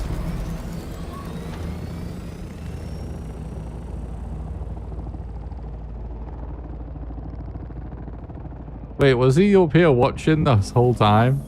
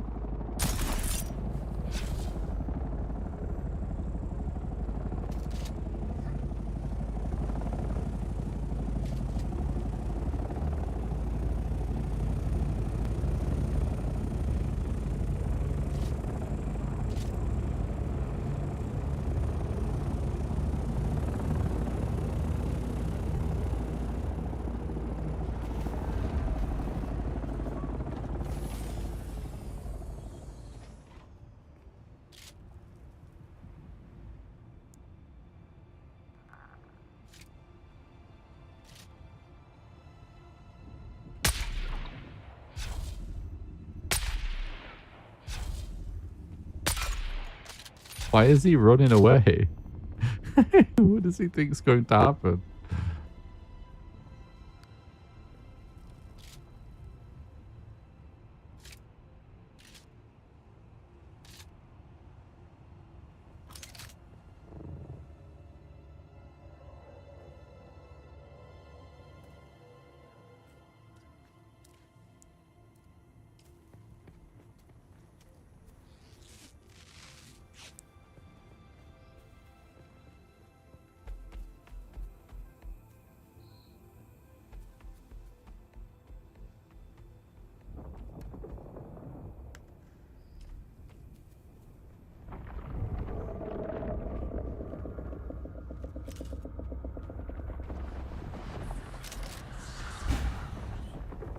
I saw that Bene Gesserit thing.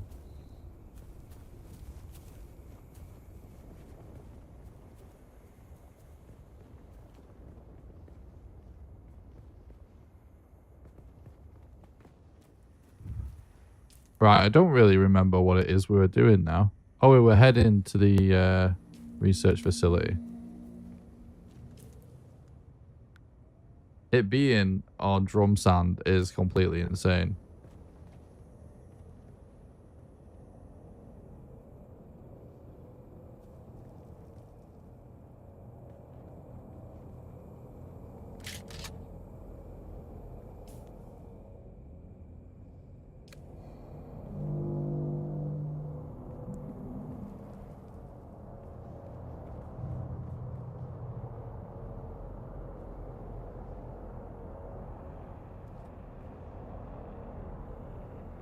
We aren't really in the best of spots here.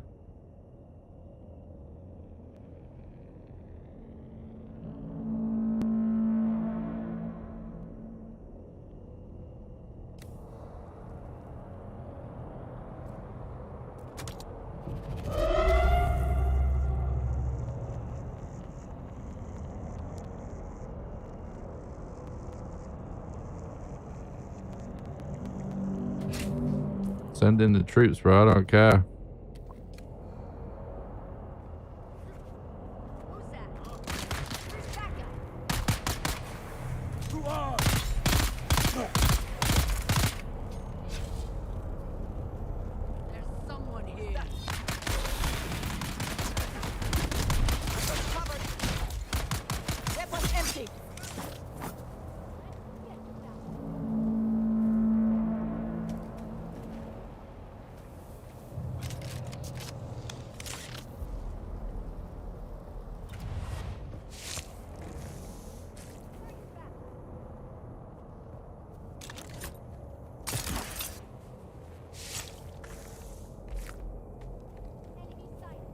So this guy is running a grappling hook and the Bene Gesserit sprint.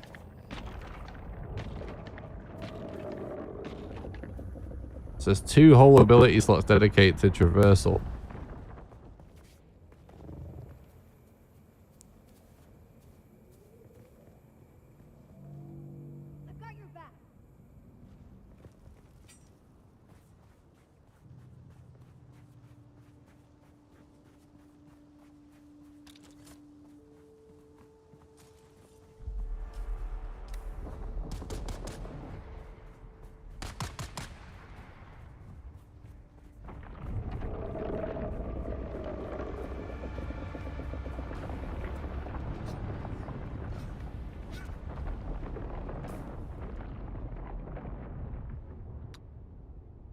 I think we should. Don't know. Yeah, my bike got eaten. We should maybe just head back to base. And, or maybe we ask this guy for a ride.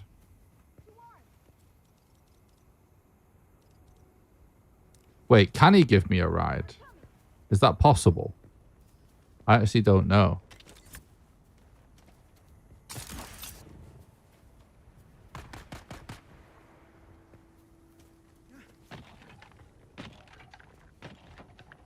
I don't think he can he?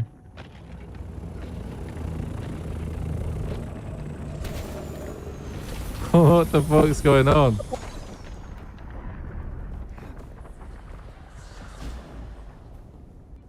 Hello? Can you hear me?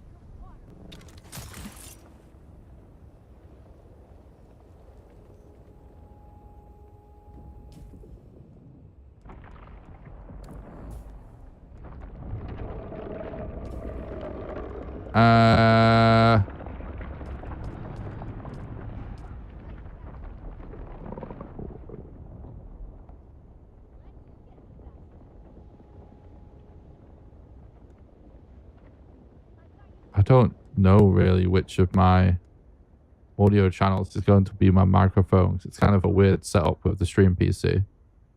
Should be B1 by the looks of it. Sector weather alert. A large sandstorm is approaching. Oh shit.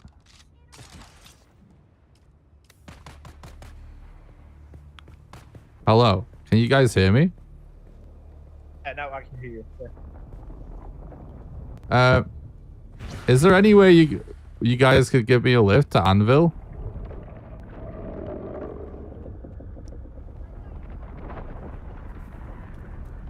These guys are just gonna fly away. I have only one seat in mine. Okay.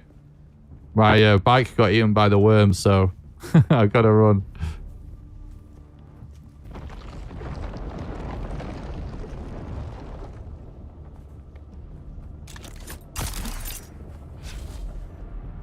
I'm just dead. Sector weather alert. A large sandstorm is approaching.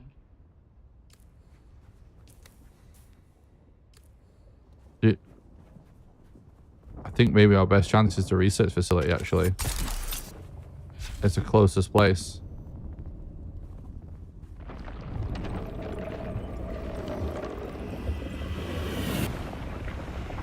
Guys, stop fucking aggroing the worm. I need to get out of this.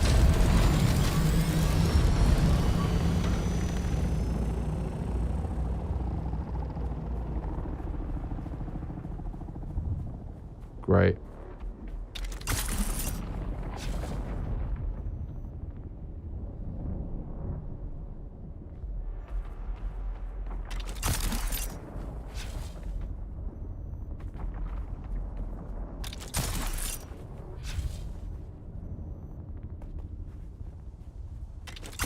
Sector weather alert. A large sandstorm is approaching.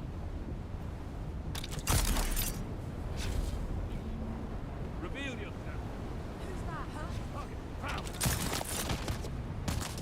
Well, fuck me. Thank the Lord for spice.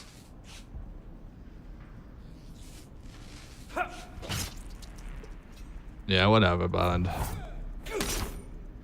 Found you. That's how we're gonna get out of this. We're gonna spam spice. But we'll get what we came for first. If we can make it that far with spice, we can make it back to base.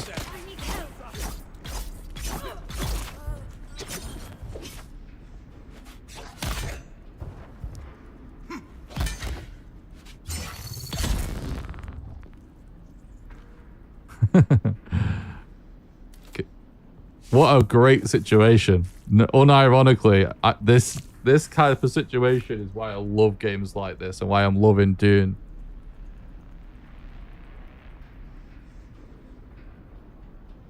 The fact that it's like even possible to end up in a situation like this, and then we have this cool situation now where like we just have to figure out how to get out of it.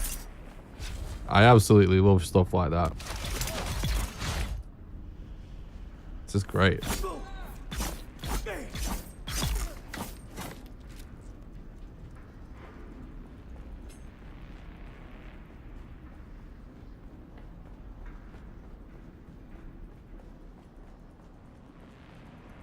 Welcome to Imperial Station's Botanical Testing Station number 10. I am Dr. Silas Greenwich.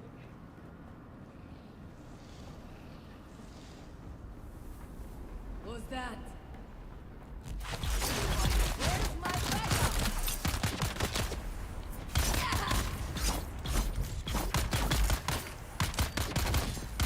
Let's take.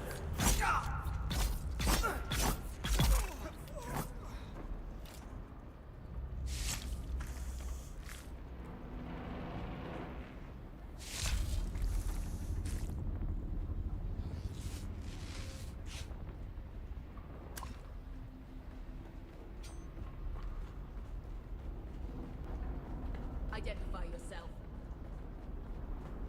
Reveal yourself. I need reinforcements. Someone's here. They're here. Empty.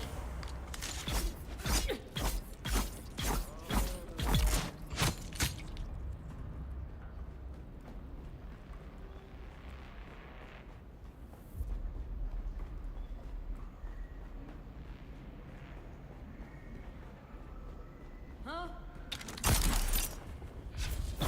I declare a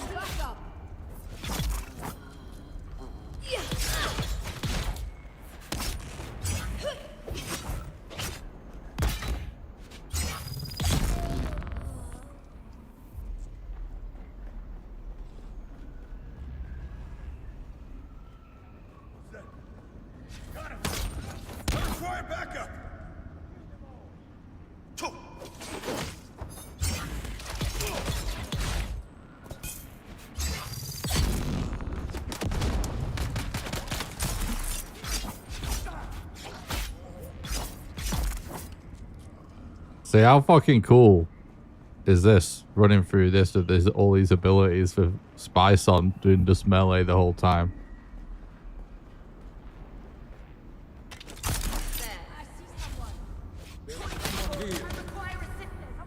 Shield on.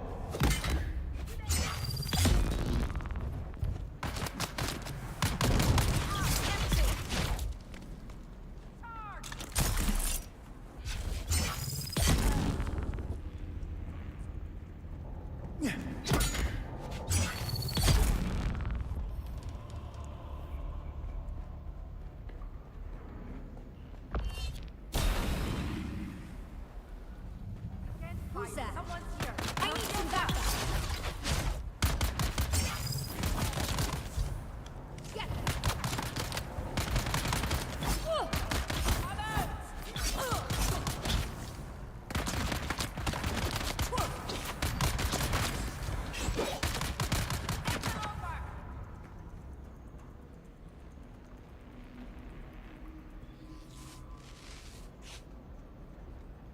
Yeah.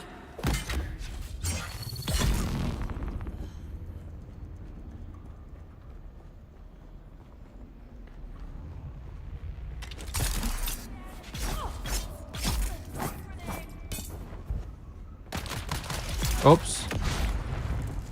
I missed a little bit there.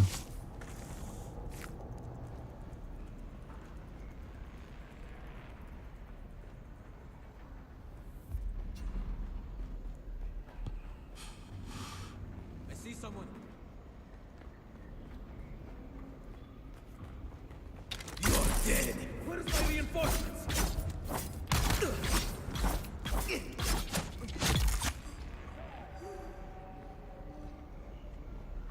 Let's go.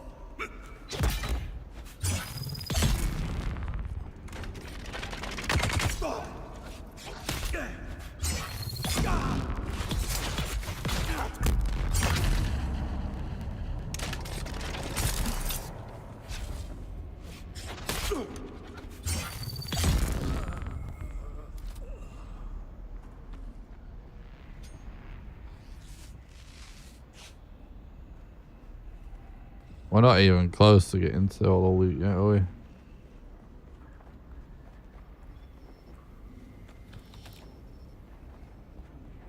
It's really cool to see those Max Payne moments where your skills are almost in slow motion. Yeah, it's so fucking fun, right? I love it. Identify yourself. Someone's here. Where's my reinforcements? They're coming.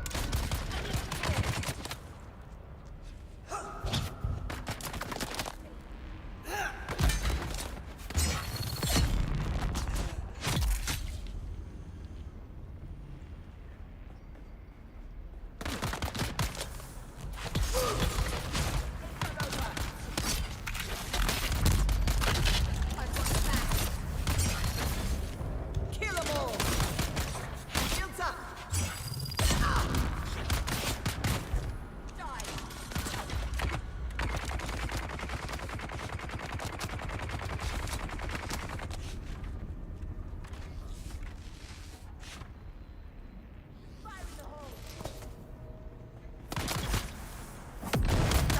I'm stuck on this body.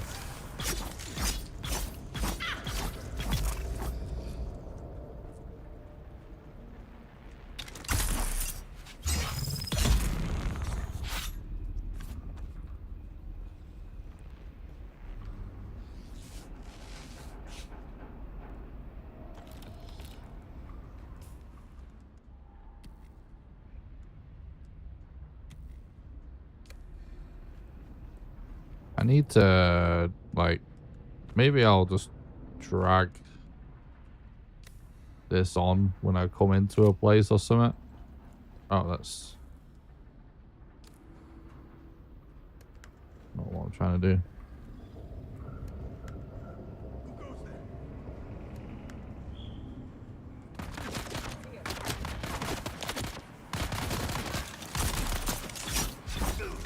I'm just charging up for later.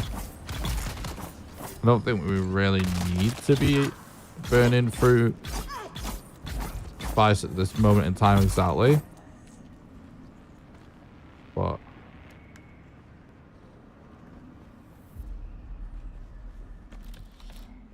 there we go. Start to get to what we came for.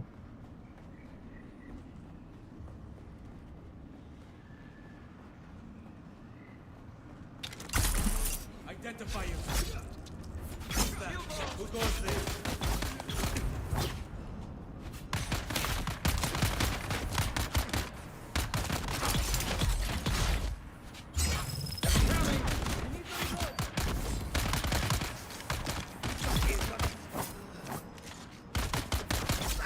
Oops, missed.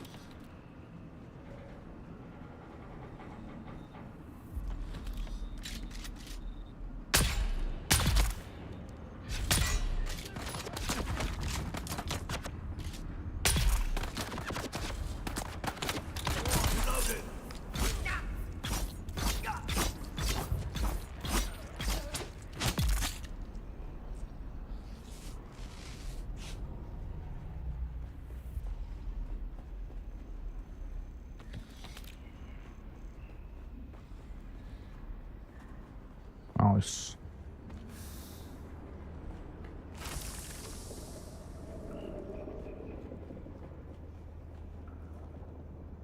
I didn't realize that they contained like vehicle fuel. I don't even think I've been looting those things.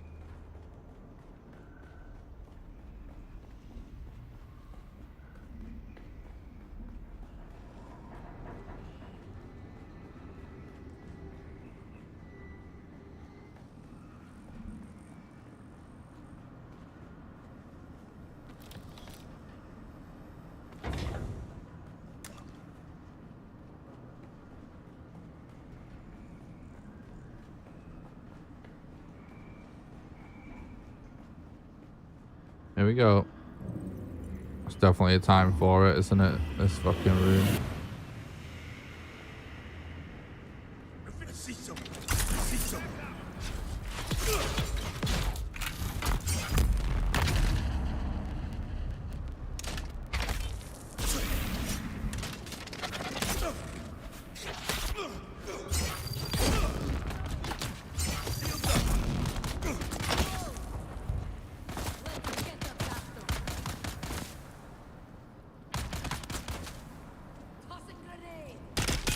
Dude.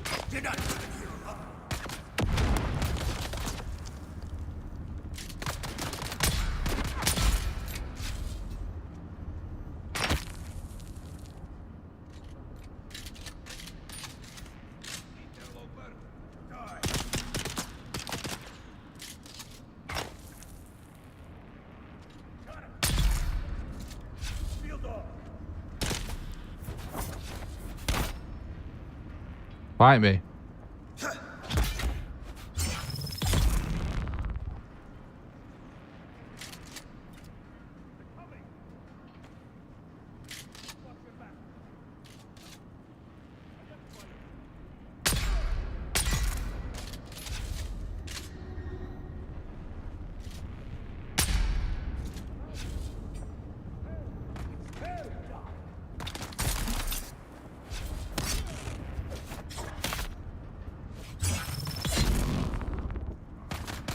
Wait. Oh no, he died.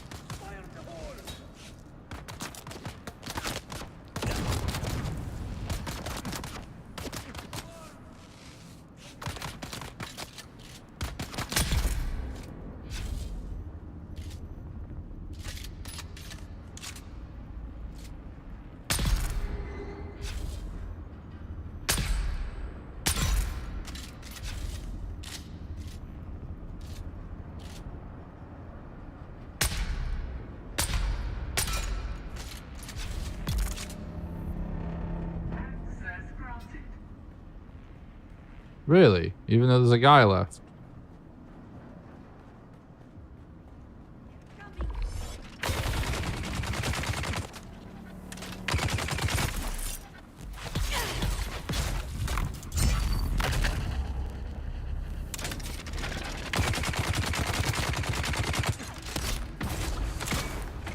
Oh, I'm dead, dude. Oh no. Look at you.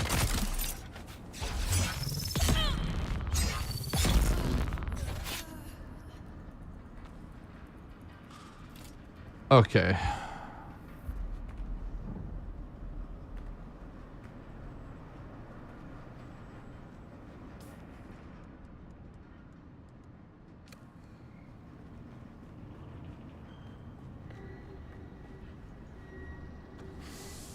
Boom.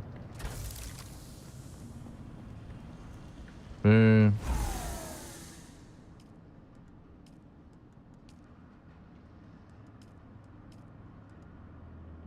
Oh.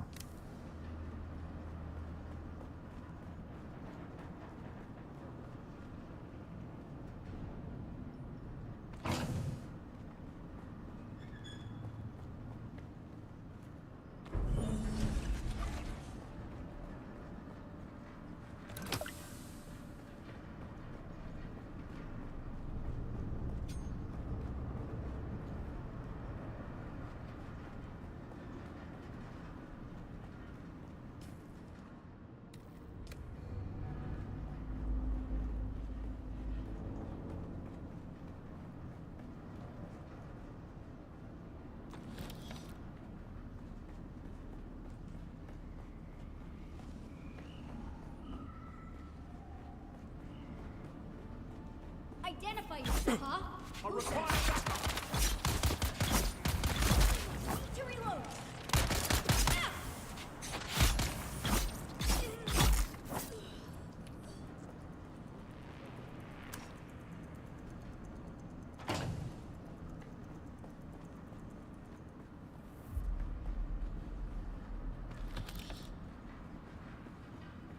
Reveal yourself.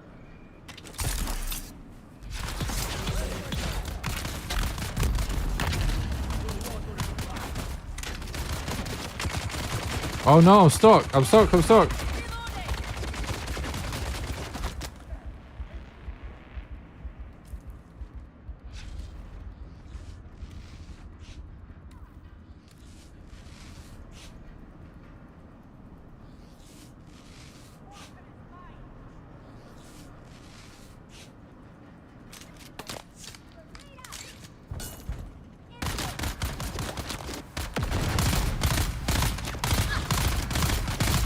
Dude, I'm dead again.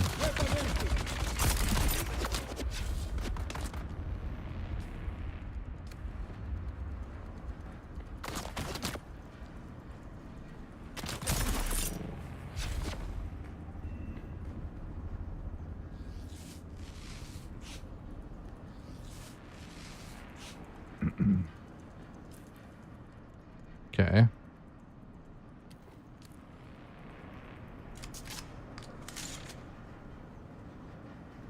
Still being melee and surrounded by, like, people with guns is... Yikes. No, getting around that.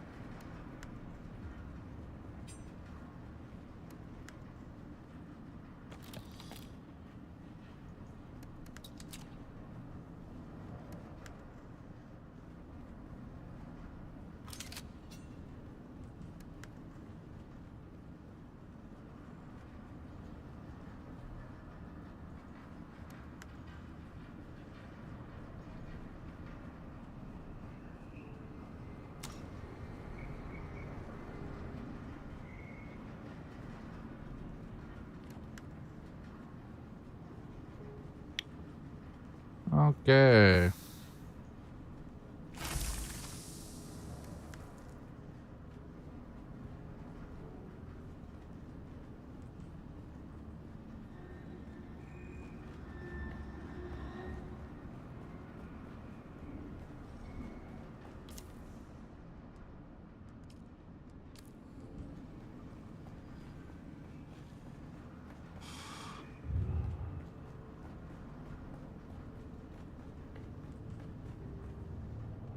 Yeah, this is gonna be a little bit fucked, so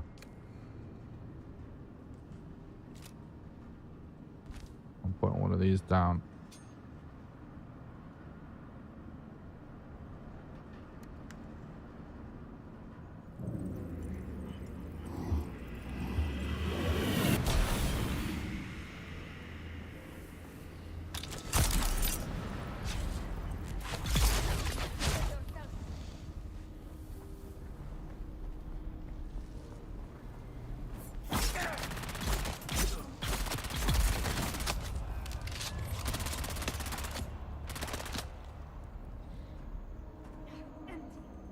Tossing grenade.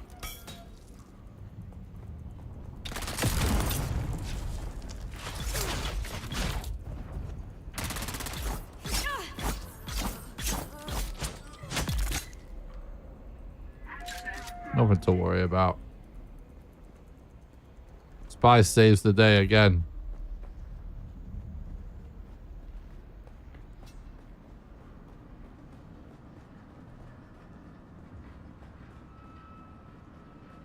Gonna get a good drop.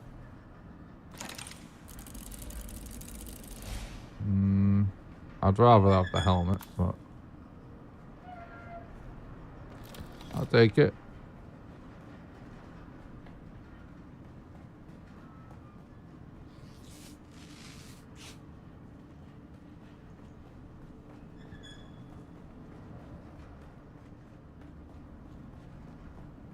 Welcome to Imperial Desert Botanical Desert.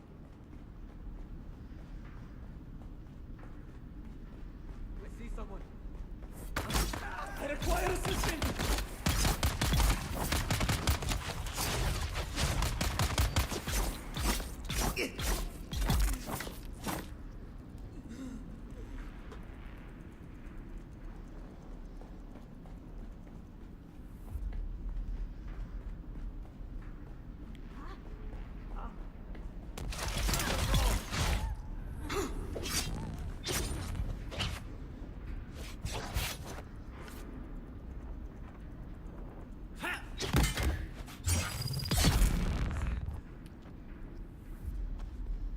Okay.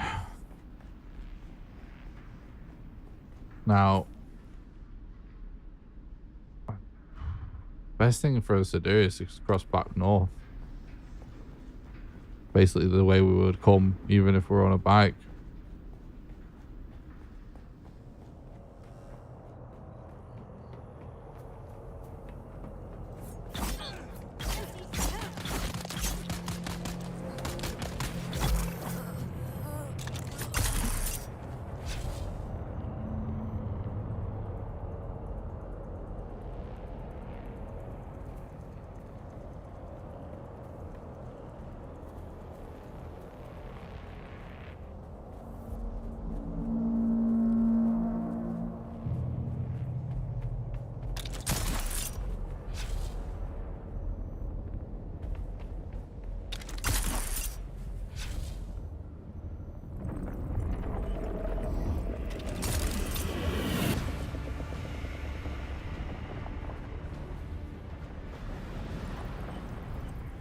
Well, this is a familiar sight, isn't it?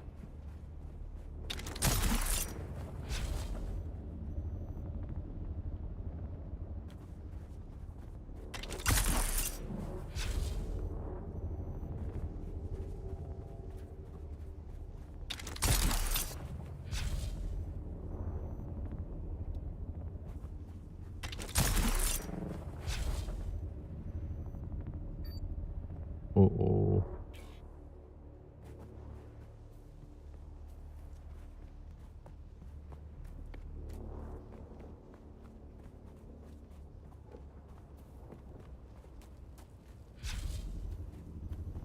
I mean, maybe do a bit of looting whilst we're out here, but I don't know how much. Yeah, we've still got some inventory space.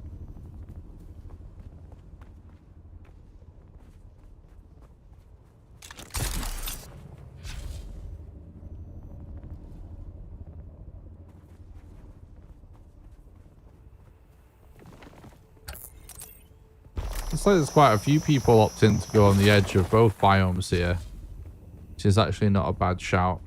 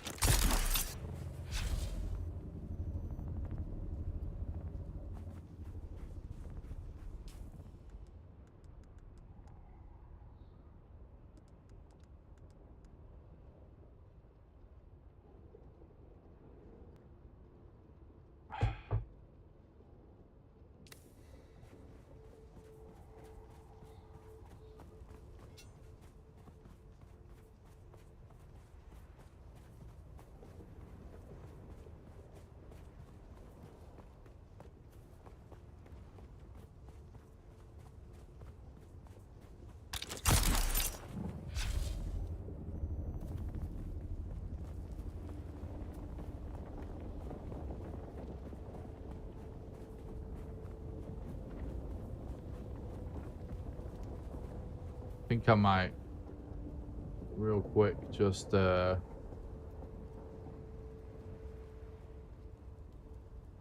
tweak chat overlay to actually have that stuff disappear now. See how I would feel about that.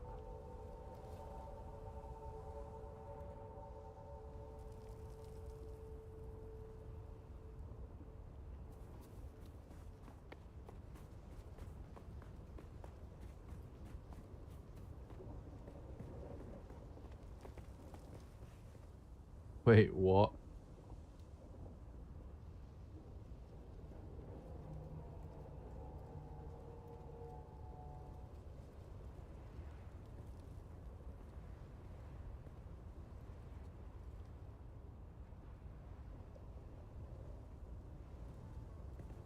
Is it only auto disappear in the Twitch messages?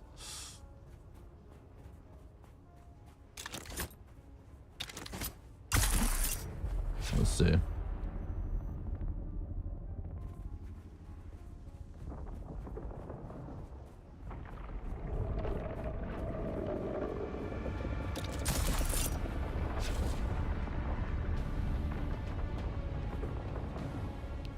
If you're in the chat and you're up for helping me test something, just spam the chat real quick.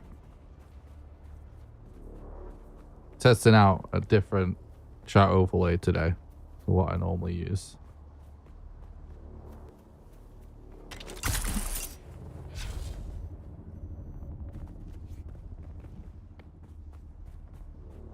Well, you basically made it. That exact type of situation is the type of situation that I absolutely love in video games. Just some super weird emergent gameplay scenario.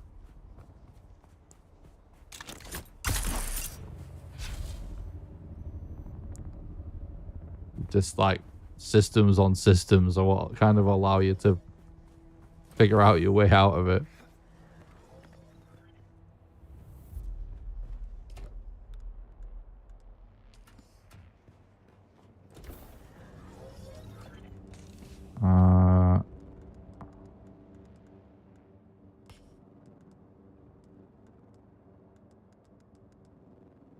We'll see how much those gloves sell for. Well, see how much. See if they do sell, rather.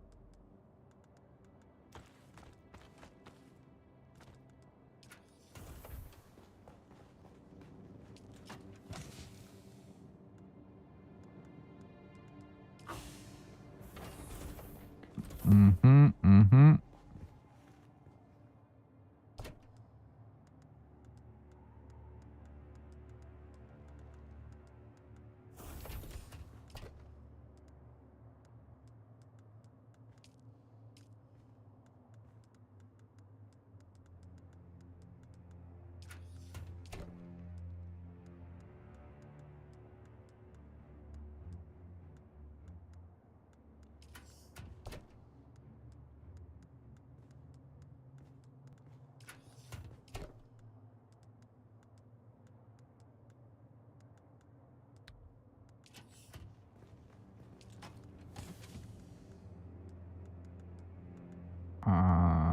I will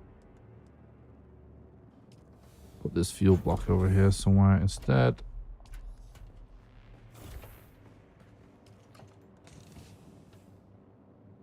Right. Oh, we've got that garbage power thing there too.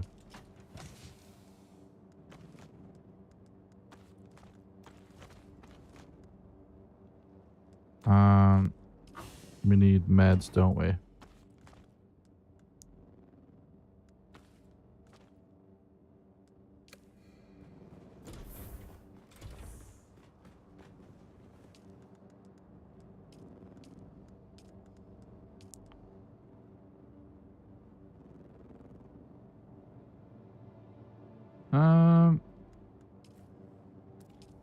Honestly, Max is fine.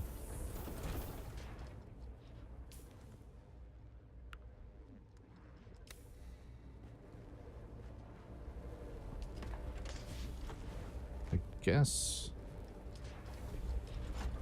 Yeah, I might as well still use up all of our spiced food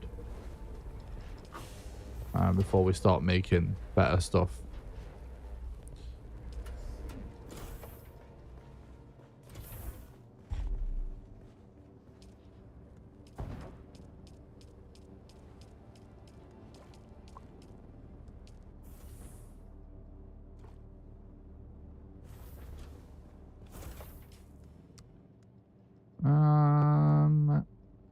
This bad boy could do with a repair, couldn't it?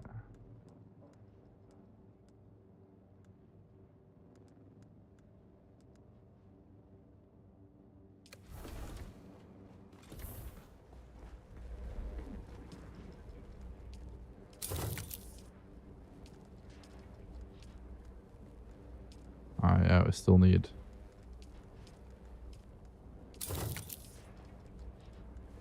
Still need to do that iron run, really.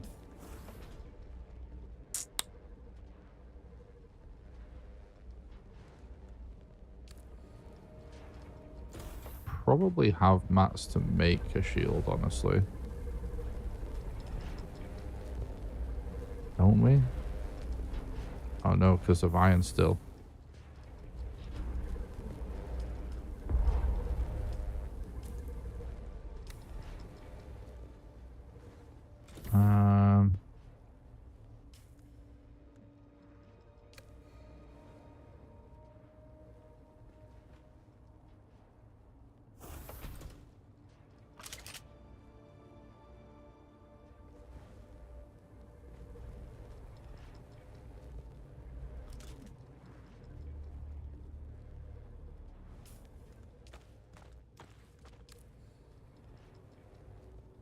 Why is this not working?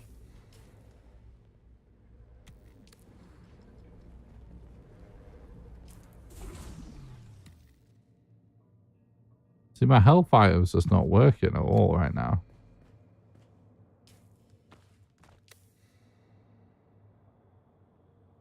I've had this before.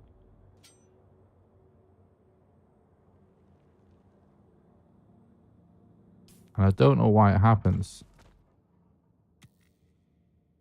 I just can't heal.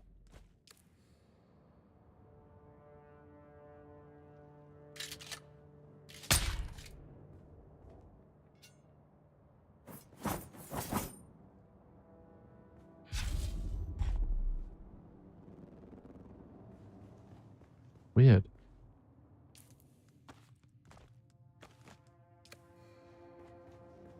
I thought this happened to me before, but I didn't know if I was just tripping, you know what I mean?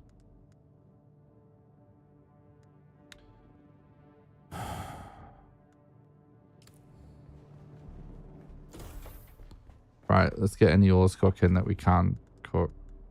Probably isn't too many. Any of this stuff worth going for? Kind of might be. I don't actually know.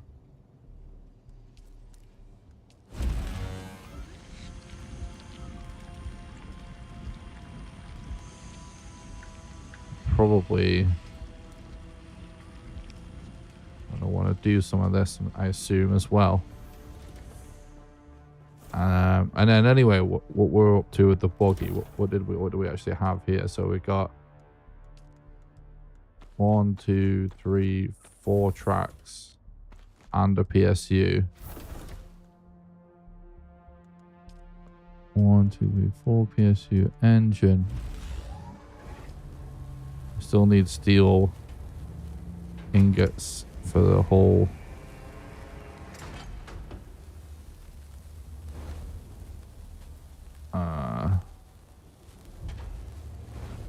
A chassis.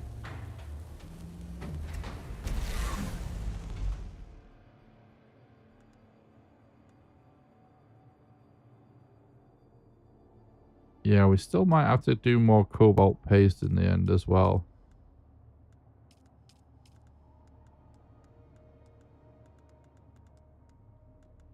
But definitely more steel. It's an iron run no matter what. I can't heal. It's not working still.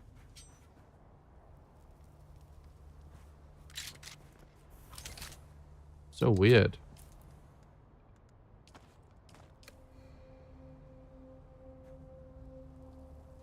See, it's not just that slot or key or anything. It's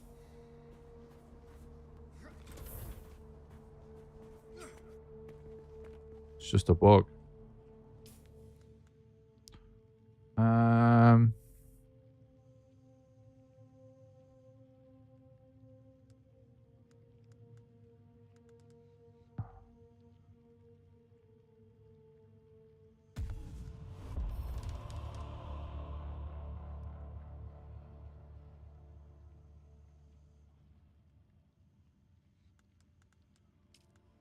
Got 100 research points now.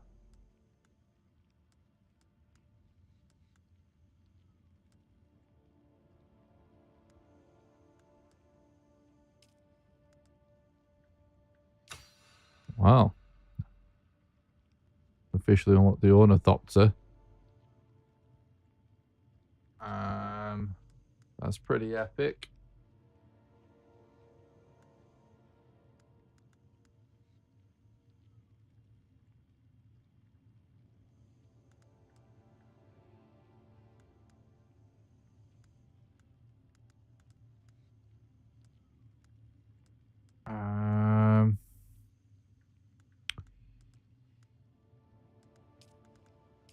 Let's just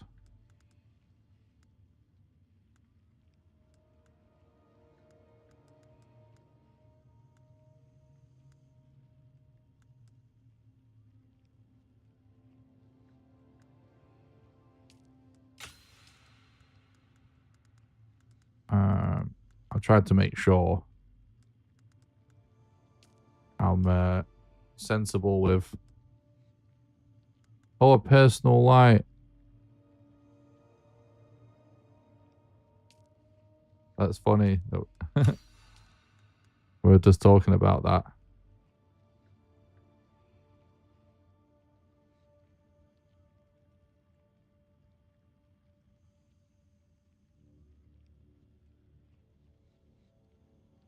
Well, I do want that.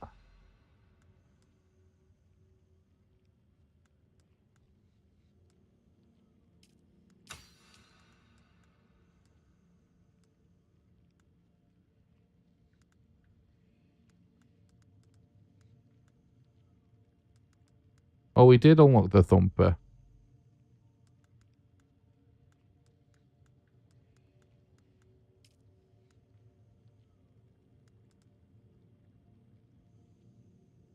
Industrial static compactor.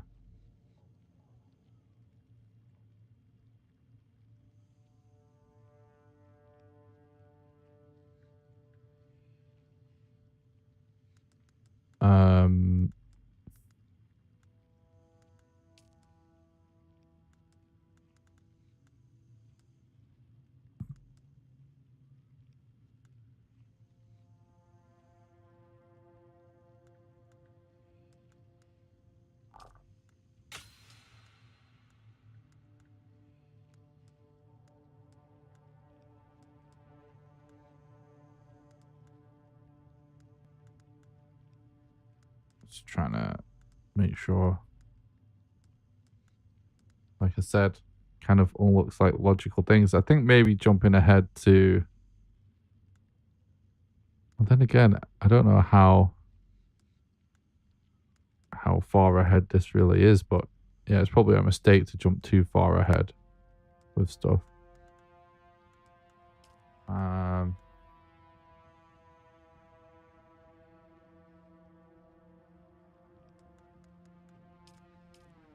Oh, there was something else though, wasn't there, that I was looking at? Thinking about getting. What was it? It was this. Oh, we don't have enough for that anyway.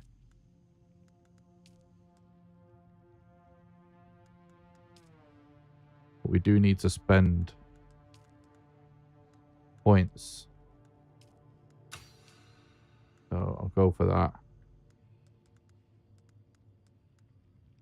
And then like I don't even know if we will have anything that's only 5, to be honest.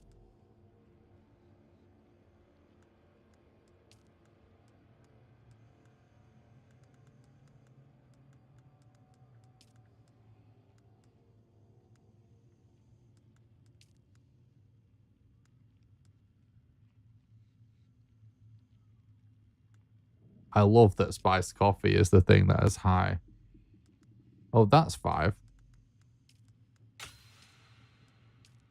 That's not completely useless.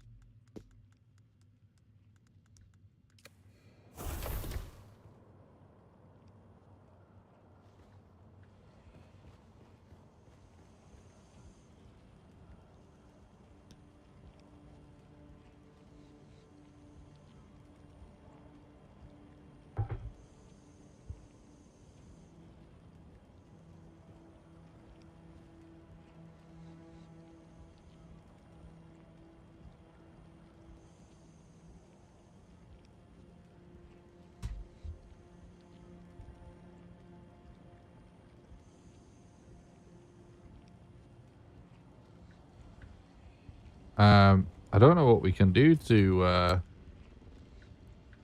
Sector weather alert. A large sandstorm is approaching.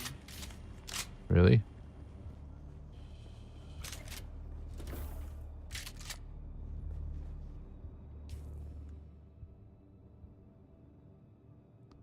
Forget what I was even saying now. Oh yeah, I don't know what we can even try to do to get rid of this bug. We'll just have to log out or something.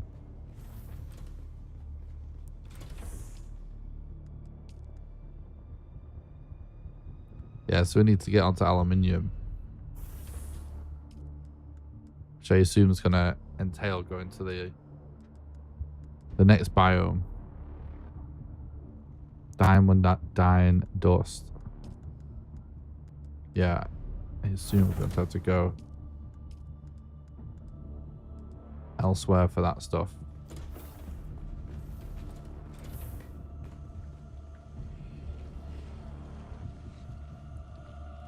Sector weather alert. A large sandstorm is approaching.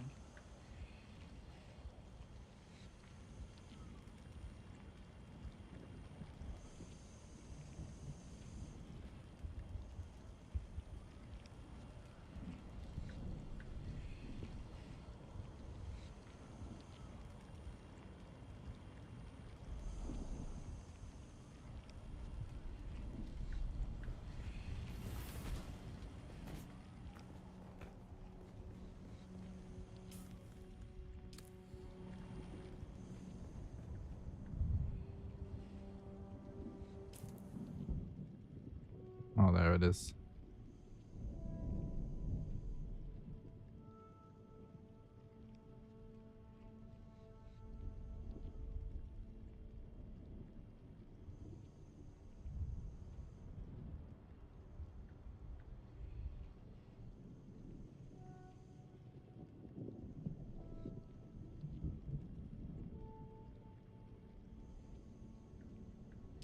Sector weather alert. A large sandstorm is approaching.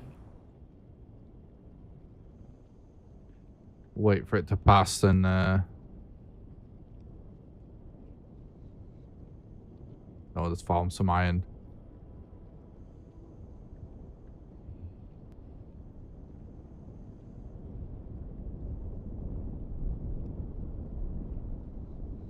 It's kind of trippy listening to these storm sound effects whilst I have a fan blowing in my face. Sounds like 4D.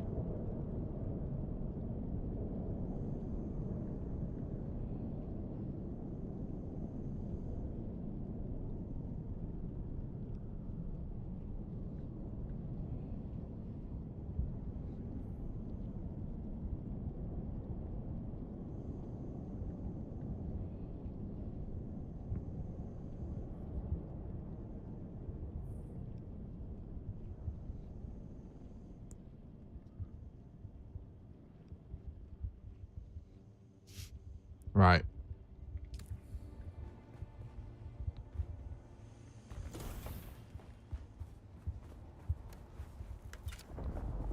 To be honest, I don't really need a vehicle for this run.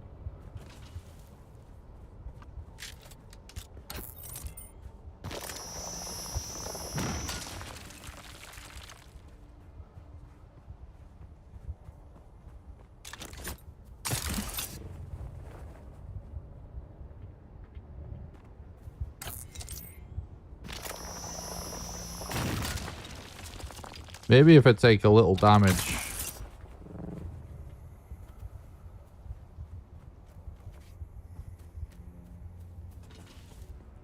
Maybe that'll make my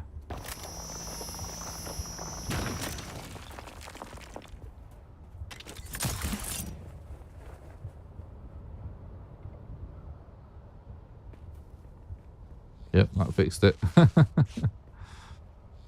Very weird bug though. It didn't have to log off. Look at that. We can still game. Nothing will stop us playing more Dune Awakening. We are fully addicted.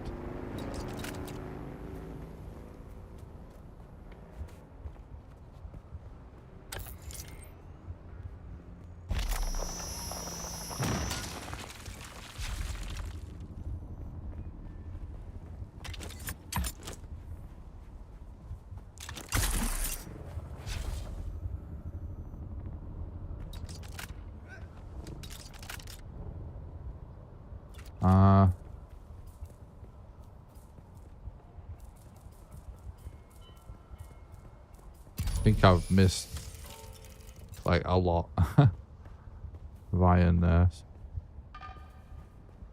Got messed up.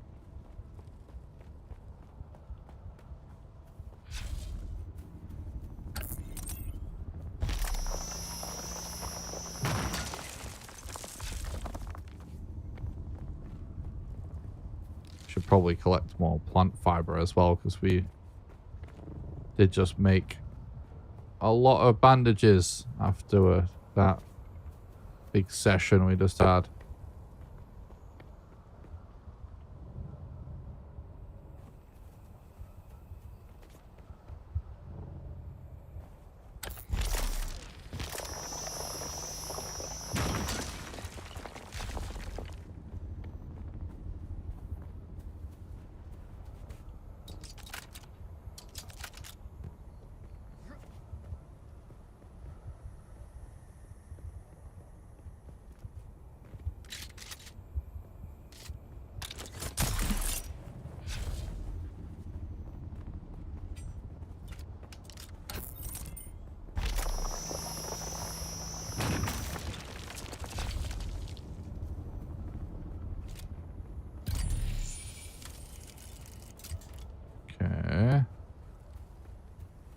think if I remember rightly, there's a lot more this way.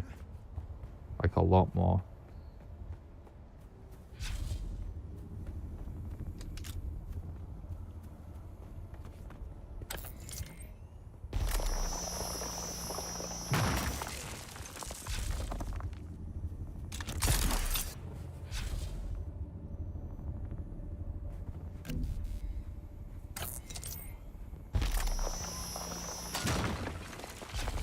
Alright, home time.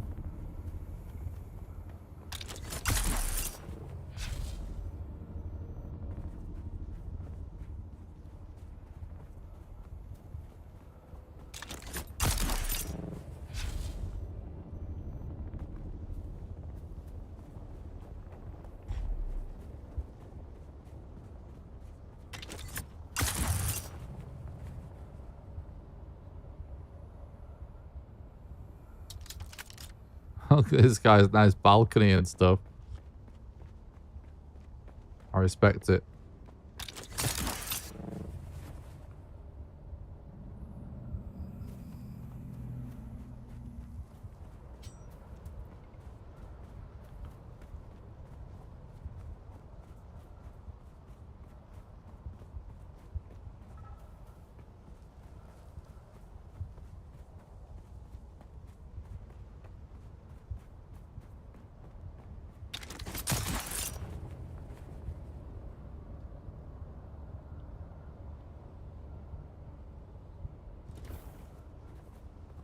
Okay then.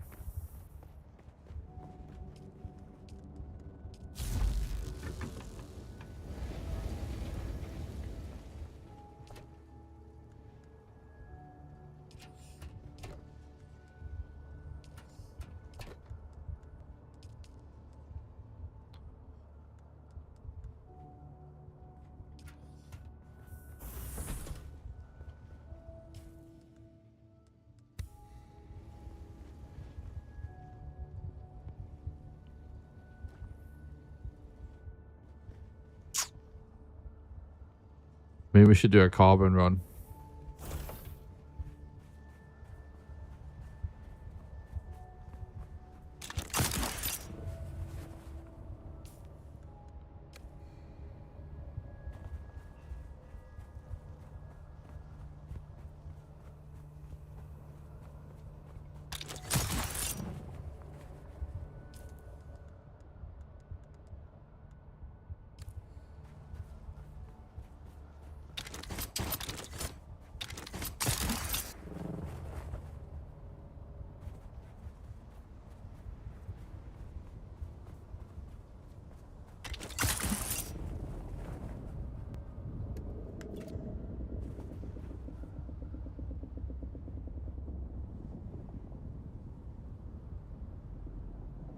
Wait. Oh, we lost my... I forgot. I lost it. Right. No, we won't do a carbon run. We're going to hope that we just have enough.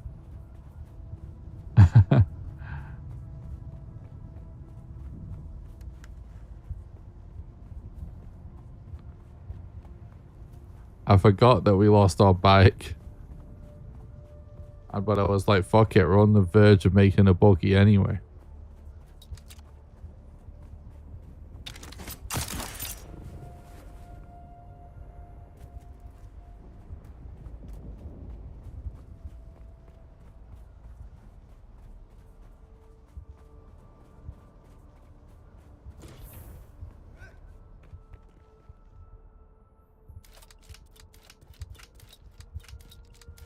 Right then.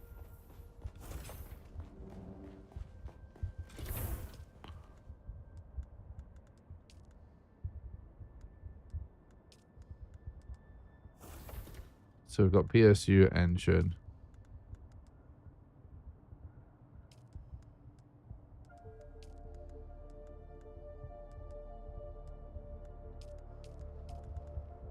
So yeah, we need steel. That's what it was.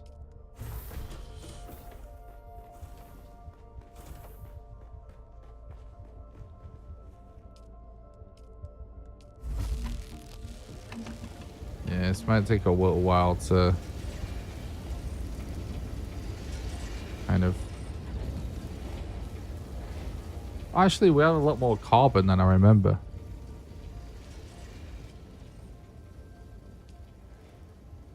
Oh, we should be fine.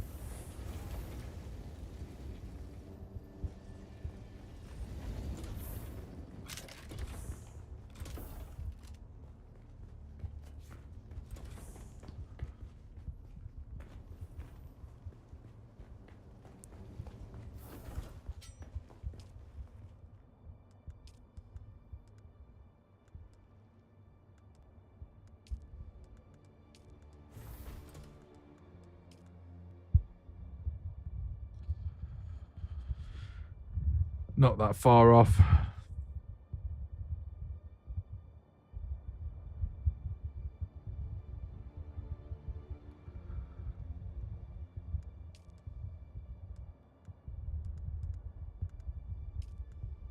It might be a bit of a close one, actually.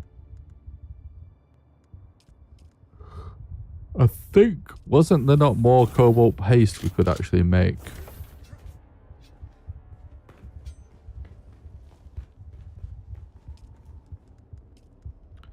No.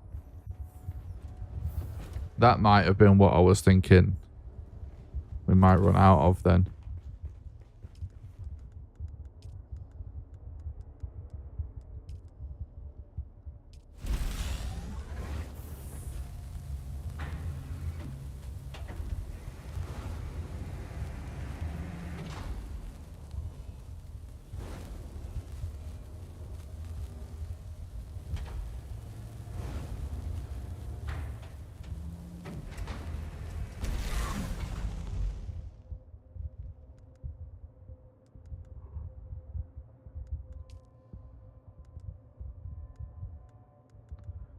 We need the chassis.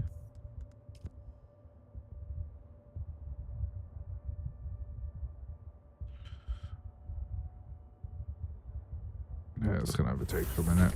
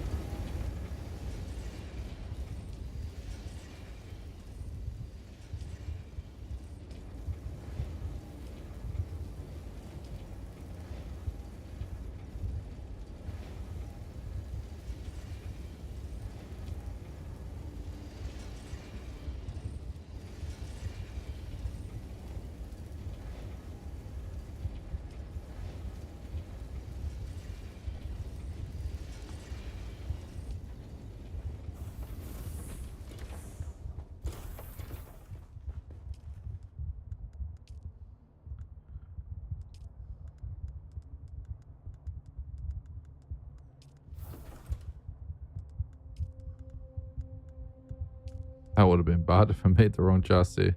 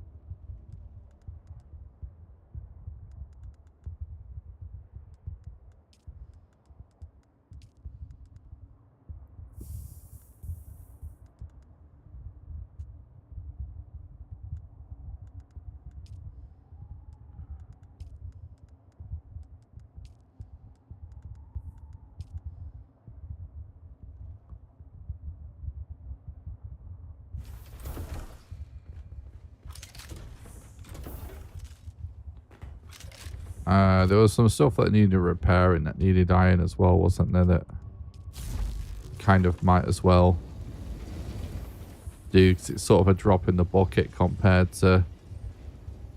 Oh, look, it's all getting used immediately, though.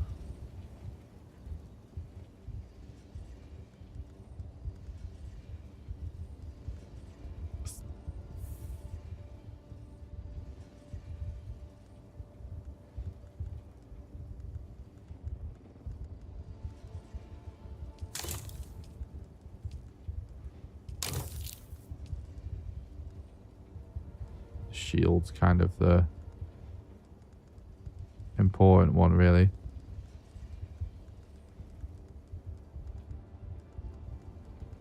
Everything else is fine for now.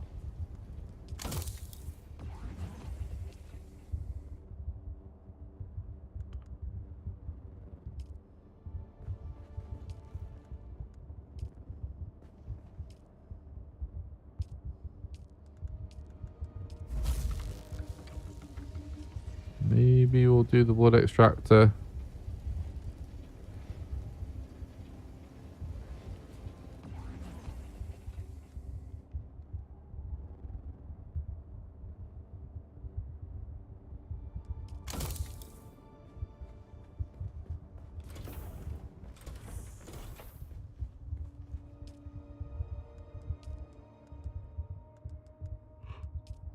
Right, what have we got here? Whole chassis. I'm just trying to be extra careful.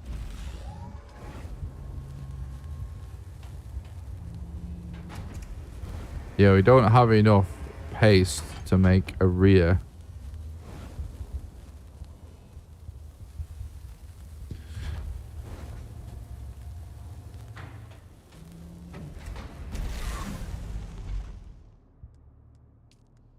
So we won't be able to put a cutter array on it just yet.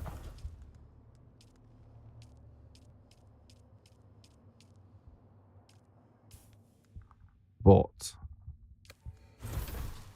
should be able to make the thing.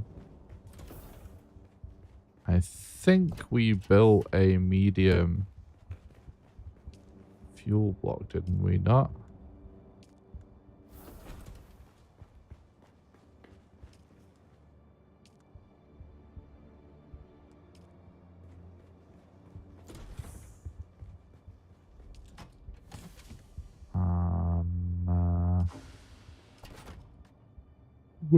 We definitely have. I'm sure we still have multiple welding tools. I know we had several at one point.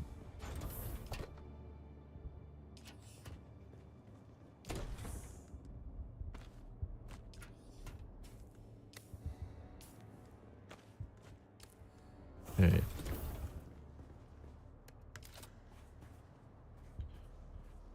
Right, here we go. Buggy chassis. PSU. Engine. Tread. Tread. Tread. Tread. Pull.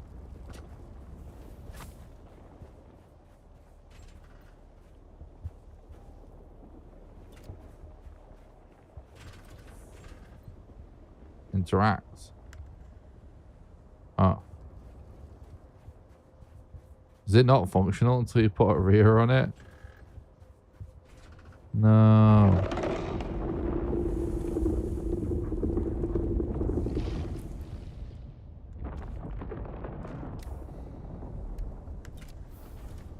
Is it stashable? Or is it going to be exposed to the elements? Shit. Well, maybe we should deconstruct it then if we're not finished. I don't want it to...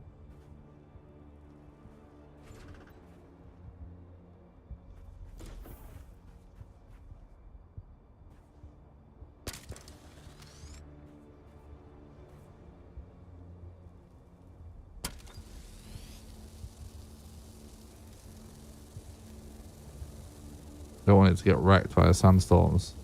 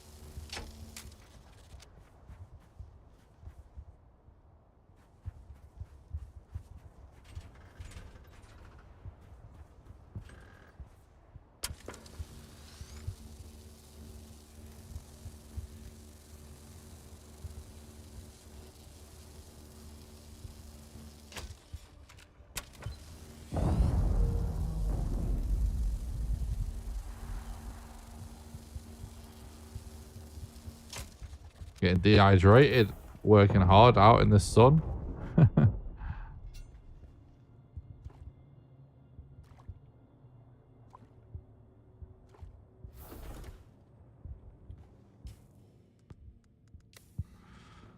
Yeah, so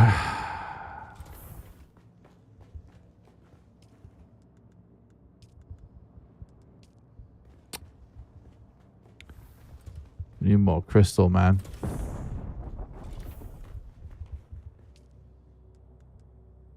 So it looks like we might be making a sandbike.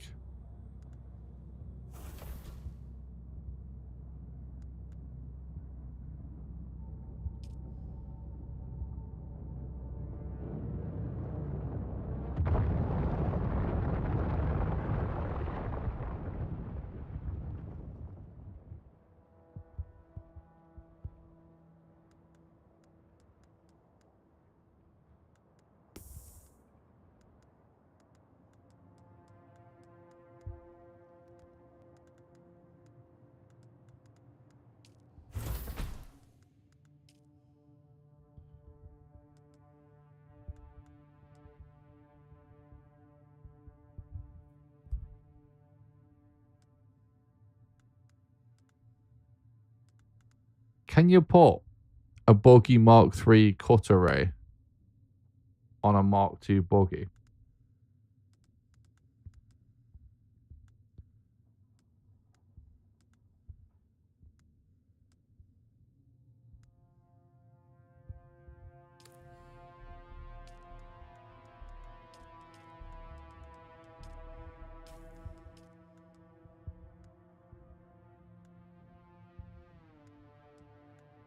You must be able to, because I think I've all this inventory and stuff is Mark II, isn't it? And I've been putting it on a Mark I, so it's just that all of the treads have to match.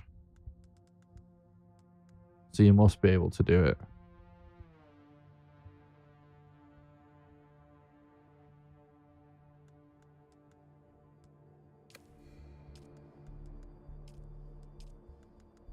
Yeah, looks like we might be making a sand bike just to get around for a little bit still. Let's see though if I do have maybe some parts knocking around.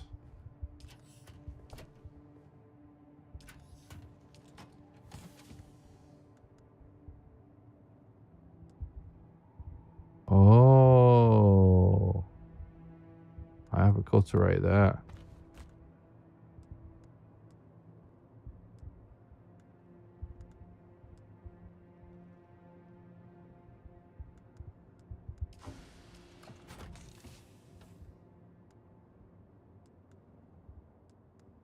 I also have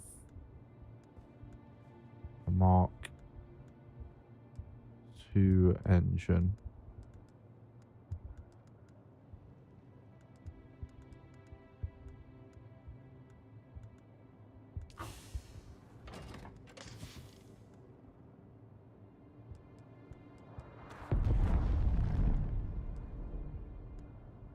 Oh, I have 2 cutter rays looted.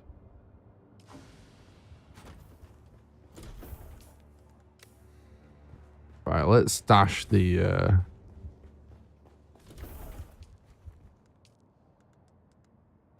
bulky stuff.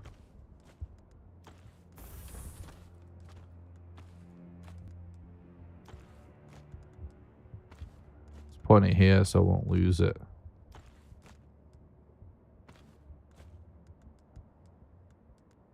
Okay, so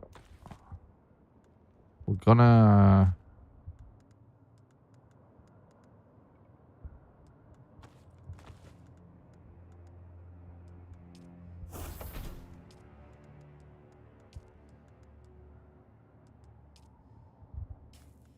so we have an engine and that's it.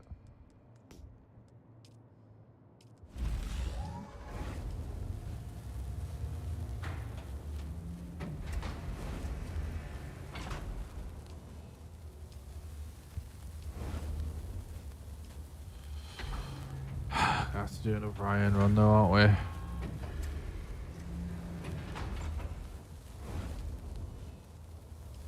We're gonna get a backup here, aren't we? We're gonna have to make a chest.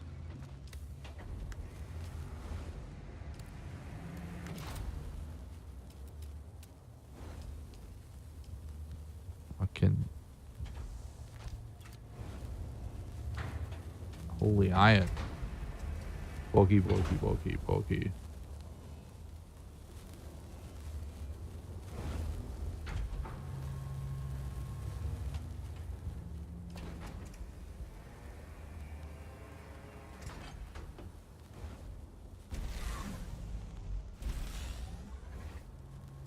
Right then.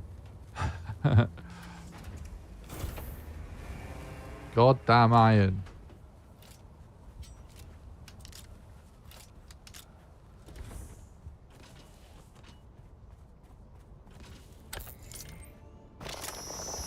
It's like Valheim simulator. You always need iron.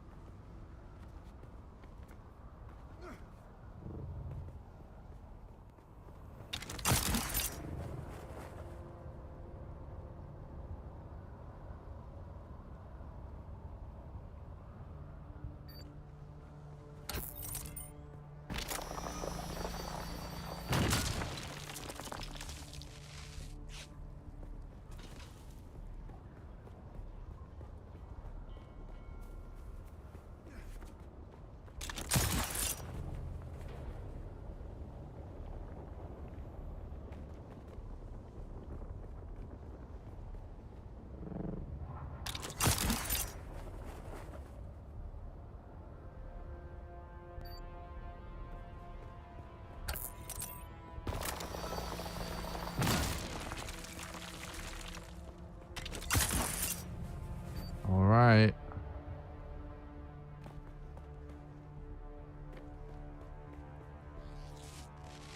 This is quite a good iron run. We've got going on here. But like, it's way more than a full backpack we can get. In like a minute or something. Oh, there's a crash down there.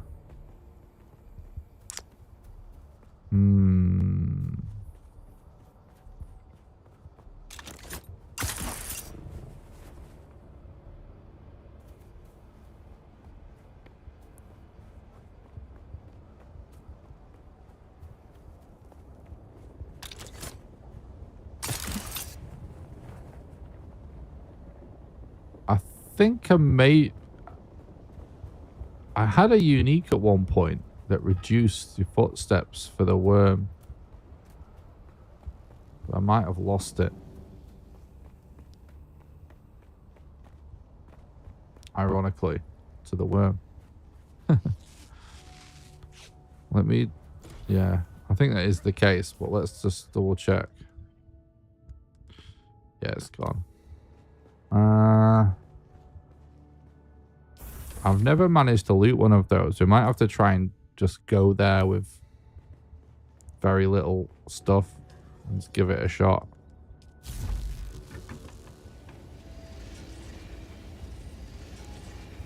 We need to not turn all of that into steel immediately just so we can actually get this bike built.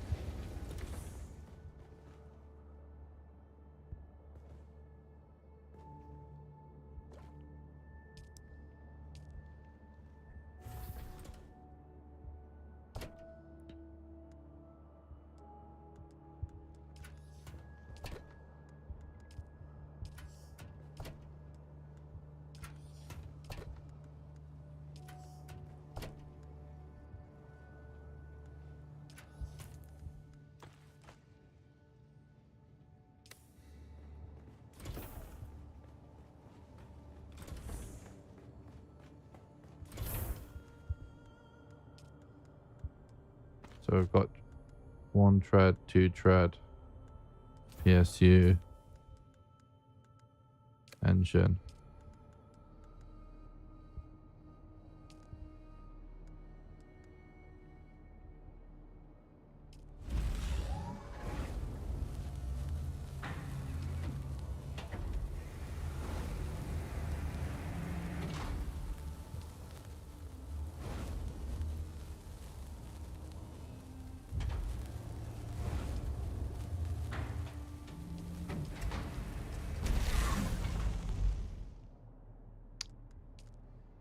Yep.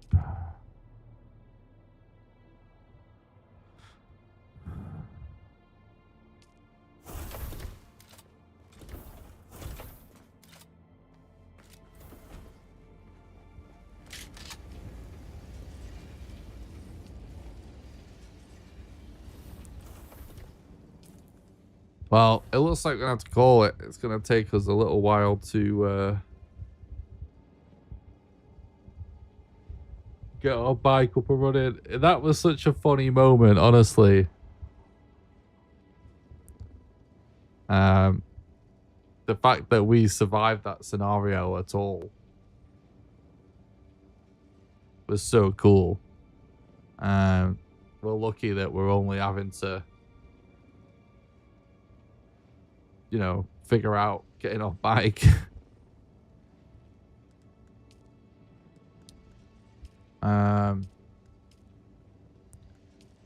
Be good if there was a way of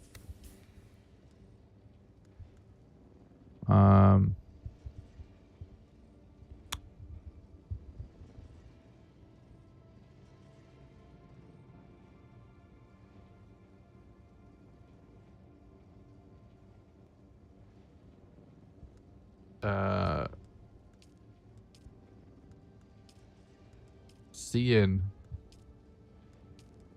like my stuff on the auction house. You know what I mean?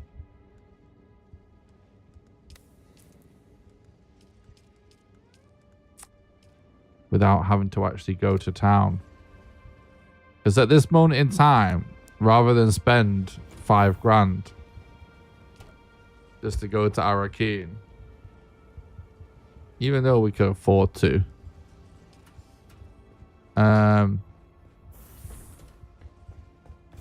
we're not that far off getting an ornithopter. And we just paid our taxes. Like, I'm not so sure really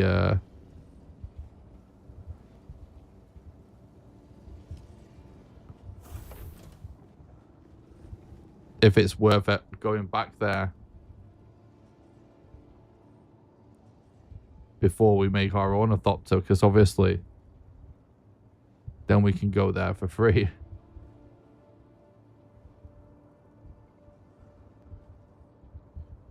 But anyway, I'm gonna leave it there. I'll probably chill a bit before I go to bed.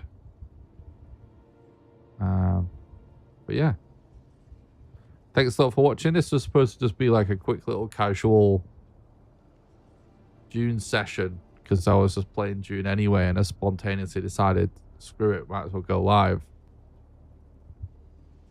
And I've ended up grinding for 6 hours. Even though it's just like, oh, I'll just do a little bit of something after work. But that is Dune for you. It's very addictive. Alright guys, thanks a lot for watching. Make sure you smash the like button over on YouTube. Subscribe to the YouTube channel. Even if you're watching on Twitch, !YouTube, head over there. Link in the description to YouTube. Like and sub on this stream. It's the best way you can help me for free. You can also help me by just doing donations and cheers and bits and subbies and all that good stuff. There's links in the description to all of that. And of course on Patreon at patreon.com/NickRawcliffe. Link in the description for that too. Command, exclamation, Patreon, etc. And there you get exchange. You get access to a couple of private Valheim servers. And I really would love to have a community Dune server too. But they're a lot more expensive. So I'm not sure yet if I'm going to do it, but I want to do it. I would love to have a community server and a community guild. And it'd be very cool if we could sort of maybe do some of the PvE guild stuff together as a community. But we'll see about that. I can't really afford to spend another 20 quid a month right now. But we'll see. Maybe, I don't know. We'll see. All right, guys. Thanks a lot for watching. Have a good one. Bye.